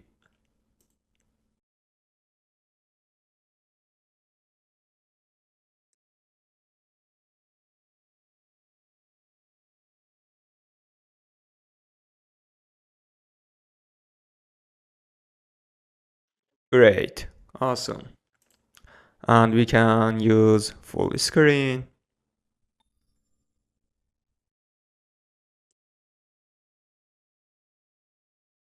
For example, we can use like this.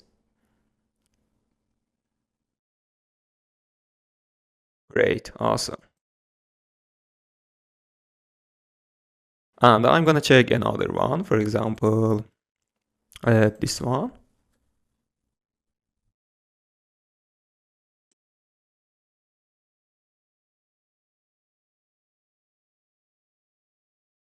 Okay, great. As you can see, this is working very well and there is no problem. Great, great, great job so far. And let me just remove these warnings.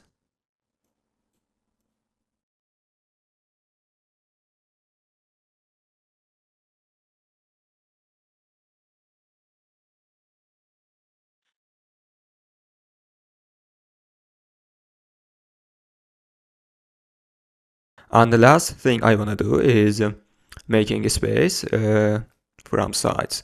So let's go to the movie watch, and here we can use padding property inside single child scroll view. I'm gonna use symmetric and set horizontal padding, just like that.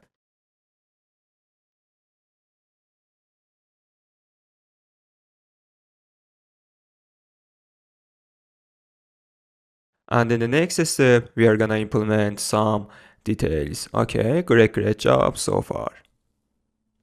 Alright guys, now we are gonna display some informations. For example, name of video, vote average, release date, overview, and something else.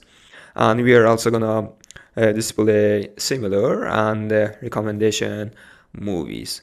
Okay, great. First of all, I'm gonna display name of video uh, on the bottom of video player right here.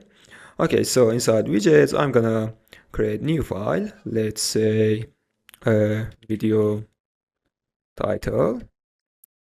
Okay, here I'm gonna create stateless class. So this widget is gonna take name of video. So here I'm gonna define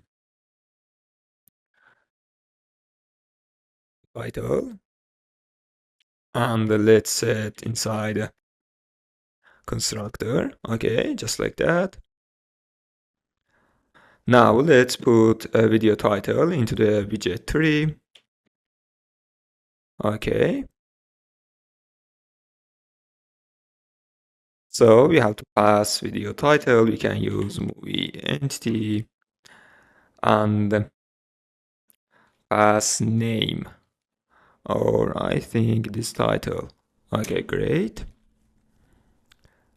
Let's make space.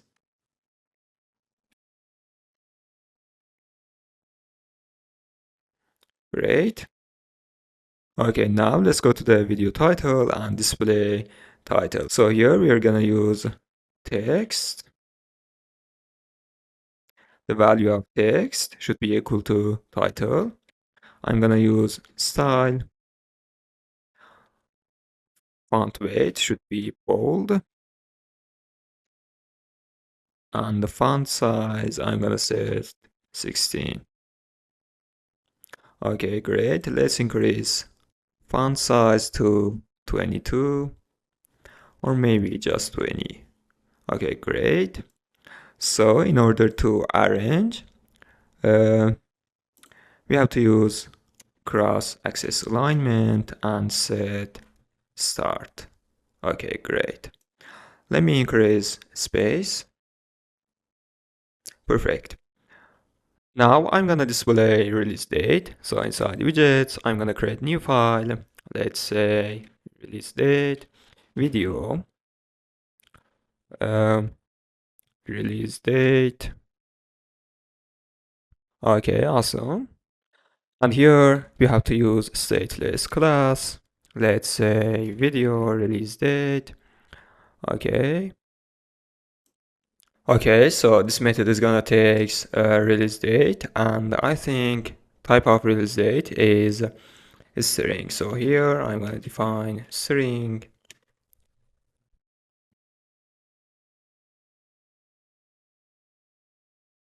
Okay, and let's define inside constructor. Okay, great. Now let's put this widget into the widget tree.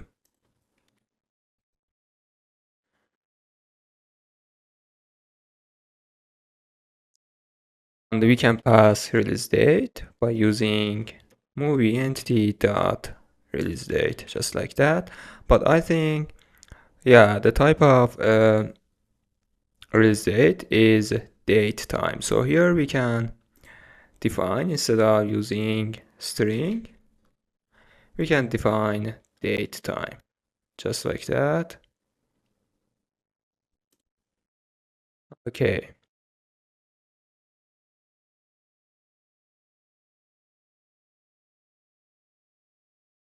Now let's go to the video release date, and here I'm gonna return text.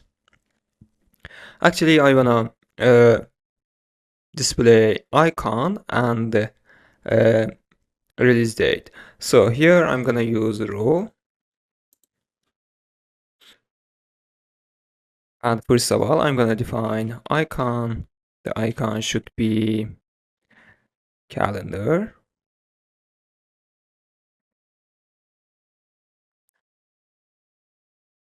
Yeah, okay. And next, I'm gonna define text and display a release date by using release date dot to string, just like that. Okay, great. So we can display just first part of date. To do this, we can use a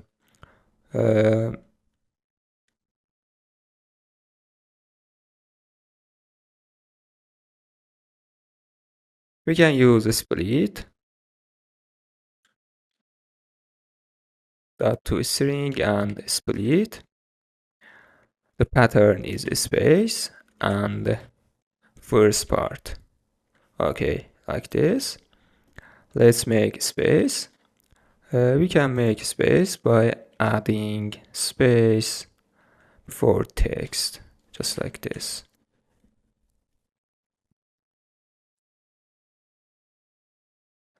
Let me decrease size of icon.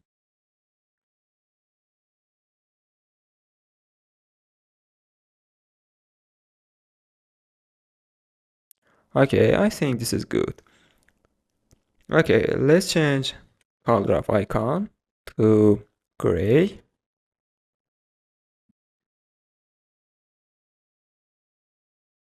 And also let's change color of text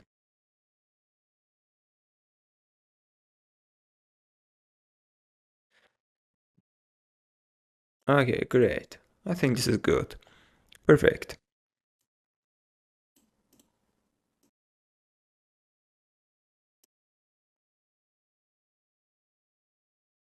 Okay, great. And the next thing we have to display is vote average. I want to display video release date and vote average in a row. So inside widgets, I'm gonna create new file. Let's say video vote average. Just like that. Here I'm gonna create new stateless class video vote average. Let's import material. Great. This widget is takes. This widget is gonna takes vote average. Actually, the vote average is double. This method is gonna takes vote average, and I think the type of vote average is double.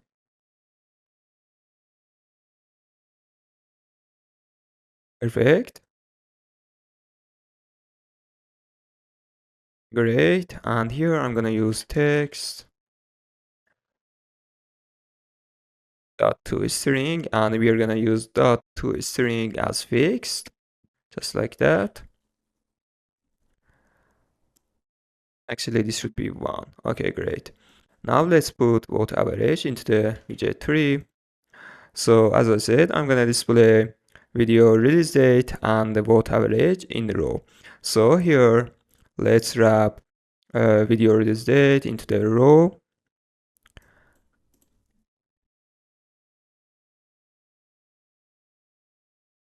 Okay, here we have to pass vote average. We can use movie entity dot vote average, just like that. Okay,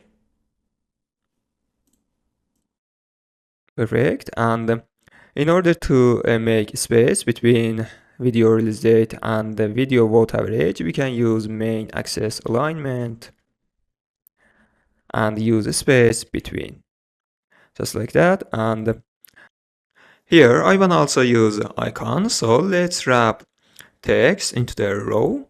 And here, first of all, I want to use icon. Okay, the icon.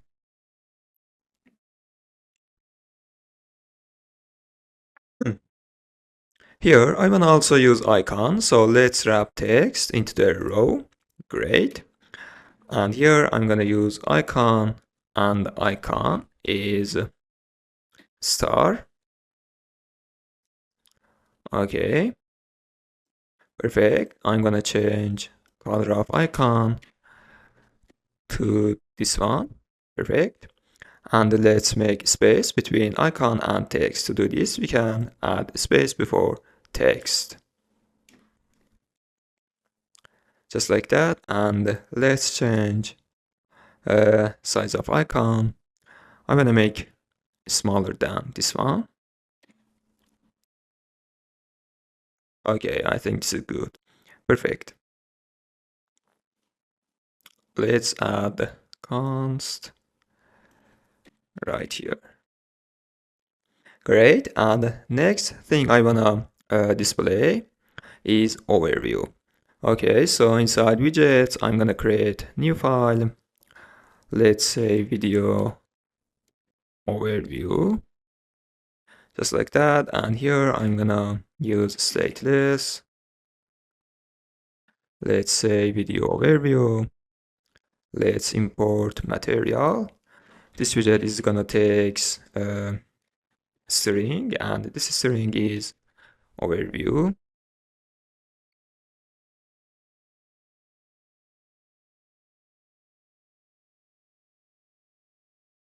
Okay. And here I'm gonna use column because I wanna display overview text and then value of overview. So here let's use column. But first of all, let's put video overview into the widget tree.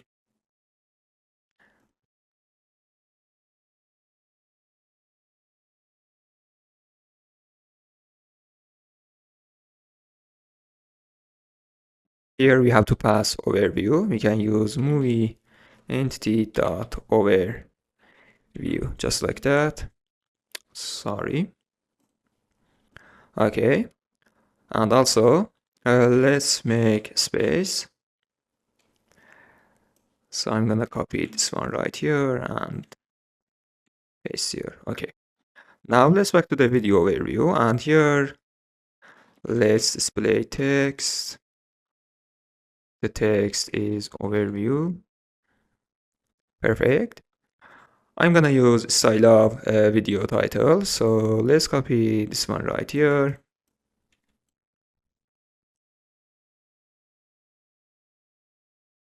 We also need to add const. Okay. And paste right here.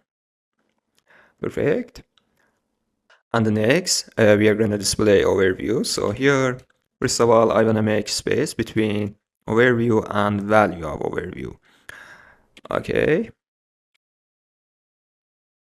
Again, we are going to use text widget, and here we can pass overview, just like that. Great. Let's add cross-axis alignment and set value to start.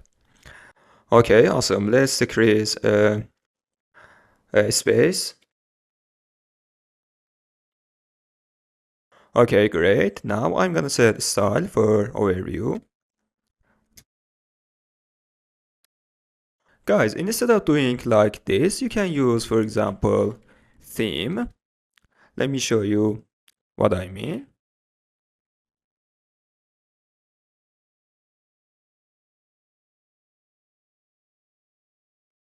Okay, awesome. I mean, you can use theme, which you defined for your application. And for example, here you can use body large, body medium, text styles. Okay, so I mean, you have no limit in presentation, in implementation of UI. And I don't want to teach you implementation of UI, and I don't want to teach you best solution. Okay, so and you can refactor presentation layer whenever you want. And in my opinion, the most important thing is logic and structure of project. Okay, so you can't uh, refactor your structure whenever you want, and this is a very important difference. Okay, so here, for example, we can use body medium, just like that. Great. And let's add const. Great.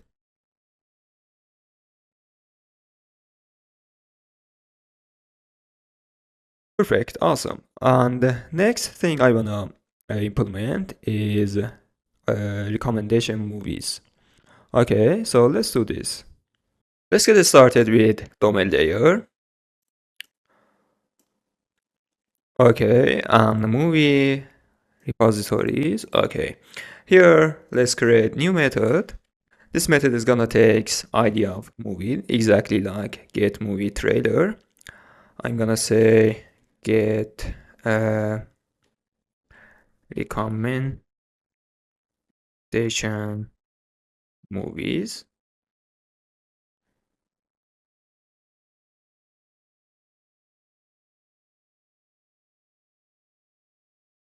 Okay, great. Let's go to the domain layer. I'm gonna copy this one because we will need this method inside source. Okay, let's override this method inside implementation of repository. Now let's go to the source and create this method. Okay, great. And let's override inside movie API service implementation, just like that. I'm gonna copy this one right here and paste here. Okay, great. The API route should be, let me check our backend. The API route is like this. Okay, great. Let me check again. Okay, recommendations. Perfect. Now we can call this method inside implementation of repository. I mean here. So I'm gonna copy this one right here and paste here. Okay. Let's use get recommendation movies. Here we have to pass ID of movie, just like this.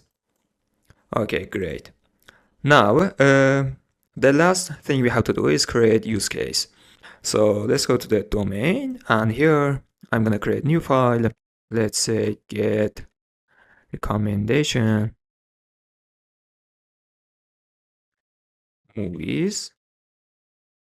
Okay, I'm gonna copy one of the use cases and paste here. Let's change its name to get recommendation movies.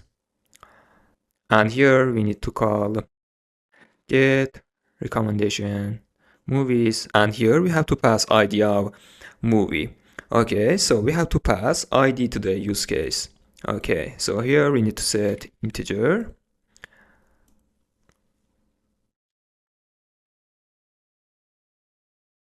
Okay, and set params right here.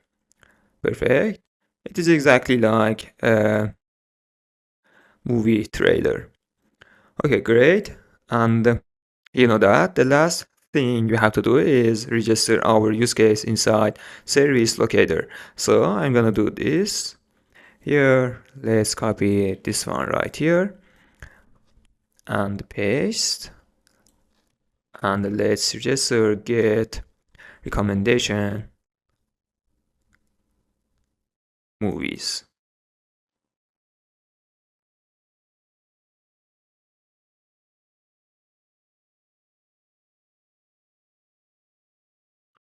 Okay, awesome. Now we can use this use case and get recommendation movies. Okay, and now we can call this use case inside presentation. Perfect. I'm gonna close these files and let's go to the presentation. And inside Bloc, we can create a new qubit for display recommendation movies. This qubit which I'm gonna create is exactly like a qubit of now playing or popular TV. Okay, so I mean we can create global qubit and use that one when we want, for example, fetching some movies and display movies. Okay, so we can do that. But honestly, I don't have time for refactor our codes, and but you can do it for yourself and refactor your codes. Okay, so inside Bloc, I'm gonna create new file. Let's say um, recommendation movies qubit and another one for state.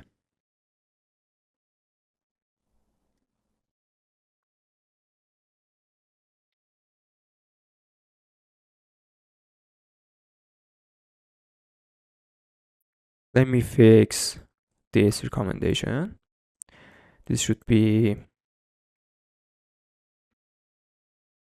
like this. Okay, as I said, it is exactly like now playing. So I'm gonna copy content of now playing state and paste right here. And let's change recommendation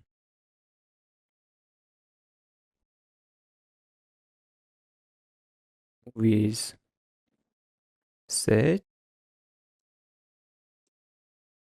Okay, I want to say again, you can create global block and use that one when you, for example, fetching movies and displaying movies, okay, by using just one block. Okay, in that way, you have to pass a use case every time and call that use case. Okay, uh, as I said, honestly, I don't have time, and um, I don't want to make you bored. Okay, so I'm gonna do like this. And let's change now playing movies to recommendation movies. Okay, great. And let's copy qubit and paste right here.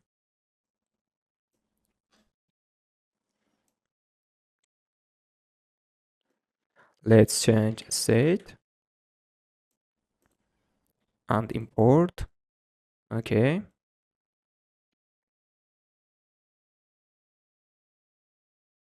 Great.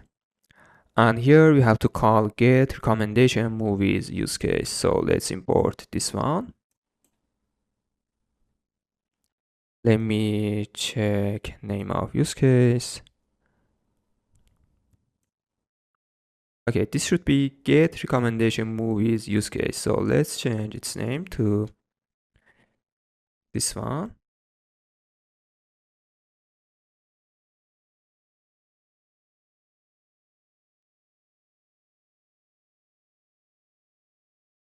Okay, awesome. And here we have to call get recommendation movies use case. Let's import this one. Perfect.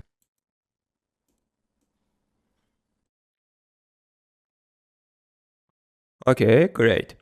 We can use this widget for display recommendation movies. So here inside home and widgets, I'm gonna copy, for example, let's copy now playing movies and the paste right here.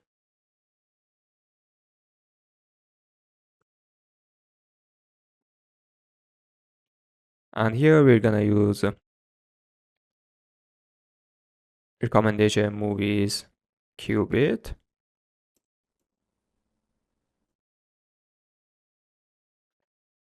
I think we have to change now playing qubit to recommendation movies qubit, just like that. Okay, and here we have to call get recommendation movies method, but we have to pass ID of movie. Okay, so here we have to define an instance of integer, and this should be ID of movie, and here we have to pass ID of movie. And also I forgot, we have to pass this ID to the call method. Okay, so here we have to pass to the prompts, just like that. Okay, and also let's change state.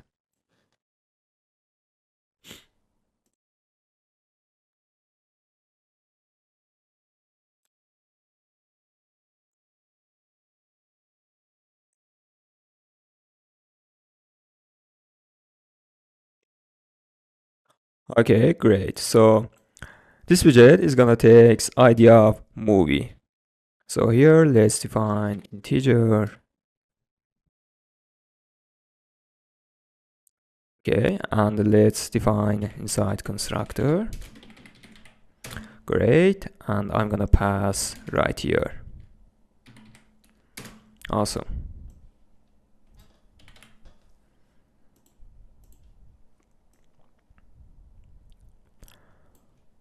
And here let's use column to display, for example, text of recommendation.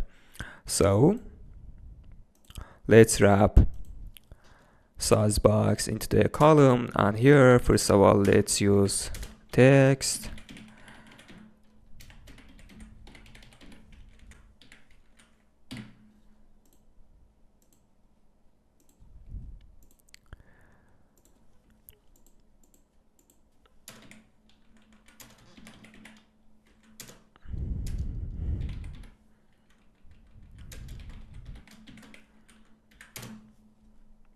Okay, and let's increase font size to this one. Great. Now let's put recommendation movies into the widget 3. We're gonna display after video overview.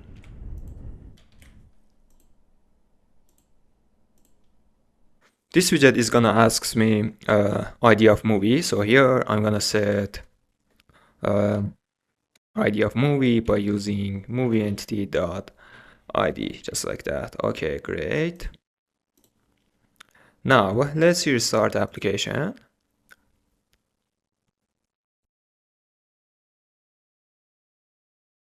Okay, awesome. And for example, I wanna watch this movie. Okay, great. As you can see here, we have recommendation movies. Let's go to the recommendation movies and fix these problems. First of all, let's set cross-axis alignment to start, and let's make space between movies and recommendation.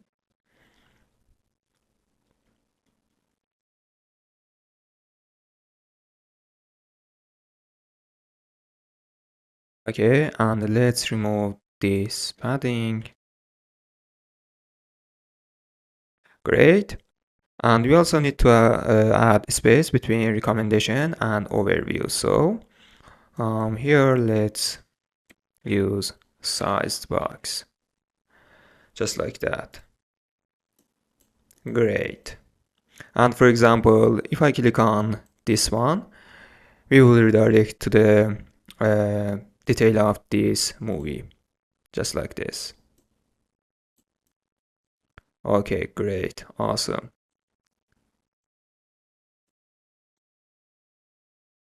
Okay, great.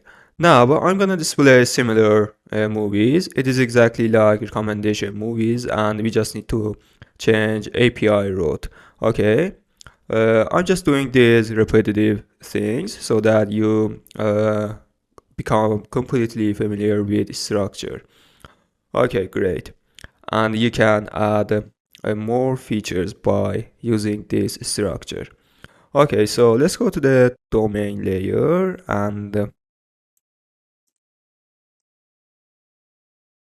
inside repository, I'm gonna create new method. Let's change get recommendation movies to get similar movies. Just like that. I'm gonna copy this one because we will need like this inside source.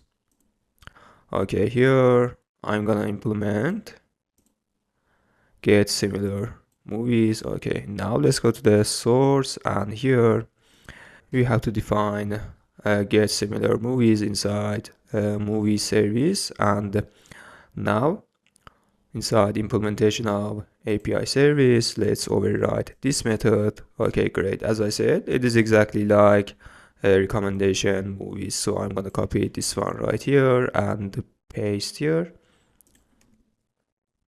Okay, now we just need to change route of API, and should be similar, just like that.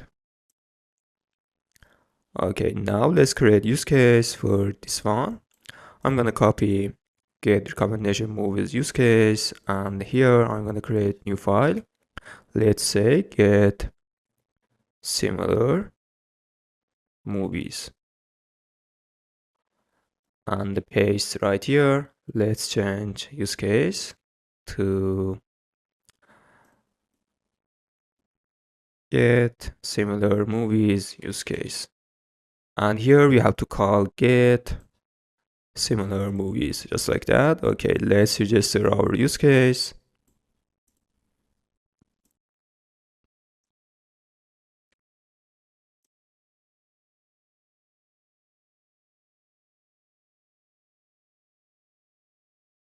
Get similar movies use case, just like this. Okay, awesome. Now we can use this use case and fetch similar movies. Okay, great. And now I'm gonna create a qubit for display similar movies. Okay, let me just close these files. Okay, great. So inside Bloc, I'm gonna create a new file. Let's say similar movies qubit. Okay, let's copy state, and here I'm gonna create new file. Let's say state. Okay, and paste right here. Let's change recommendation movies to similar movies. Perfect. And now let's create qubit.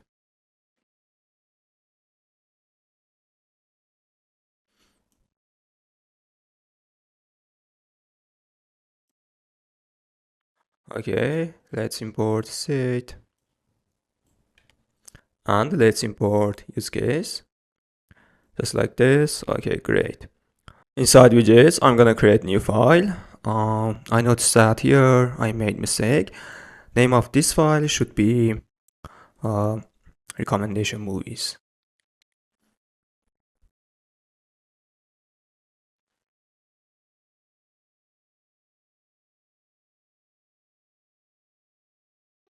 Okay, and let's add cons right here. Okay, so as I said, it is exactly like recommendation movies. So I'm gonna copy this one here, and inside widgets, let's create new file. Let's say similar movies. Okay, and paste right here. Let's change recommendation movies to similar movies, just like that.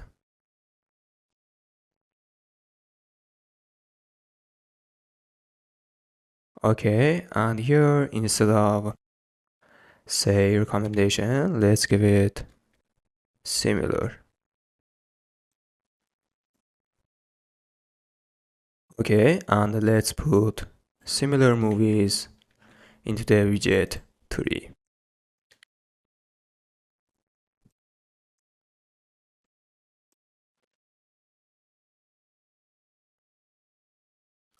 And here we have to pass ID of movie.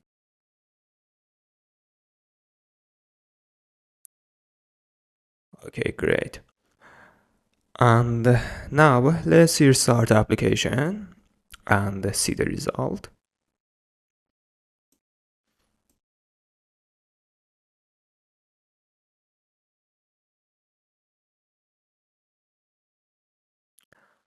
Okay, great. I'm gonna watch this movie. So, okay, I forgot one thing, and that is a call uh, get similar movies inside implementation of repository. I mean right here. Okay, as you can see, this method is unimplemented.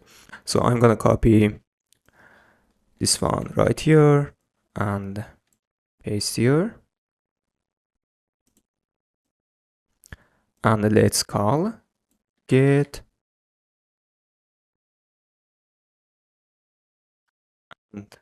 and let's call get similar movies, just like that.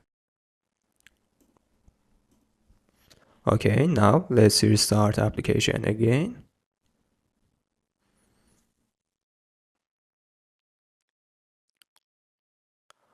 Okay, for example, I'm gonna watch this movie, and there we go. As you can see here, we have recommendations, similar, and trailer. Okay, great. Next, we are gonna working on TV. Great job so far. Okay, alright gangs, in software development, we have a principle called dry. It means don't repeat yourself. Dry is a software development principle that encourages developers to avoid duplicating code in the system. Okay, it means no writing the same code more than once. Instead of copying and pasting similar code, you should create a single piece of code, like a function or a component that can be used whenever needed. Okay, awesome. Now I'm gonna refactor my code and follow this principle. Okay, so let's get started. Okay, as you can see here, we have some sections. For example, now playing, popular TV, or inside of detail of movie, we have recommendation and similar. Okay, to display these sections, we used block. Okay, let me show you what I mean. For example, inside presentation and home, we have now playing movies and popular TV. And for display these parts, we use qubit. For example, this qubit is for now playing and this one is for popular TV.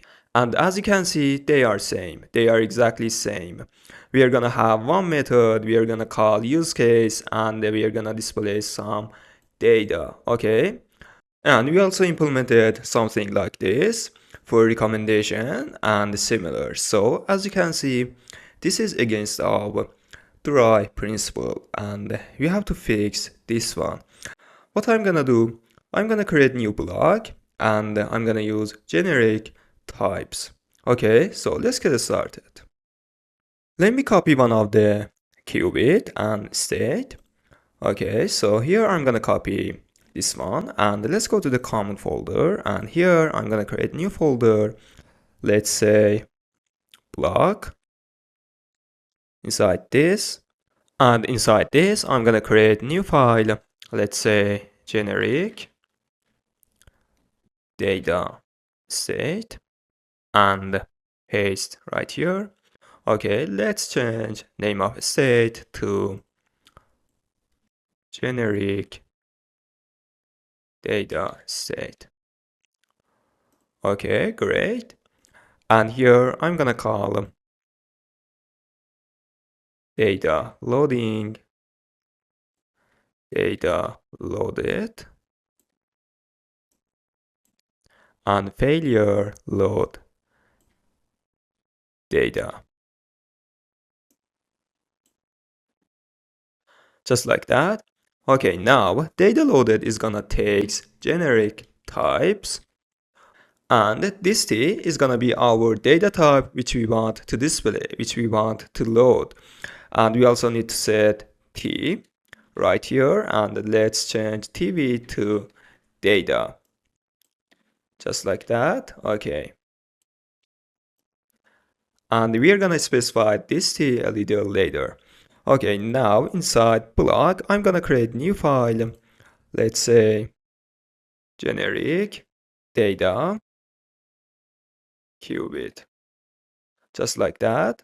I'm gonna copy one of the qubits, for example, this one, and paste right here. Let's change its name to generic data qubit. And our state should be generic data state. Just like that.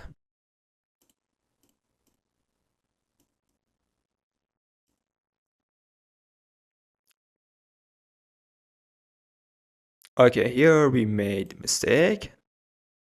This should be state. Just like that. Okay, and here let's import generic data state, and this should be data loading, and this should be failure load data. Perfect. Great. Now here we can call this use case because we want to call any use case which we want. So we have to pass our use case to this method. Let me change the name of this method to get data. And here we have to pass our use case. So this use case is abstract class and we can implement this use case and extend this use case and pass anything right here. And here, instead of calling this use case, we are gonna call this one. Just like that. Okay.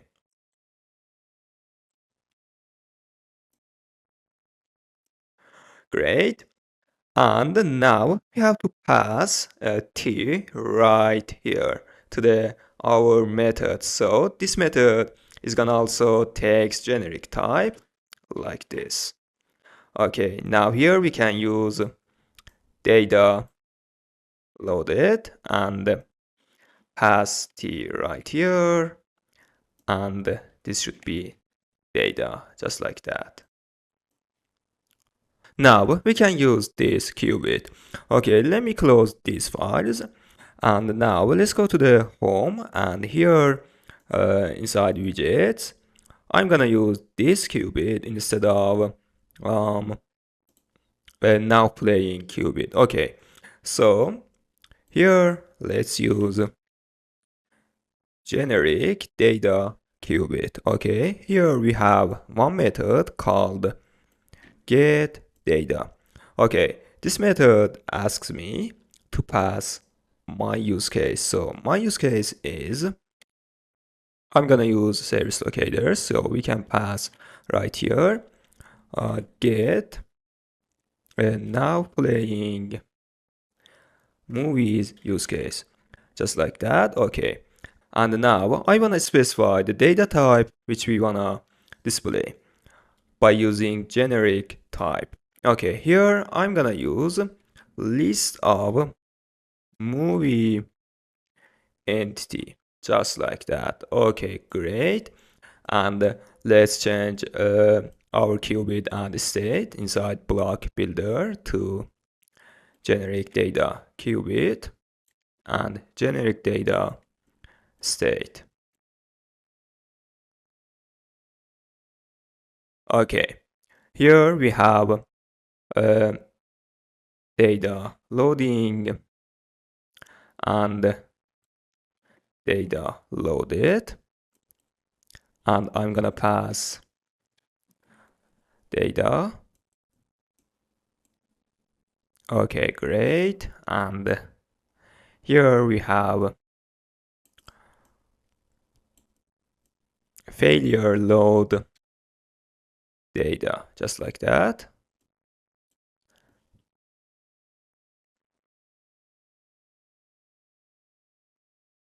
Okay, now let's restart application and see the result.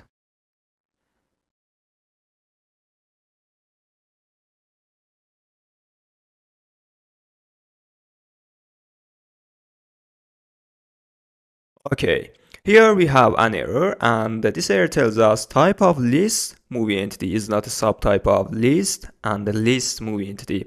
I made a mistake here, so let's go to the generic data state, and here we just need to define t.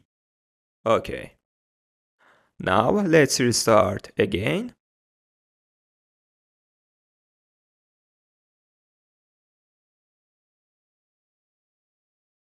There we go. As you can see, we displayed now playing by using generic data qubit. We can also use this one for popular TV. So let's do this. Okay, here I'm gonna use generic data qubit, just like that. Here we have one method named get data. Okay, here we have to pass our use case. I'm gonna use service locator, and our use case is get popular TV use case, just like that. And I'm gonna specify list of TV entity.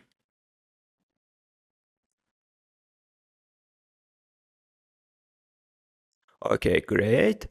And here I'm gonna also use generic data qubit and generic data state. Here we have data loading and data loaded.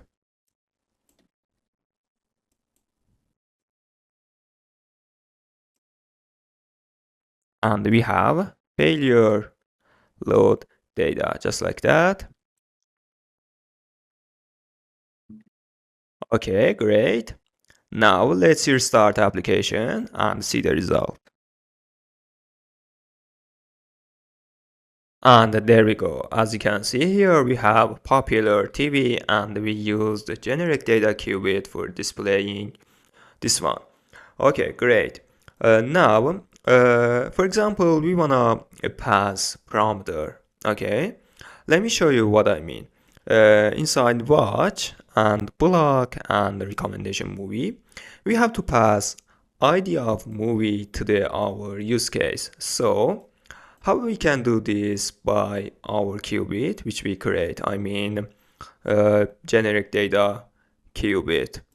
Okay, here we can define parameter, and the type of this parameter should be dynamic, and let's call param, or maybe params. Okay, and now we can pass params to our call method, just like that.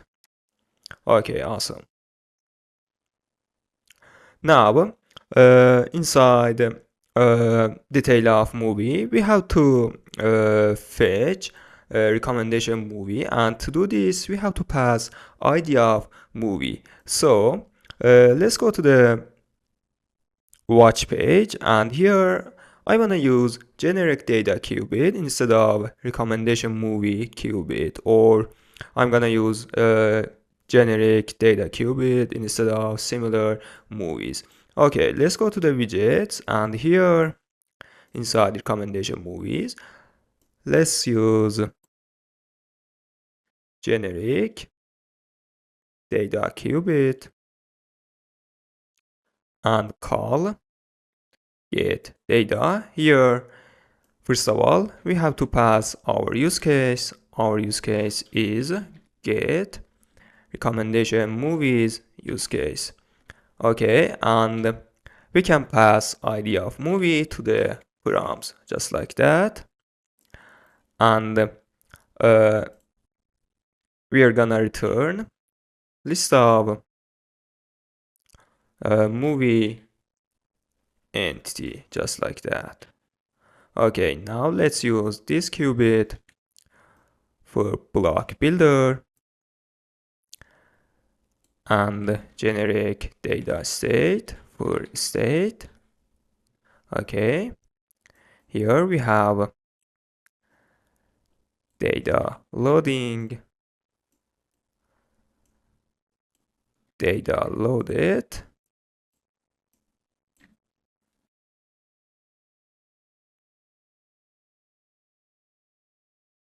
and failure load data, just like that. Okay, great. As you can see, we have recommendation movie right here, and we used generic data qubit, and we can do this for similar movies. So let's go to the similar movies widget, and here I'm gonna use generic data qubit, call get data. Our use case is get similar movies use case, and we can pass ID of movie to params, just like that. And let's specify data. So our data should be list of movie entity. Okay, and here you know that I'm gonna use generic data qubit and generic data state, just like that. Here we have data loading,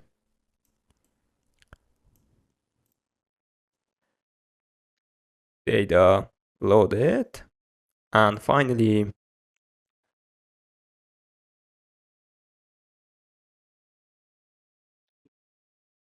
here we have failure load data. Okay, Great. There we go. Here we have also similar movies and great job. Okay. Um, Now I'm gonna remove and delete recommendation movie qubit and similar movies qubit.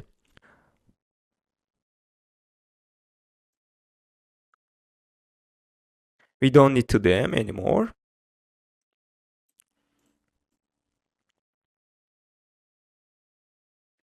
I think I remove also similar movies. So let's use Control Z. Okay, let's remove just qubit and states. Okay, and also we can remove now playing qubit and popular TV qubit. Great, perfect.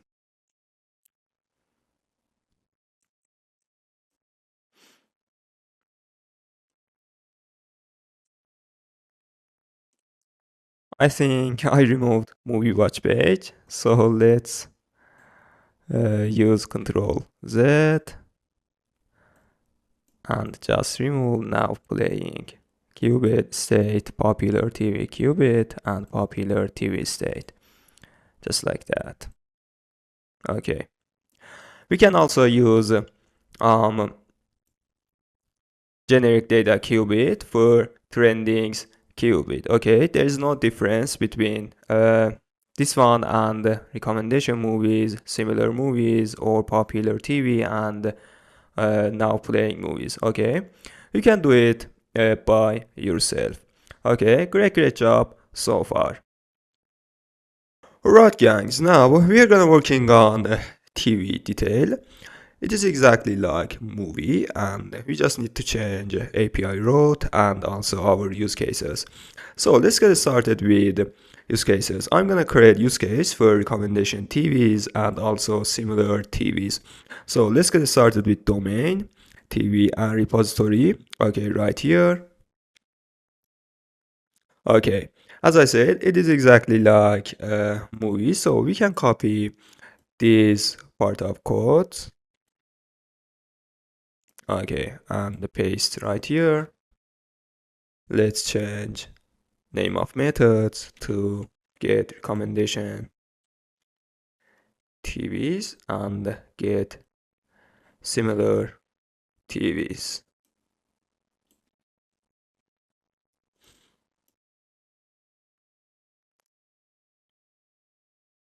Okay, just like that. I'm gonna copy this one because we will need inside source.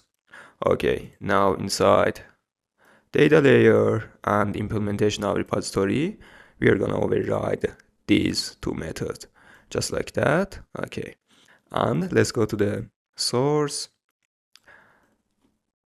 Okay, and now I'm gonna override these two methods inside implementation of API service. Okay,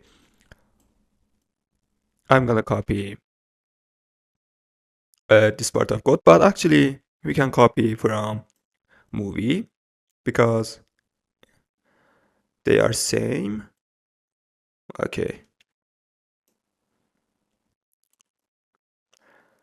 and paste right here. Okay, great.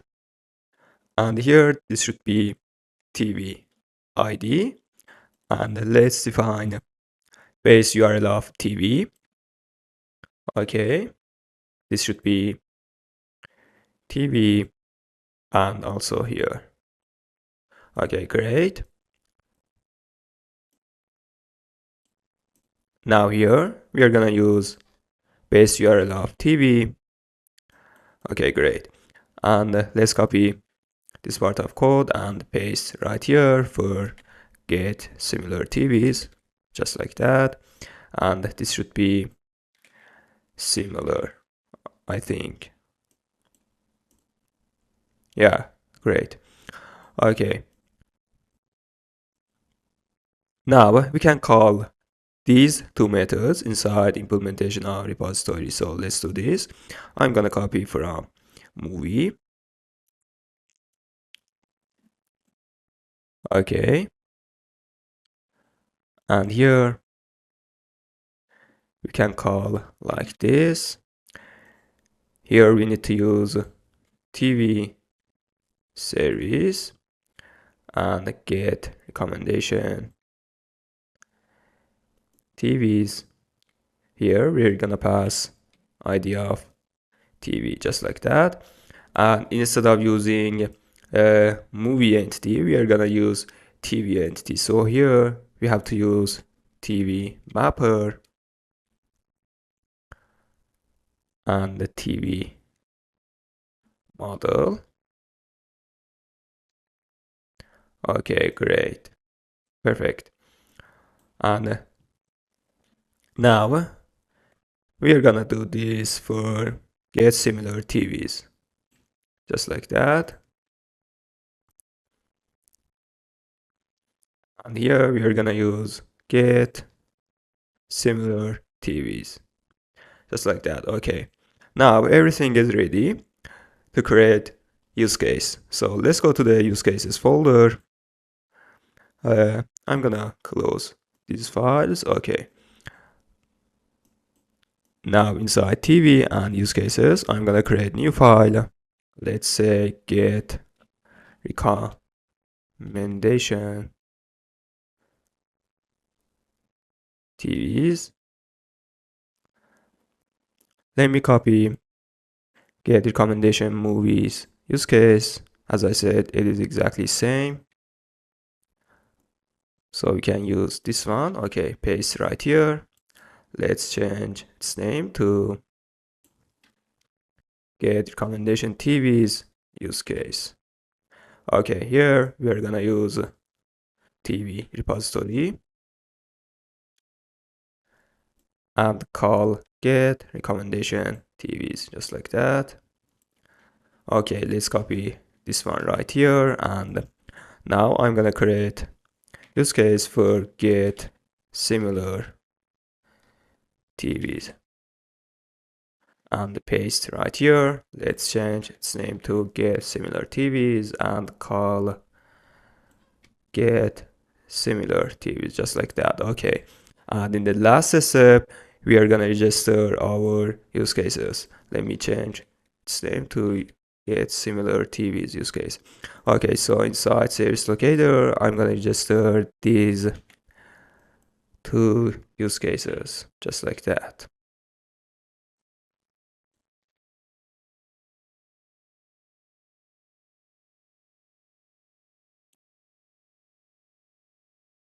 Okay, and let's register get recommendation TVs use case.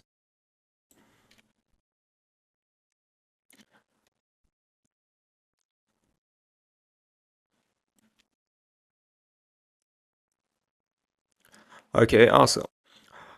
Now we can use these use cases and fetch recommendation and similar TVs. So let's do this. I'm gonna close these files. Okay, let's go to the presentation and watch and the pages. I'm gonna create new file named TV watch. Okay, it is exactly like movie watch, so I'm gonna copy this one and paste right here. Instead of get movie entity, we are gonna get TV entity. So here we have to define an instance of TV entity. Okay.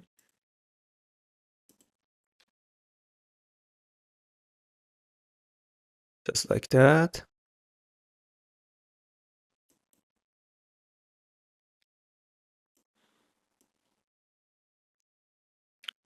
Okay, and I'm gonna change name of widget to TV watch page. Okay, great. Now let's go to the TV card and redirect user to this page when clicks on TV card.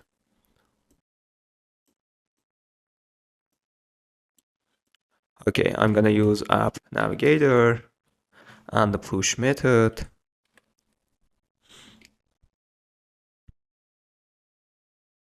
Okay, this method. Okay, this widget asks me to pass an instance of TV entity. So we can pass like this. Okay, now let's go to the TV watch, and here we can use TV entity. We can pass title of TV like this. Actually, we don't have title in TV entity, and it is name. Okay. And here we can pass date of release. So let's use TV entity.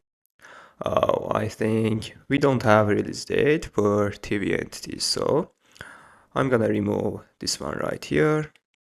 Great. And use TV entity for both average. Okay. And we can remove row. Okay, great. And overview. Okay, great.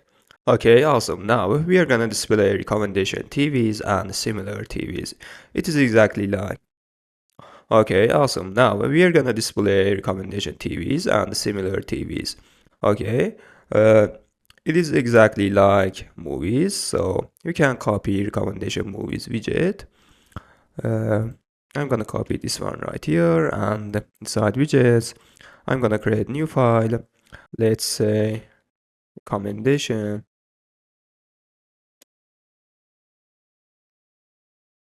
TVs, just like that.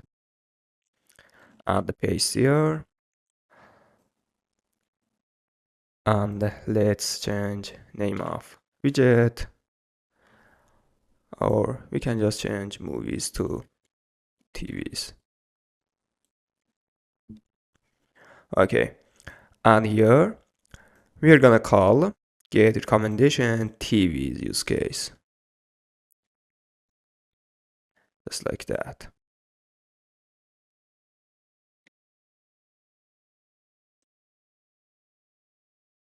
Let me check name of use case.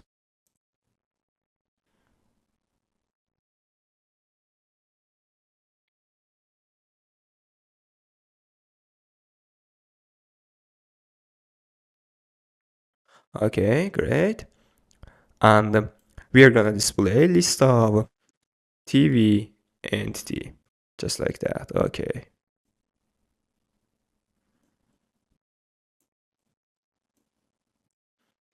Let me change movie ID to TV ID.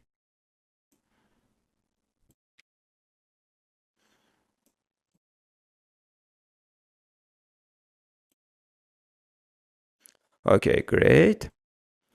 Now let's put recommendation TVs into the widget tree.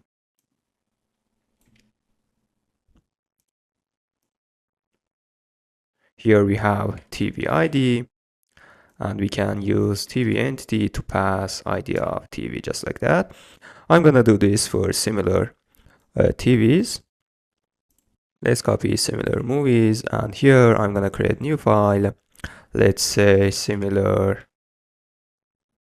TVs, and paste right here.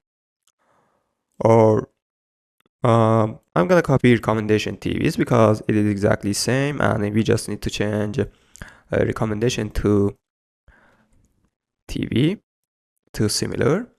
Okay, and here we are gonna call get similar TVs use case, just like that. And here I'm gonna change recommendation to similar, just like that. And let's change name of widget to similar TVs.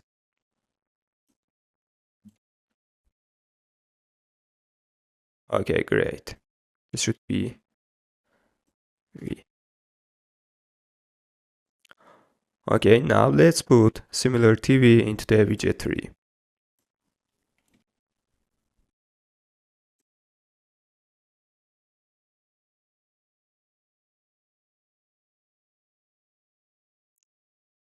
Okay, awesome.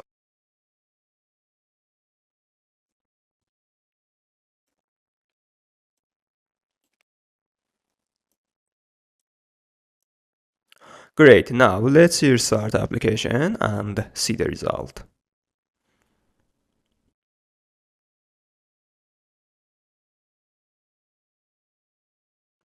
Okay, awesome. For example, I'm gonna watch this TV. Okay, as you can see, we have an error here, and we forgot one thing. Instead of using movie card, we are gonna use TV card inside recommendation and similar TVs. So here, let's use TV card, and here we are gonna pass a TV entity. Okay, let's do this for similar.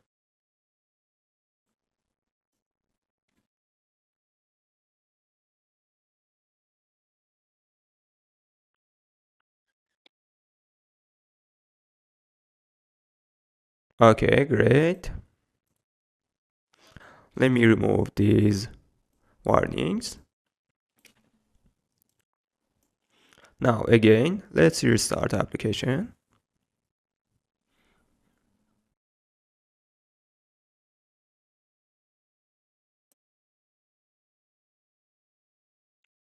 Okay, awesome. As you can see here, we have recommendation TVs and similar TVs. Here we have a trailer of TV.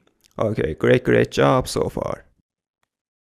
Alright friends, now we are gonna implement another feature. We are gonna display some keywords inside of detail of TV. Okay, guys, my goal is not to build another Netflix. My goal is to be able to build scalable apps and write clean codes and to be able to easily implement new features. Okay, so let's get started. Okay, awesome. As I said, we are gonna display some keywords. Okay, this is very simple. Actually, we will have some words, list of words. Okay, so let me show you response of the server, which is gonna be returned to the us. Okay, great. And now we're gonna create model and entity for keyword.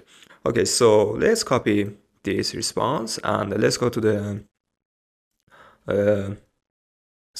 let's go to the this website and paste right here, and let's create keyword model just like that. Okay, we just need to this part of model. So let's go to the data and the TV and models. Or I think it is better to create this entity and model inside core. Why? Because maybe you want to create another feature or another section and you will need this entity and model in that section. So it is just not for TV. Okay, so let's go to the core and models. I'm gonna create new file. Let's say keyword, just like that, and paste right here. Let me change content to keyword model, just like that. Okay. Okay, and in the next step, you know that we are gonna create entity. So let's copy this one and let's go ahead and inside the entity, I'm gonna create new file. Let's say keyword, paste right here. We don't need to from JSON, and let's change model to entity just like that. Okay, great. And in the last step, we have to create mapper class for convert model to entity. Okay, exactly like movie and the TV. There is no new things. So let's go to the common helper mapper. I'm gonna create new file. Let's say um, keyword mapper. Okay. We can remove mapper word after our name of uh, model and entity because we are inside mapper folder, so there is no need to mapper word. So I'm gonna remove this one, and also for movie,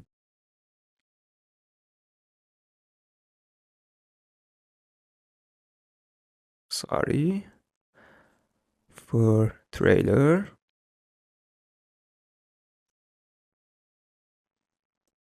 and the TV. Okay.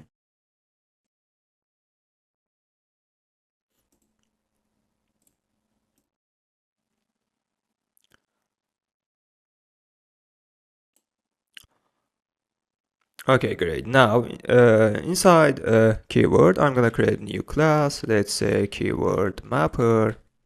Here we have one method to convert a model to entity, and this method is gonna return keyword entity,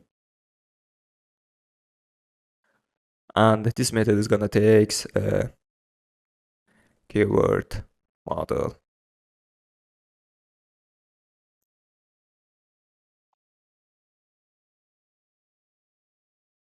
Okay.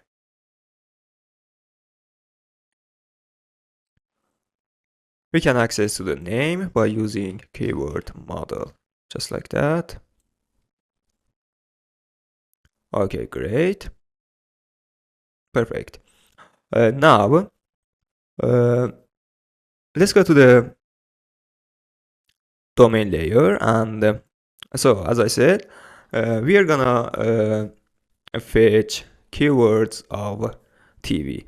So inside domain and TV and repositories, I'm gonna create new method. Let's say get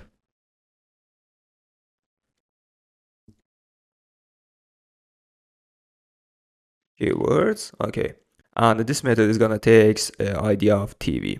So I'm gonna copy this one right here because we will need inside source, and let's override inside implementation of repository. Just like that. Let's go to the source and paste right here. Okay. Let's implement this method inside API service. Okay. I'm gonna copy this part of code and paste right here. The API road should be keywords, just like that. Okay. Now let's go to the implementation of repository. I'm gonna copy this one right here and paste here. We are gonna call get keywords, and here we are gonna return list of keyword entity. So here we have to use keyword mapper, and here we have to pass keyword model, just like that.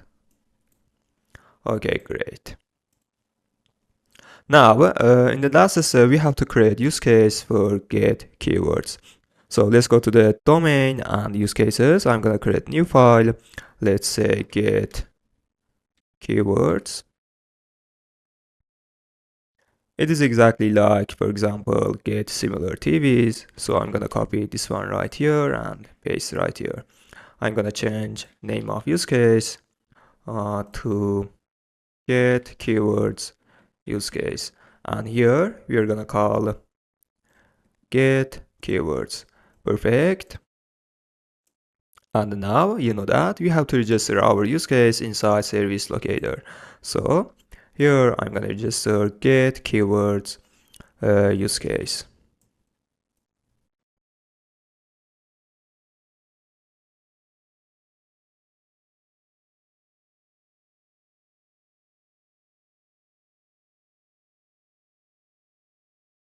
Uh, we can change name of use case because For example, maybe in the future we have get keywords for movie. So it is better to change name of use case to get TV use case, get TV keywords. Okay. And inside service locator, I'm gonna register get TV keywords use case. Okay, great.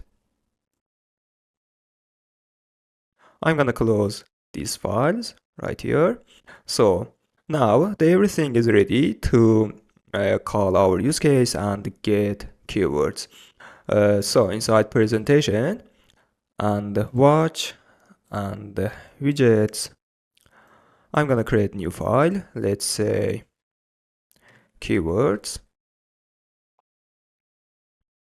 Let's say movie keywords. Okay, great. And here I'm gonna create new class. Actually, this class should be stateless. I'm gonna say movie keywords and let's import material just like that. Okay, and here you know that we are gonna use Bloc. So we have to use Bloc provider and inject our qubit exactly like similar movies or recommendation movies. Okay, and here we are gonna use qubit exactly like recommendation and the similar TVs. And you know that we are gonna use generic data qubit. Okay, so I'm gonna copy recommendation movies, build method of recommendation movies. As I said, it is exactly same. Okay, and paste right here. Let's import Bloc and qubit. Sorry.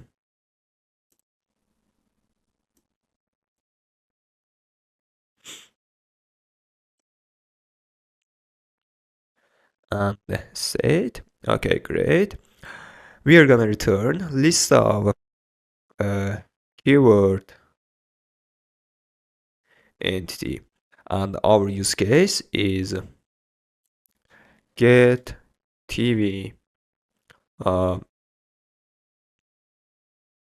get TV keyword. Let me see what is our use case. Name of our use case. Uh, we forgot the T right here. Okay, this should be like this.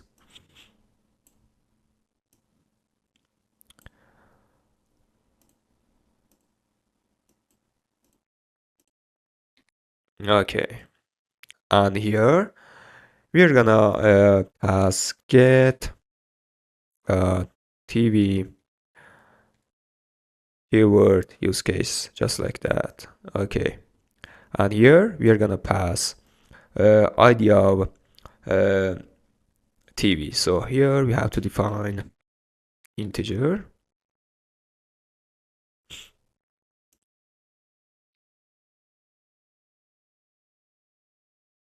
Okay.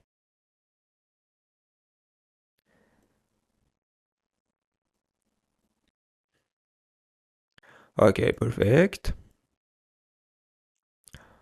Okay, great. And when set is data loaded, we are gonna display a list of words. So I'm gonna remove this column right here. Okay, great. And when state is data loaded, I'm gonna return wrap widget. Okay. First of all, let's put data into the list of uh, keyword entity. Okay.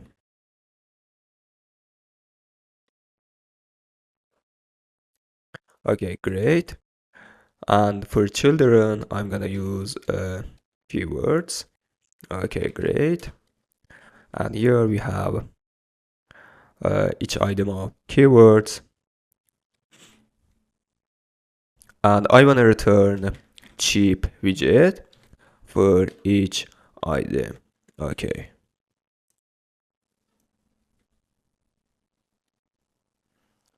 And to fix this error, uh, we can use dot to list of widget. Okay, here we have to pass label, and for label we can use item dot name, just like that. Or I think type of label is widget, so we can use text widget. Okay, great. Now let's put uh, movie keywords.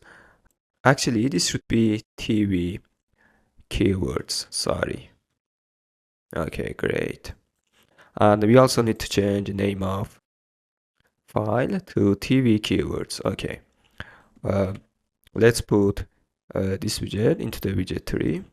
For example, I'm gonna display keywords uh, bottom of the title.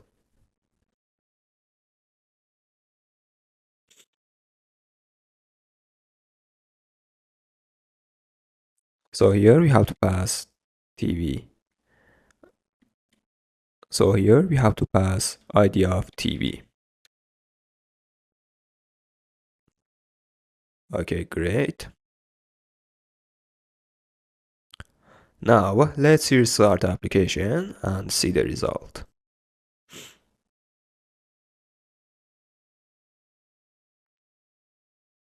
Okay, awesome. Now let's go to the detail of TV. Okay, great. As you can see here, we have list of keywords, and I'm gonna make space between keywords. We can use spacing. Okay, awesome, great.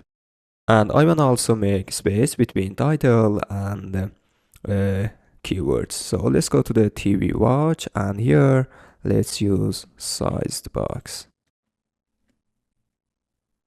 Great, awesome. Okay, guys, the implementation of detail of TV and movie finished, and next we are gonna working on search. Great job so far. Okay, great. In this step, we are gonna implement search function. I'm gonna display search icon here, and when user clicks on, we are gonna redirect user to the search page. Okay, so let's do this. So inside home and pages and home page, we have basic app bar. Here we can use action, and for action we can use icon button. Okay, now for icon I'm gonna use search icon. Okay, and here we have unpressed. Okay, here we have to use icon widget and then use icons dot search, just like that. Okay, as you can see here we have search icon, and when user clicks on, we are gonna redirect user to the search page. So inside unpressed I'm gonna use app navigator and the push method. Okay, here we have to pass a widget of search page. So inside presentation I'm gonna create new folder. Let's say search, and inside this I'm gonna create new folder called pages, and inside this let's create new file named search, and here we're gonna use stateless widget, and let's say search page. Okay,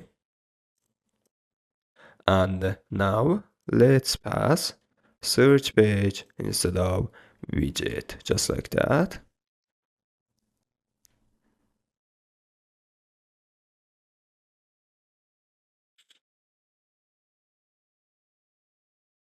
Okay, great.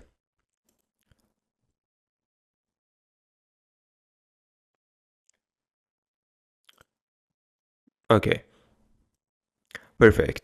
As you can see, now we are inside of search page, and now let's implement this page. Here we are gonna use scaffold, you know that. This is very simple. And here we have body. And for body, I'm gonna use column. Okay, great. And I wanna also use app bar. So inside scaffold, I'm gonna use app bar property and use basic app bar right here. Okay. And for title, I'm gonna display search text. Okay, just like that. Okay, now first of all, here I'm gonna display text field and next I'm gonna display two tabs, TV and movies. Okay, so let's do this. Inside search, I'm gonna create new folder, let's say widgets. Great. And inside this, I'm gonna create new file named search field. Okay. And here, let's create stateless class. Great. And here, I'm gonna return a text field. First of all, let's put search field into the widget tree right here.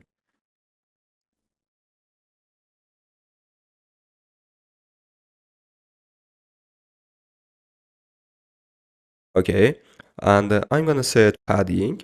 So let's wrap a column into the padding. And here, I'm gonna use symmetric and set horizontal padding just like that. Okay, and inside text field, first of all, I'm gonna display hint text. So to do this, we need to use decoration and input decoration just like that. And here we have hint text. Okay.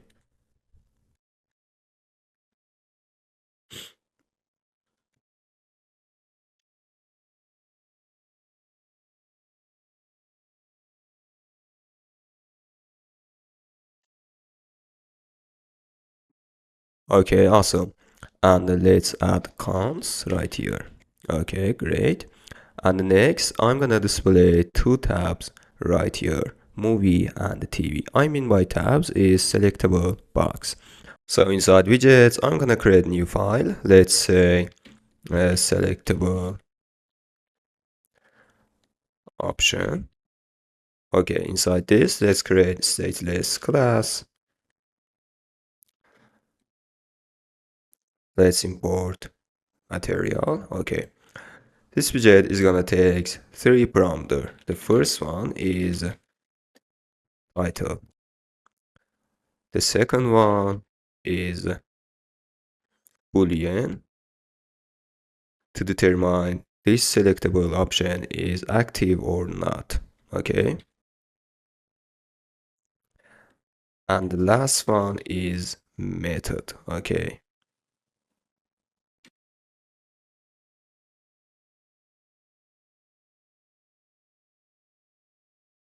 And let's add these parameters into the constructor just like that. Okay, and here I'm gonna return container, and we have to wrap container into the gesture detector to be able to click on container. Okay, and here first of all I'm gonna set width for container, for example 18.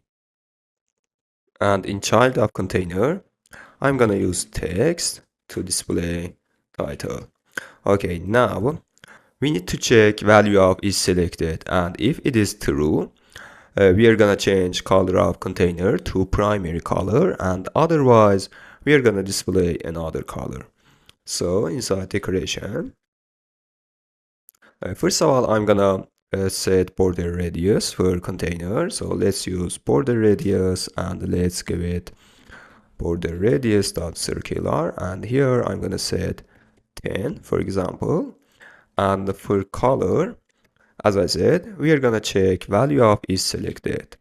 If is true, we are gonna display primary colors, and otherwise, for example, we are gonna display a second background. Okay, just like that. And we also have on tab inside gesture detector, and the value of this should be equal to this on tab. Okay, let me change just void callback action to void callback. Okay, great. Perfect. Now let's use this selectable option. Okay, inside search page, and after search field, I'm gonna use this one. And first of all, we have to use row, and then the children of row should be selectable option. Actually selectable options. Okay, so here I'm gonna use row and children and use selectable option. Okay, this widget asks me three parameter selected, on tab, and title. Okay, for now I'm gonna set, for example, true for this selectable option, and the title should be movie, and for on tab I'm just gonna set something like this.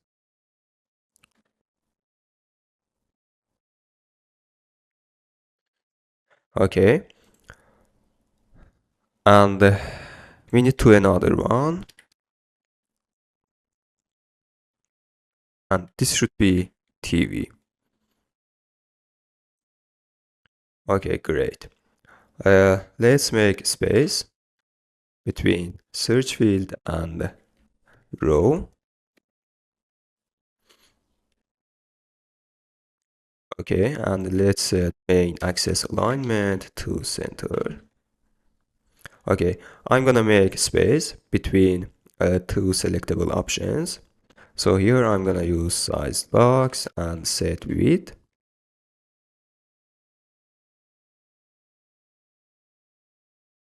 Okay, let's go to the selectable option and make some changes. For example, here I'm gonna wrap text into the center. Okay, and let's add height for container.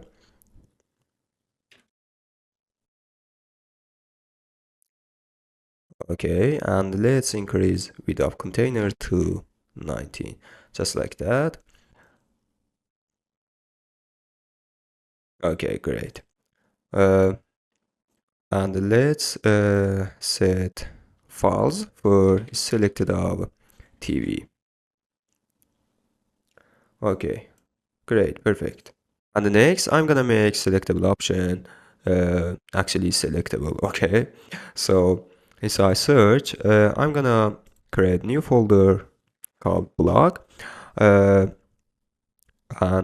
inside this, I'm gonna create new file. I'm gonna use Bloc for manage state of these box, actually state of selectable option, and make it selectable. Okay, inside this, I'm gonna create new file. Let's say selectable option qubit. Okay, first of all, I'm gonna create enum called the search type, and in this enum we have two options, movie and TV. Okay, and our state, actually state of Bloc, should be this enum. Okay,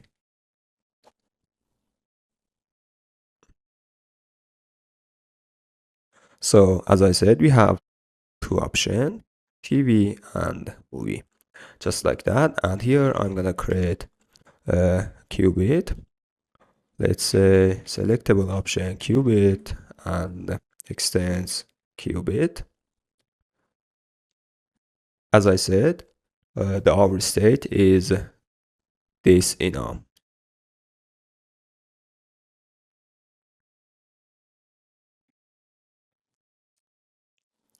And now to fix this error, we have to create constructor and set initial state. So here let's create constructor of selectable option qubit and use super to set initial state.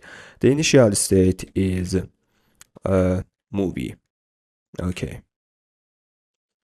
Alright, here we have two methods. One of them for select movie and another one is for select TV.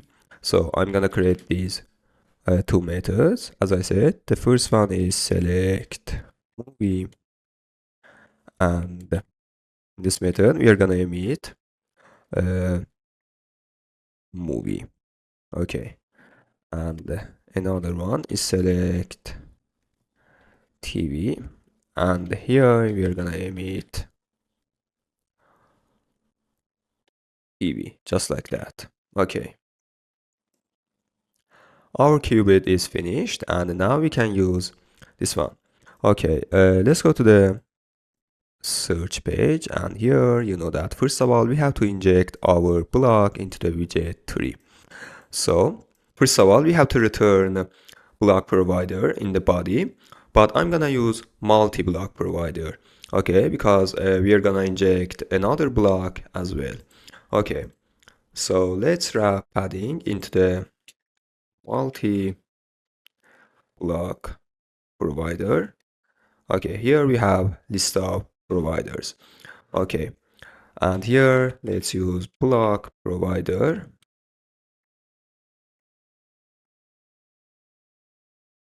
Okay, and for create we're gonna return selectable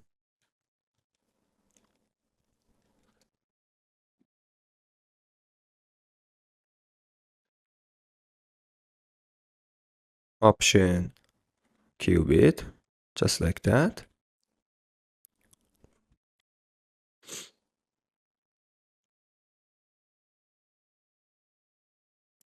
Okay, I forgot return context. Okay, great. Okay, now we injected selectable option qubit into the widget tree, and now in order to rebuild widget in response to state changes, we need to use block builder. I'm sure you know that. Okay, so let's wrap row into the block builder. Okay, let's specify our qubit, and our state is enum, search type enum. Okay, great. Here we have builders. Okay, so we are gonna return this row right here.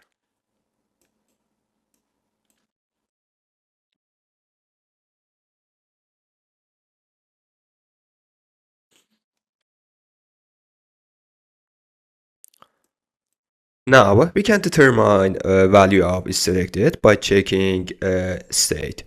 So here let's use context.read. Okay, our qubit is selectable option qubit, and we can check if state is equal to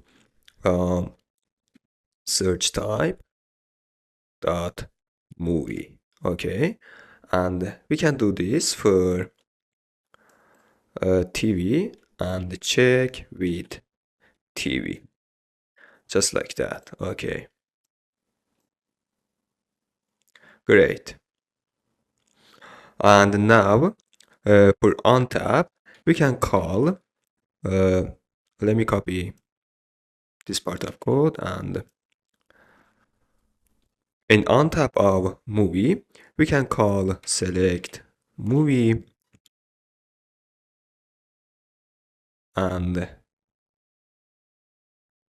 for untap of TV we can call select TV, just like that. There we go. As you can see, we can select our options. Perfect. Great job so far. And next, we are gonna create use case for search movie and TV. Okay, so inside domain layer and uh, movie and repository, first I'm gonna create use case for movie, but it is exactly like TV and there is no difference. Okay, so here I'm gonna create new method. Let me copy one of the methods and paste it right here. Let's say search movie. Okay, this method is gonna take a string and this string is value of text field right here. Okay, let me say query. Okay, now let's go to the data layer and the movie and repositories. Okay, let's implement this method inside the movie repository implementation. Okay, great.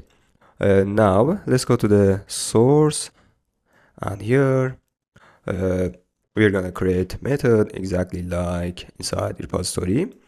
Okay, let's override this method and here we are gonna call our API. Okay, I'm gonna copy this part of code right here and paste here, just like that.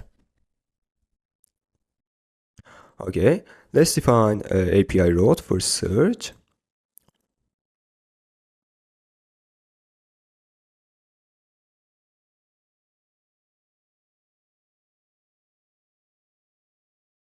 Okay, great. And here, this should be search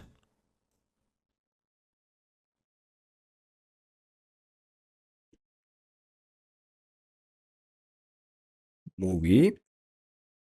And then here, we are gonna set our query, just like that. Okay. Okay, great. So we need to remove this slash right here. Great. Now let's go to the implementation of repository and call this method. So here, I'm gonna copy this part of code right here and paste here. Okay, and let's call get actually search movie. And here we need to pass our query. Perfect. Great. And now let's create use case for this method. So inside domain and use cases, I'm gonna create new file. Let's say search movies or search movie. Okay, let's copy one of the use cases and paste right here. I'm gonna change name of use case to search movie use case. This use case is gonna take string instead of integer because the value of text field is string. Okay, and we also need to set here. Okay, let's call search movie, just like that. Okay, let me close these tabs right here. Now we need to create exactly this one for TV. So let's go to the TV. Actually, we need to start with domain. Okay, inside repositories and the TV, I'm gonna create new method. Let's say search TV. This method is gonna take string exactly like movie. There is no difference.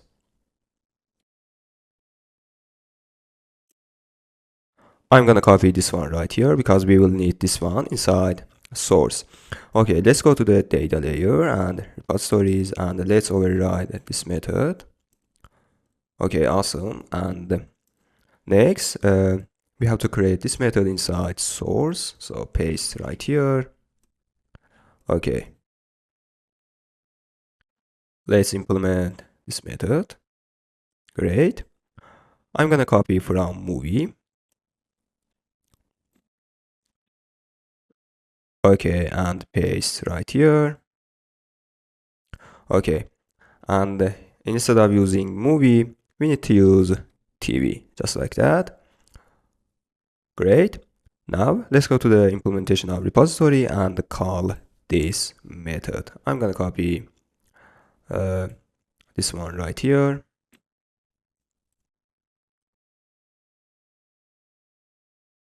Paste right here. Okay.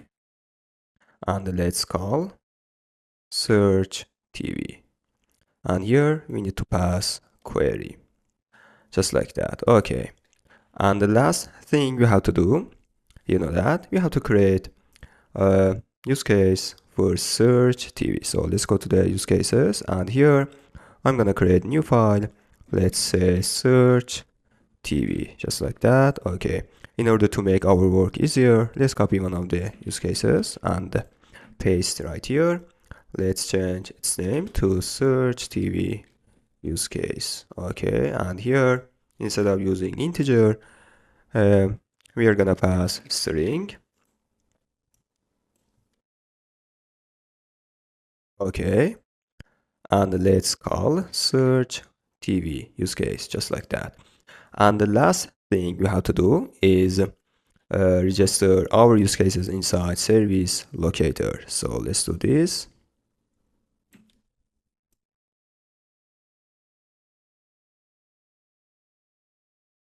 First one is search movie use case.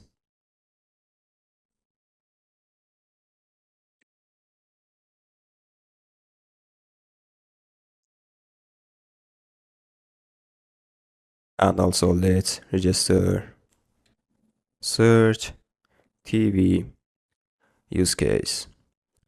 Let me change this one to TV. Okay,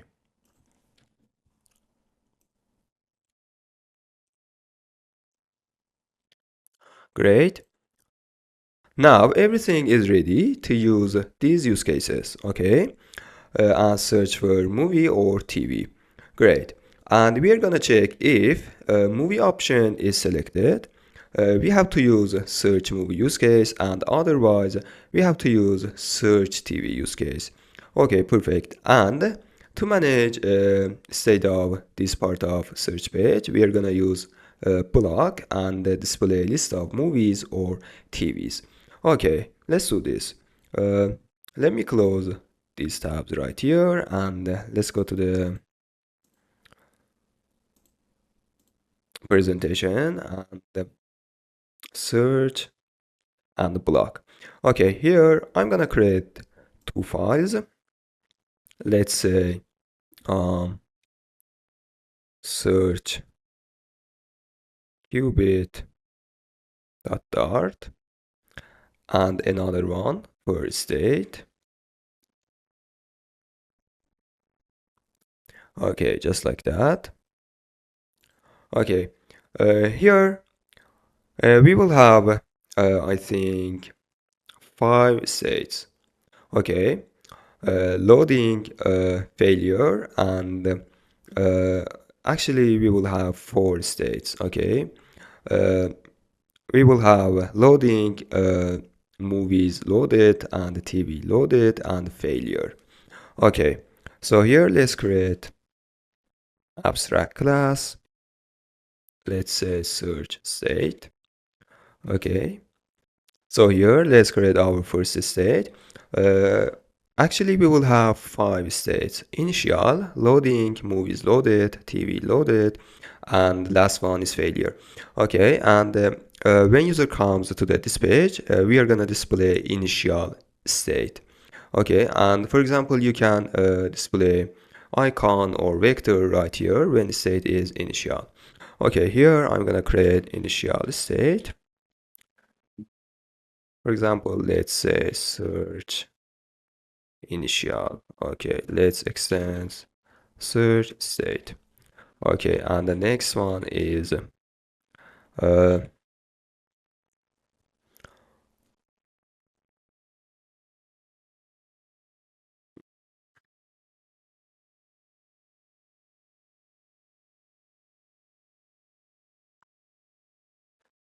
search loading.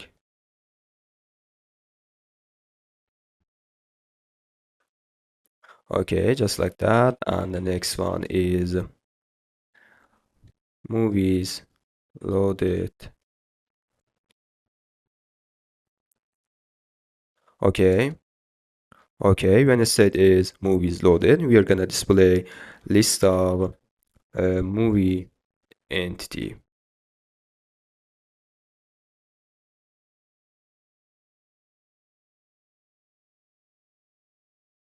Okay, and next one is TVs loaded.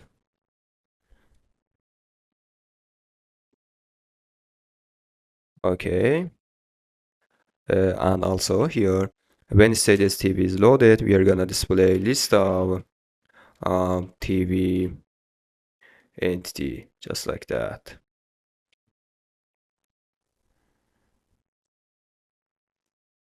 Okay, and the last one is failure.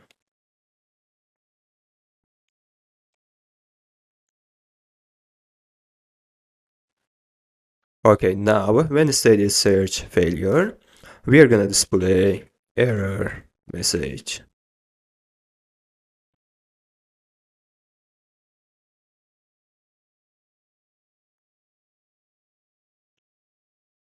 Okay, great. Now let's implement Qubit. So here I'm gonna create new class called search Qubit, and let's extend Qubit. Okay, our state is search state. Okay, now here we have an error, and you know that. What is this error? We have to set initial state. So I'm gonna use constructor and super. And here we have to set initial state. The initial state is search initial, just like that. Okay, now inside this qubit, we are gonna have one method. Let's say search, and this method is gonna take two parameters. The first one is query. I mean by query is the value of text field, search field. Okay, okay. And the second one is search type. And you know that our types is movie and TV.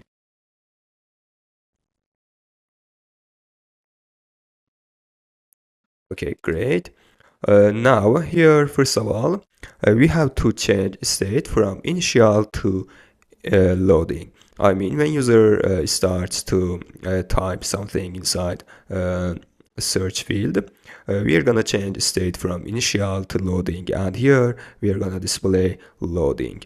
Okay, so let's change state to search loading. Okay, okay, and then I'm gonna use a switch case to specify which use case to call. Okay, and our type is search type. Okay, just like that. And here, in case of search type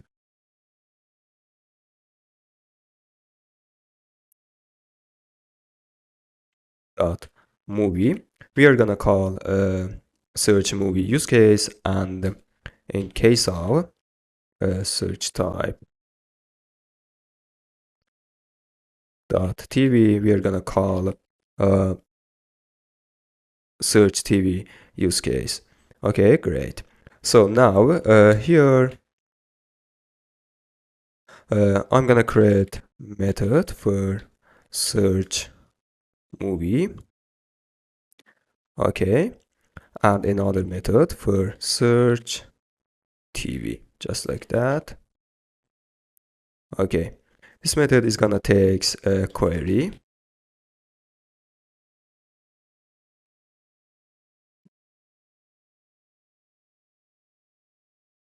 Okay, now inside this method, we are gonna call search movie use case. Okay, so let's do this. Here I'm gonna define a new variable. Let's say return data, and let's call our use case, I'm gonna use a service locator, you know that, and here let's specify our use case, which should be search movie use case, just like that, and call. Okay, for primes, I'm gonna pass query. Okay, perfect. The return type of this method is either, so here we can fold. On the left, we have error message, and on the right, we have list of movie entity. Okay.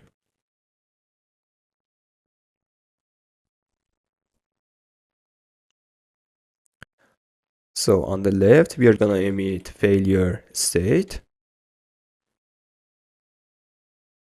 And on the right, we are gonna emit load. Actually, it should be uh, movies loaded. And here, we are gonna pass data, just like that. Okay. Now, we are gonna implement exactly this one for TV. So let's copy this part of code and paste right here, just like that. And let's change use case to search TV use case. Okay, and here instead of emit movies loaded, we're gonna emit a TVs loaded, just like that. Okay, in case of movie, we are gonna call search movie, and let's break. Okay, and in case of TV, we are gonna call search TV.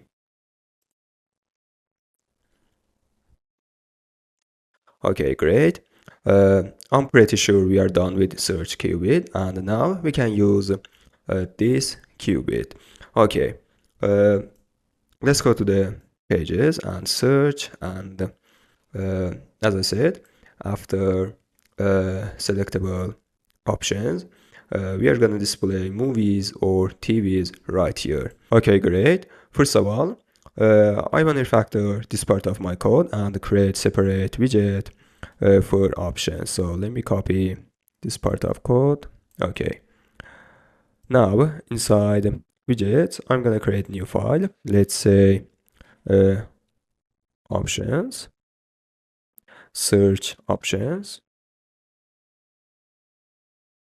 Okay, and here let's create stateless class, search options.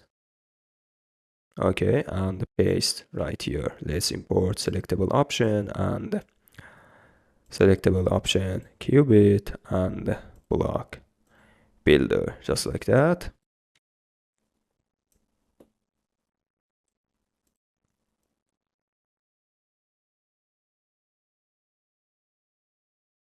Okay, great. Now here we can put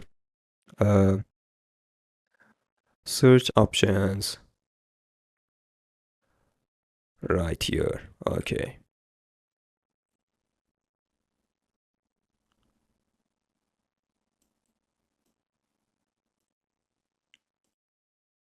Great.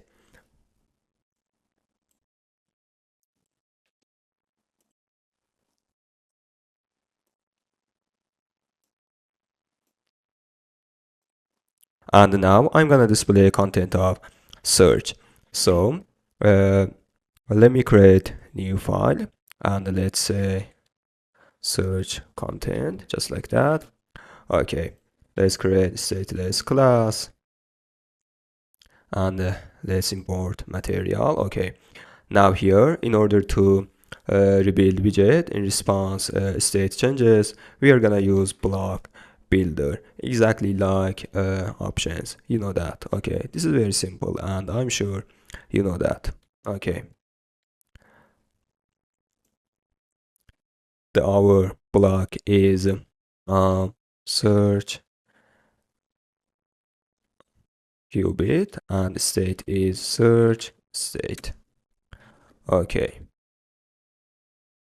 Now in the builder, we are gonna check if state is search loading. We are gonna display circular progress indicator, and let's wrap uh, loading into the center.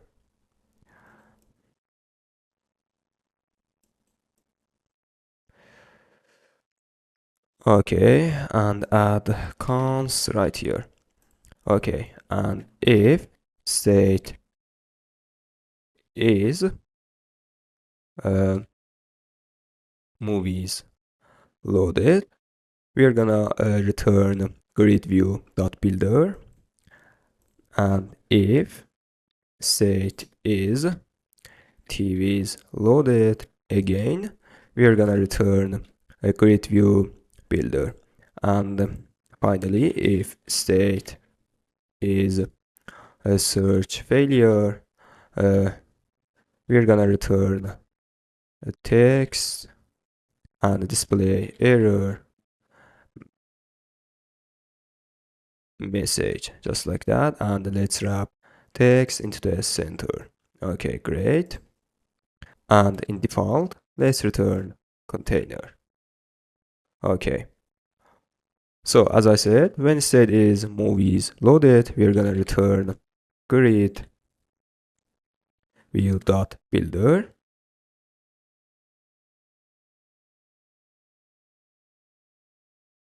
Okay, let's start with item count. Item count should be length of movies. Okay, and for grid delegate, we can use silver grid delegate with fixed cross access count. Okay, for cross access count, we are gonna set 2, and let's set space between cross and main access. Actually, this should be spacing. Okay, and for child aspect ratio, I'm gonna set 0.6. Okay, and inside item builder, I'm gonna return movie card. Okay, here we are gonna pass a movie entity, so we can use state.movies and pass index of item just like that.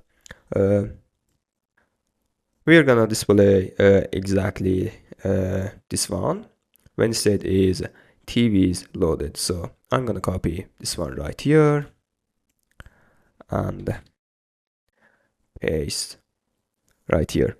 Okay, here we have TVs instead of movies, and here we are gonna use TV card, and here we need to set TV entity and pass index of item. Okay, perfect. Now let's put search content into the widget 3, and let's make space between options and content.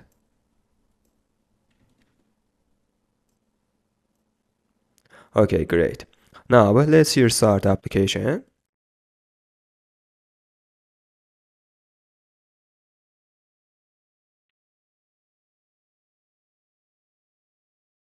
Okay, awesome. Okay, here we have an error, and we have injection error, and we forgot inject search qubit into the widget 3. So here, exactly like selectable option qubit, we need to inject our block. Okay, so let's inject search qubit. Okay, great. As you can see, the error is gone. Okay, awesome. And in the last step, we need to call our use cases when user types inside the text field. Okay, so let's go to the search field. And here we have text field. Okay, inside of text field, we have one method named onChange. This method is gonna return us value of text field, the current value of text field. So this is the best place which we can call our use cases.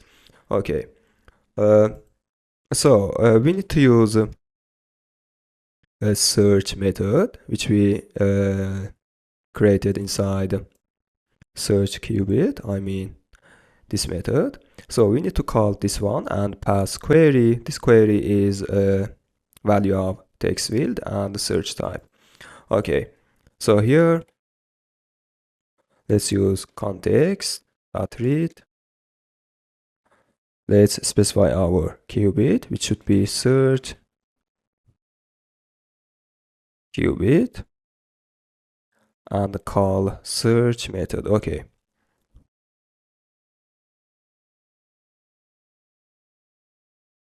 The value of query should be this value, and for search type, we can pass a current state of selectable options qubit. Okay, so let's use context.read selectable options qubit dot state. Okay, this state is gonna return us the current state of selectable option qubit, which should be movie or TV. Okay, great. Now let's try. For example, I'm gonna say breaking. Okay, here we have an error.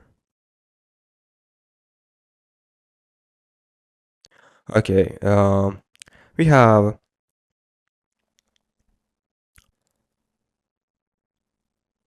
layout error, render box error. To fix this one, we need to set shrink wrap to true. Okay, inside grid view. So let's go to the search content, and here let's set shrink wrap to true, and also for TVs loaded. Okay, now let's restart the application.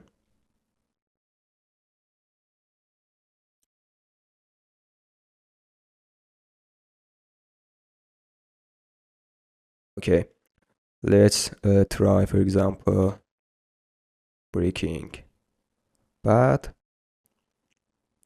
Okay, great. We have error again, and this error tells us the value of booster path is null. Okay, so we have to check if value of booster path is null.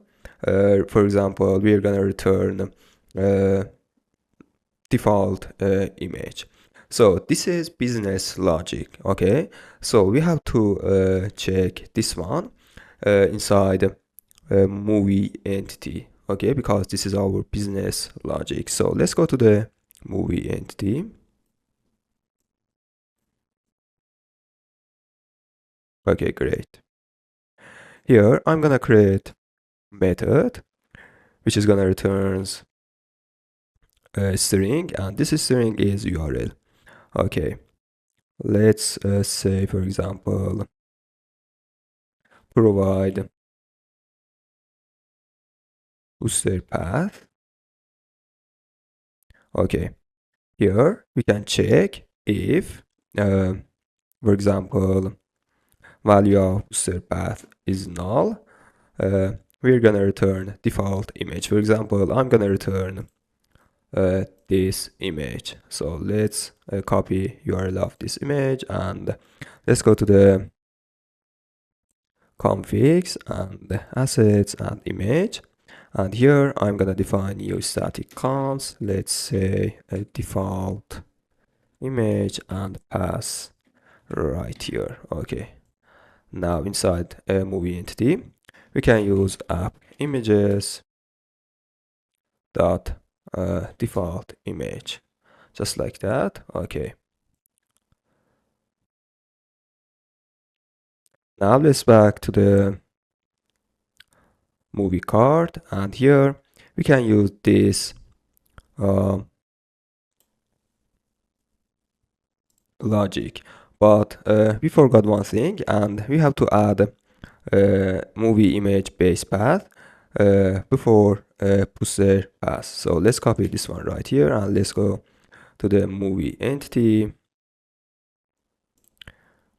and add right here. So we have to check like this.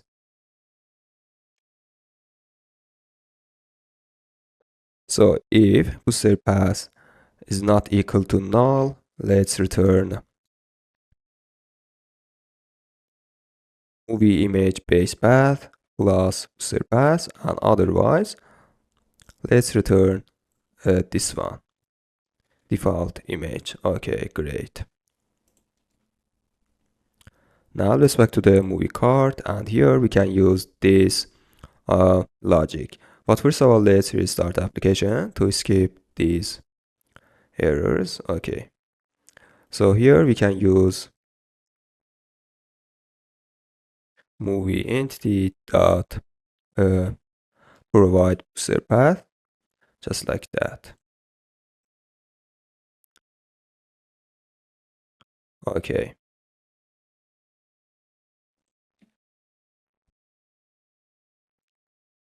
Now let's try again. For example, I'm gonna say Godfather.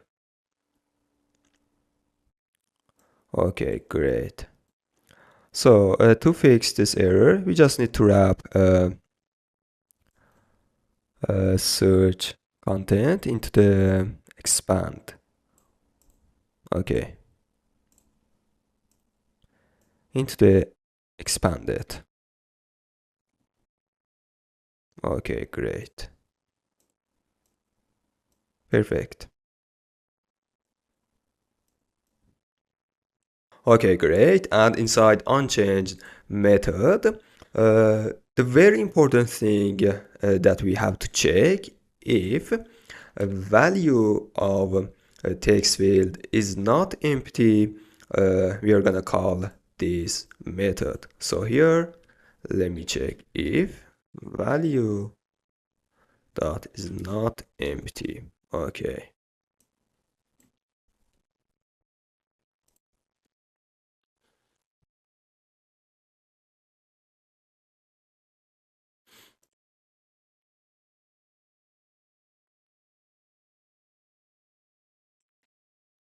Okay, great. And now let's try TV.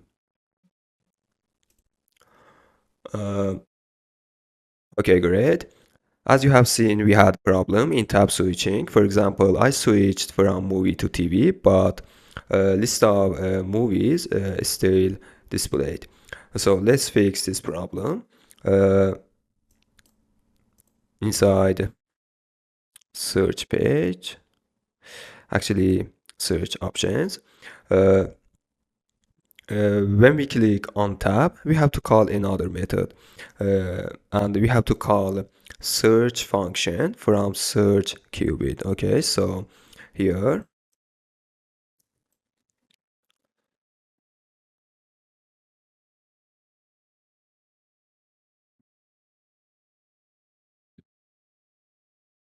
first of all, let's call select movie, and then we need to call search function.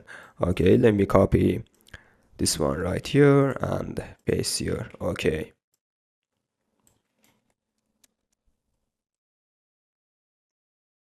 So here we have to pass value of text field. How we can do this? We can create text editing controller and set a controller for text field. Okay, where we can define this controller. For example, we can create inside a search page and pass to the search field and also search options. Or we can define it inside search qubit so that we can access globally. Okay, so let's go to the search qubit, and here uh, let's define text editing controller,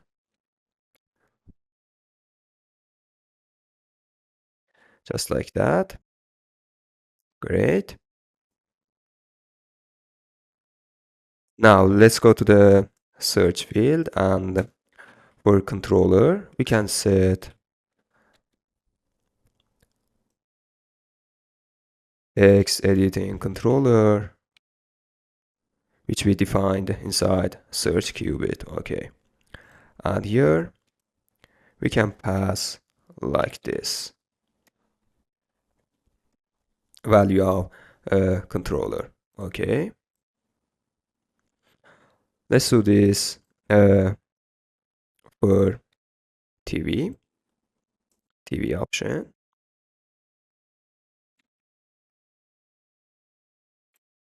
So here we have to select TV, just like that. Okay.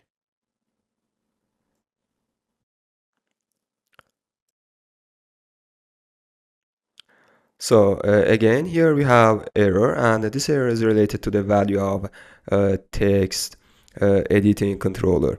So we have to check exactly like value of unchanged method, and we have to check if a value of text editing controller is not empty, we are gonna call search method. So let's go to the search option, and here uh, or we can, for example, uh, check this condition inside search method. Okay, I think this is better. So here we can check if query is not empty, continue. Okay, like this.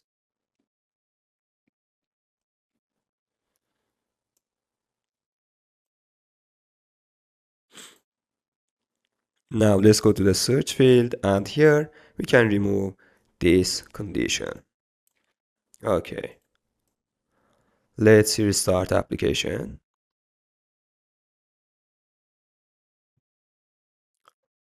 Okay, for example, I'm gonna say uh, Burger King.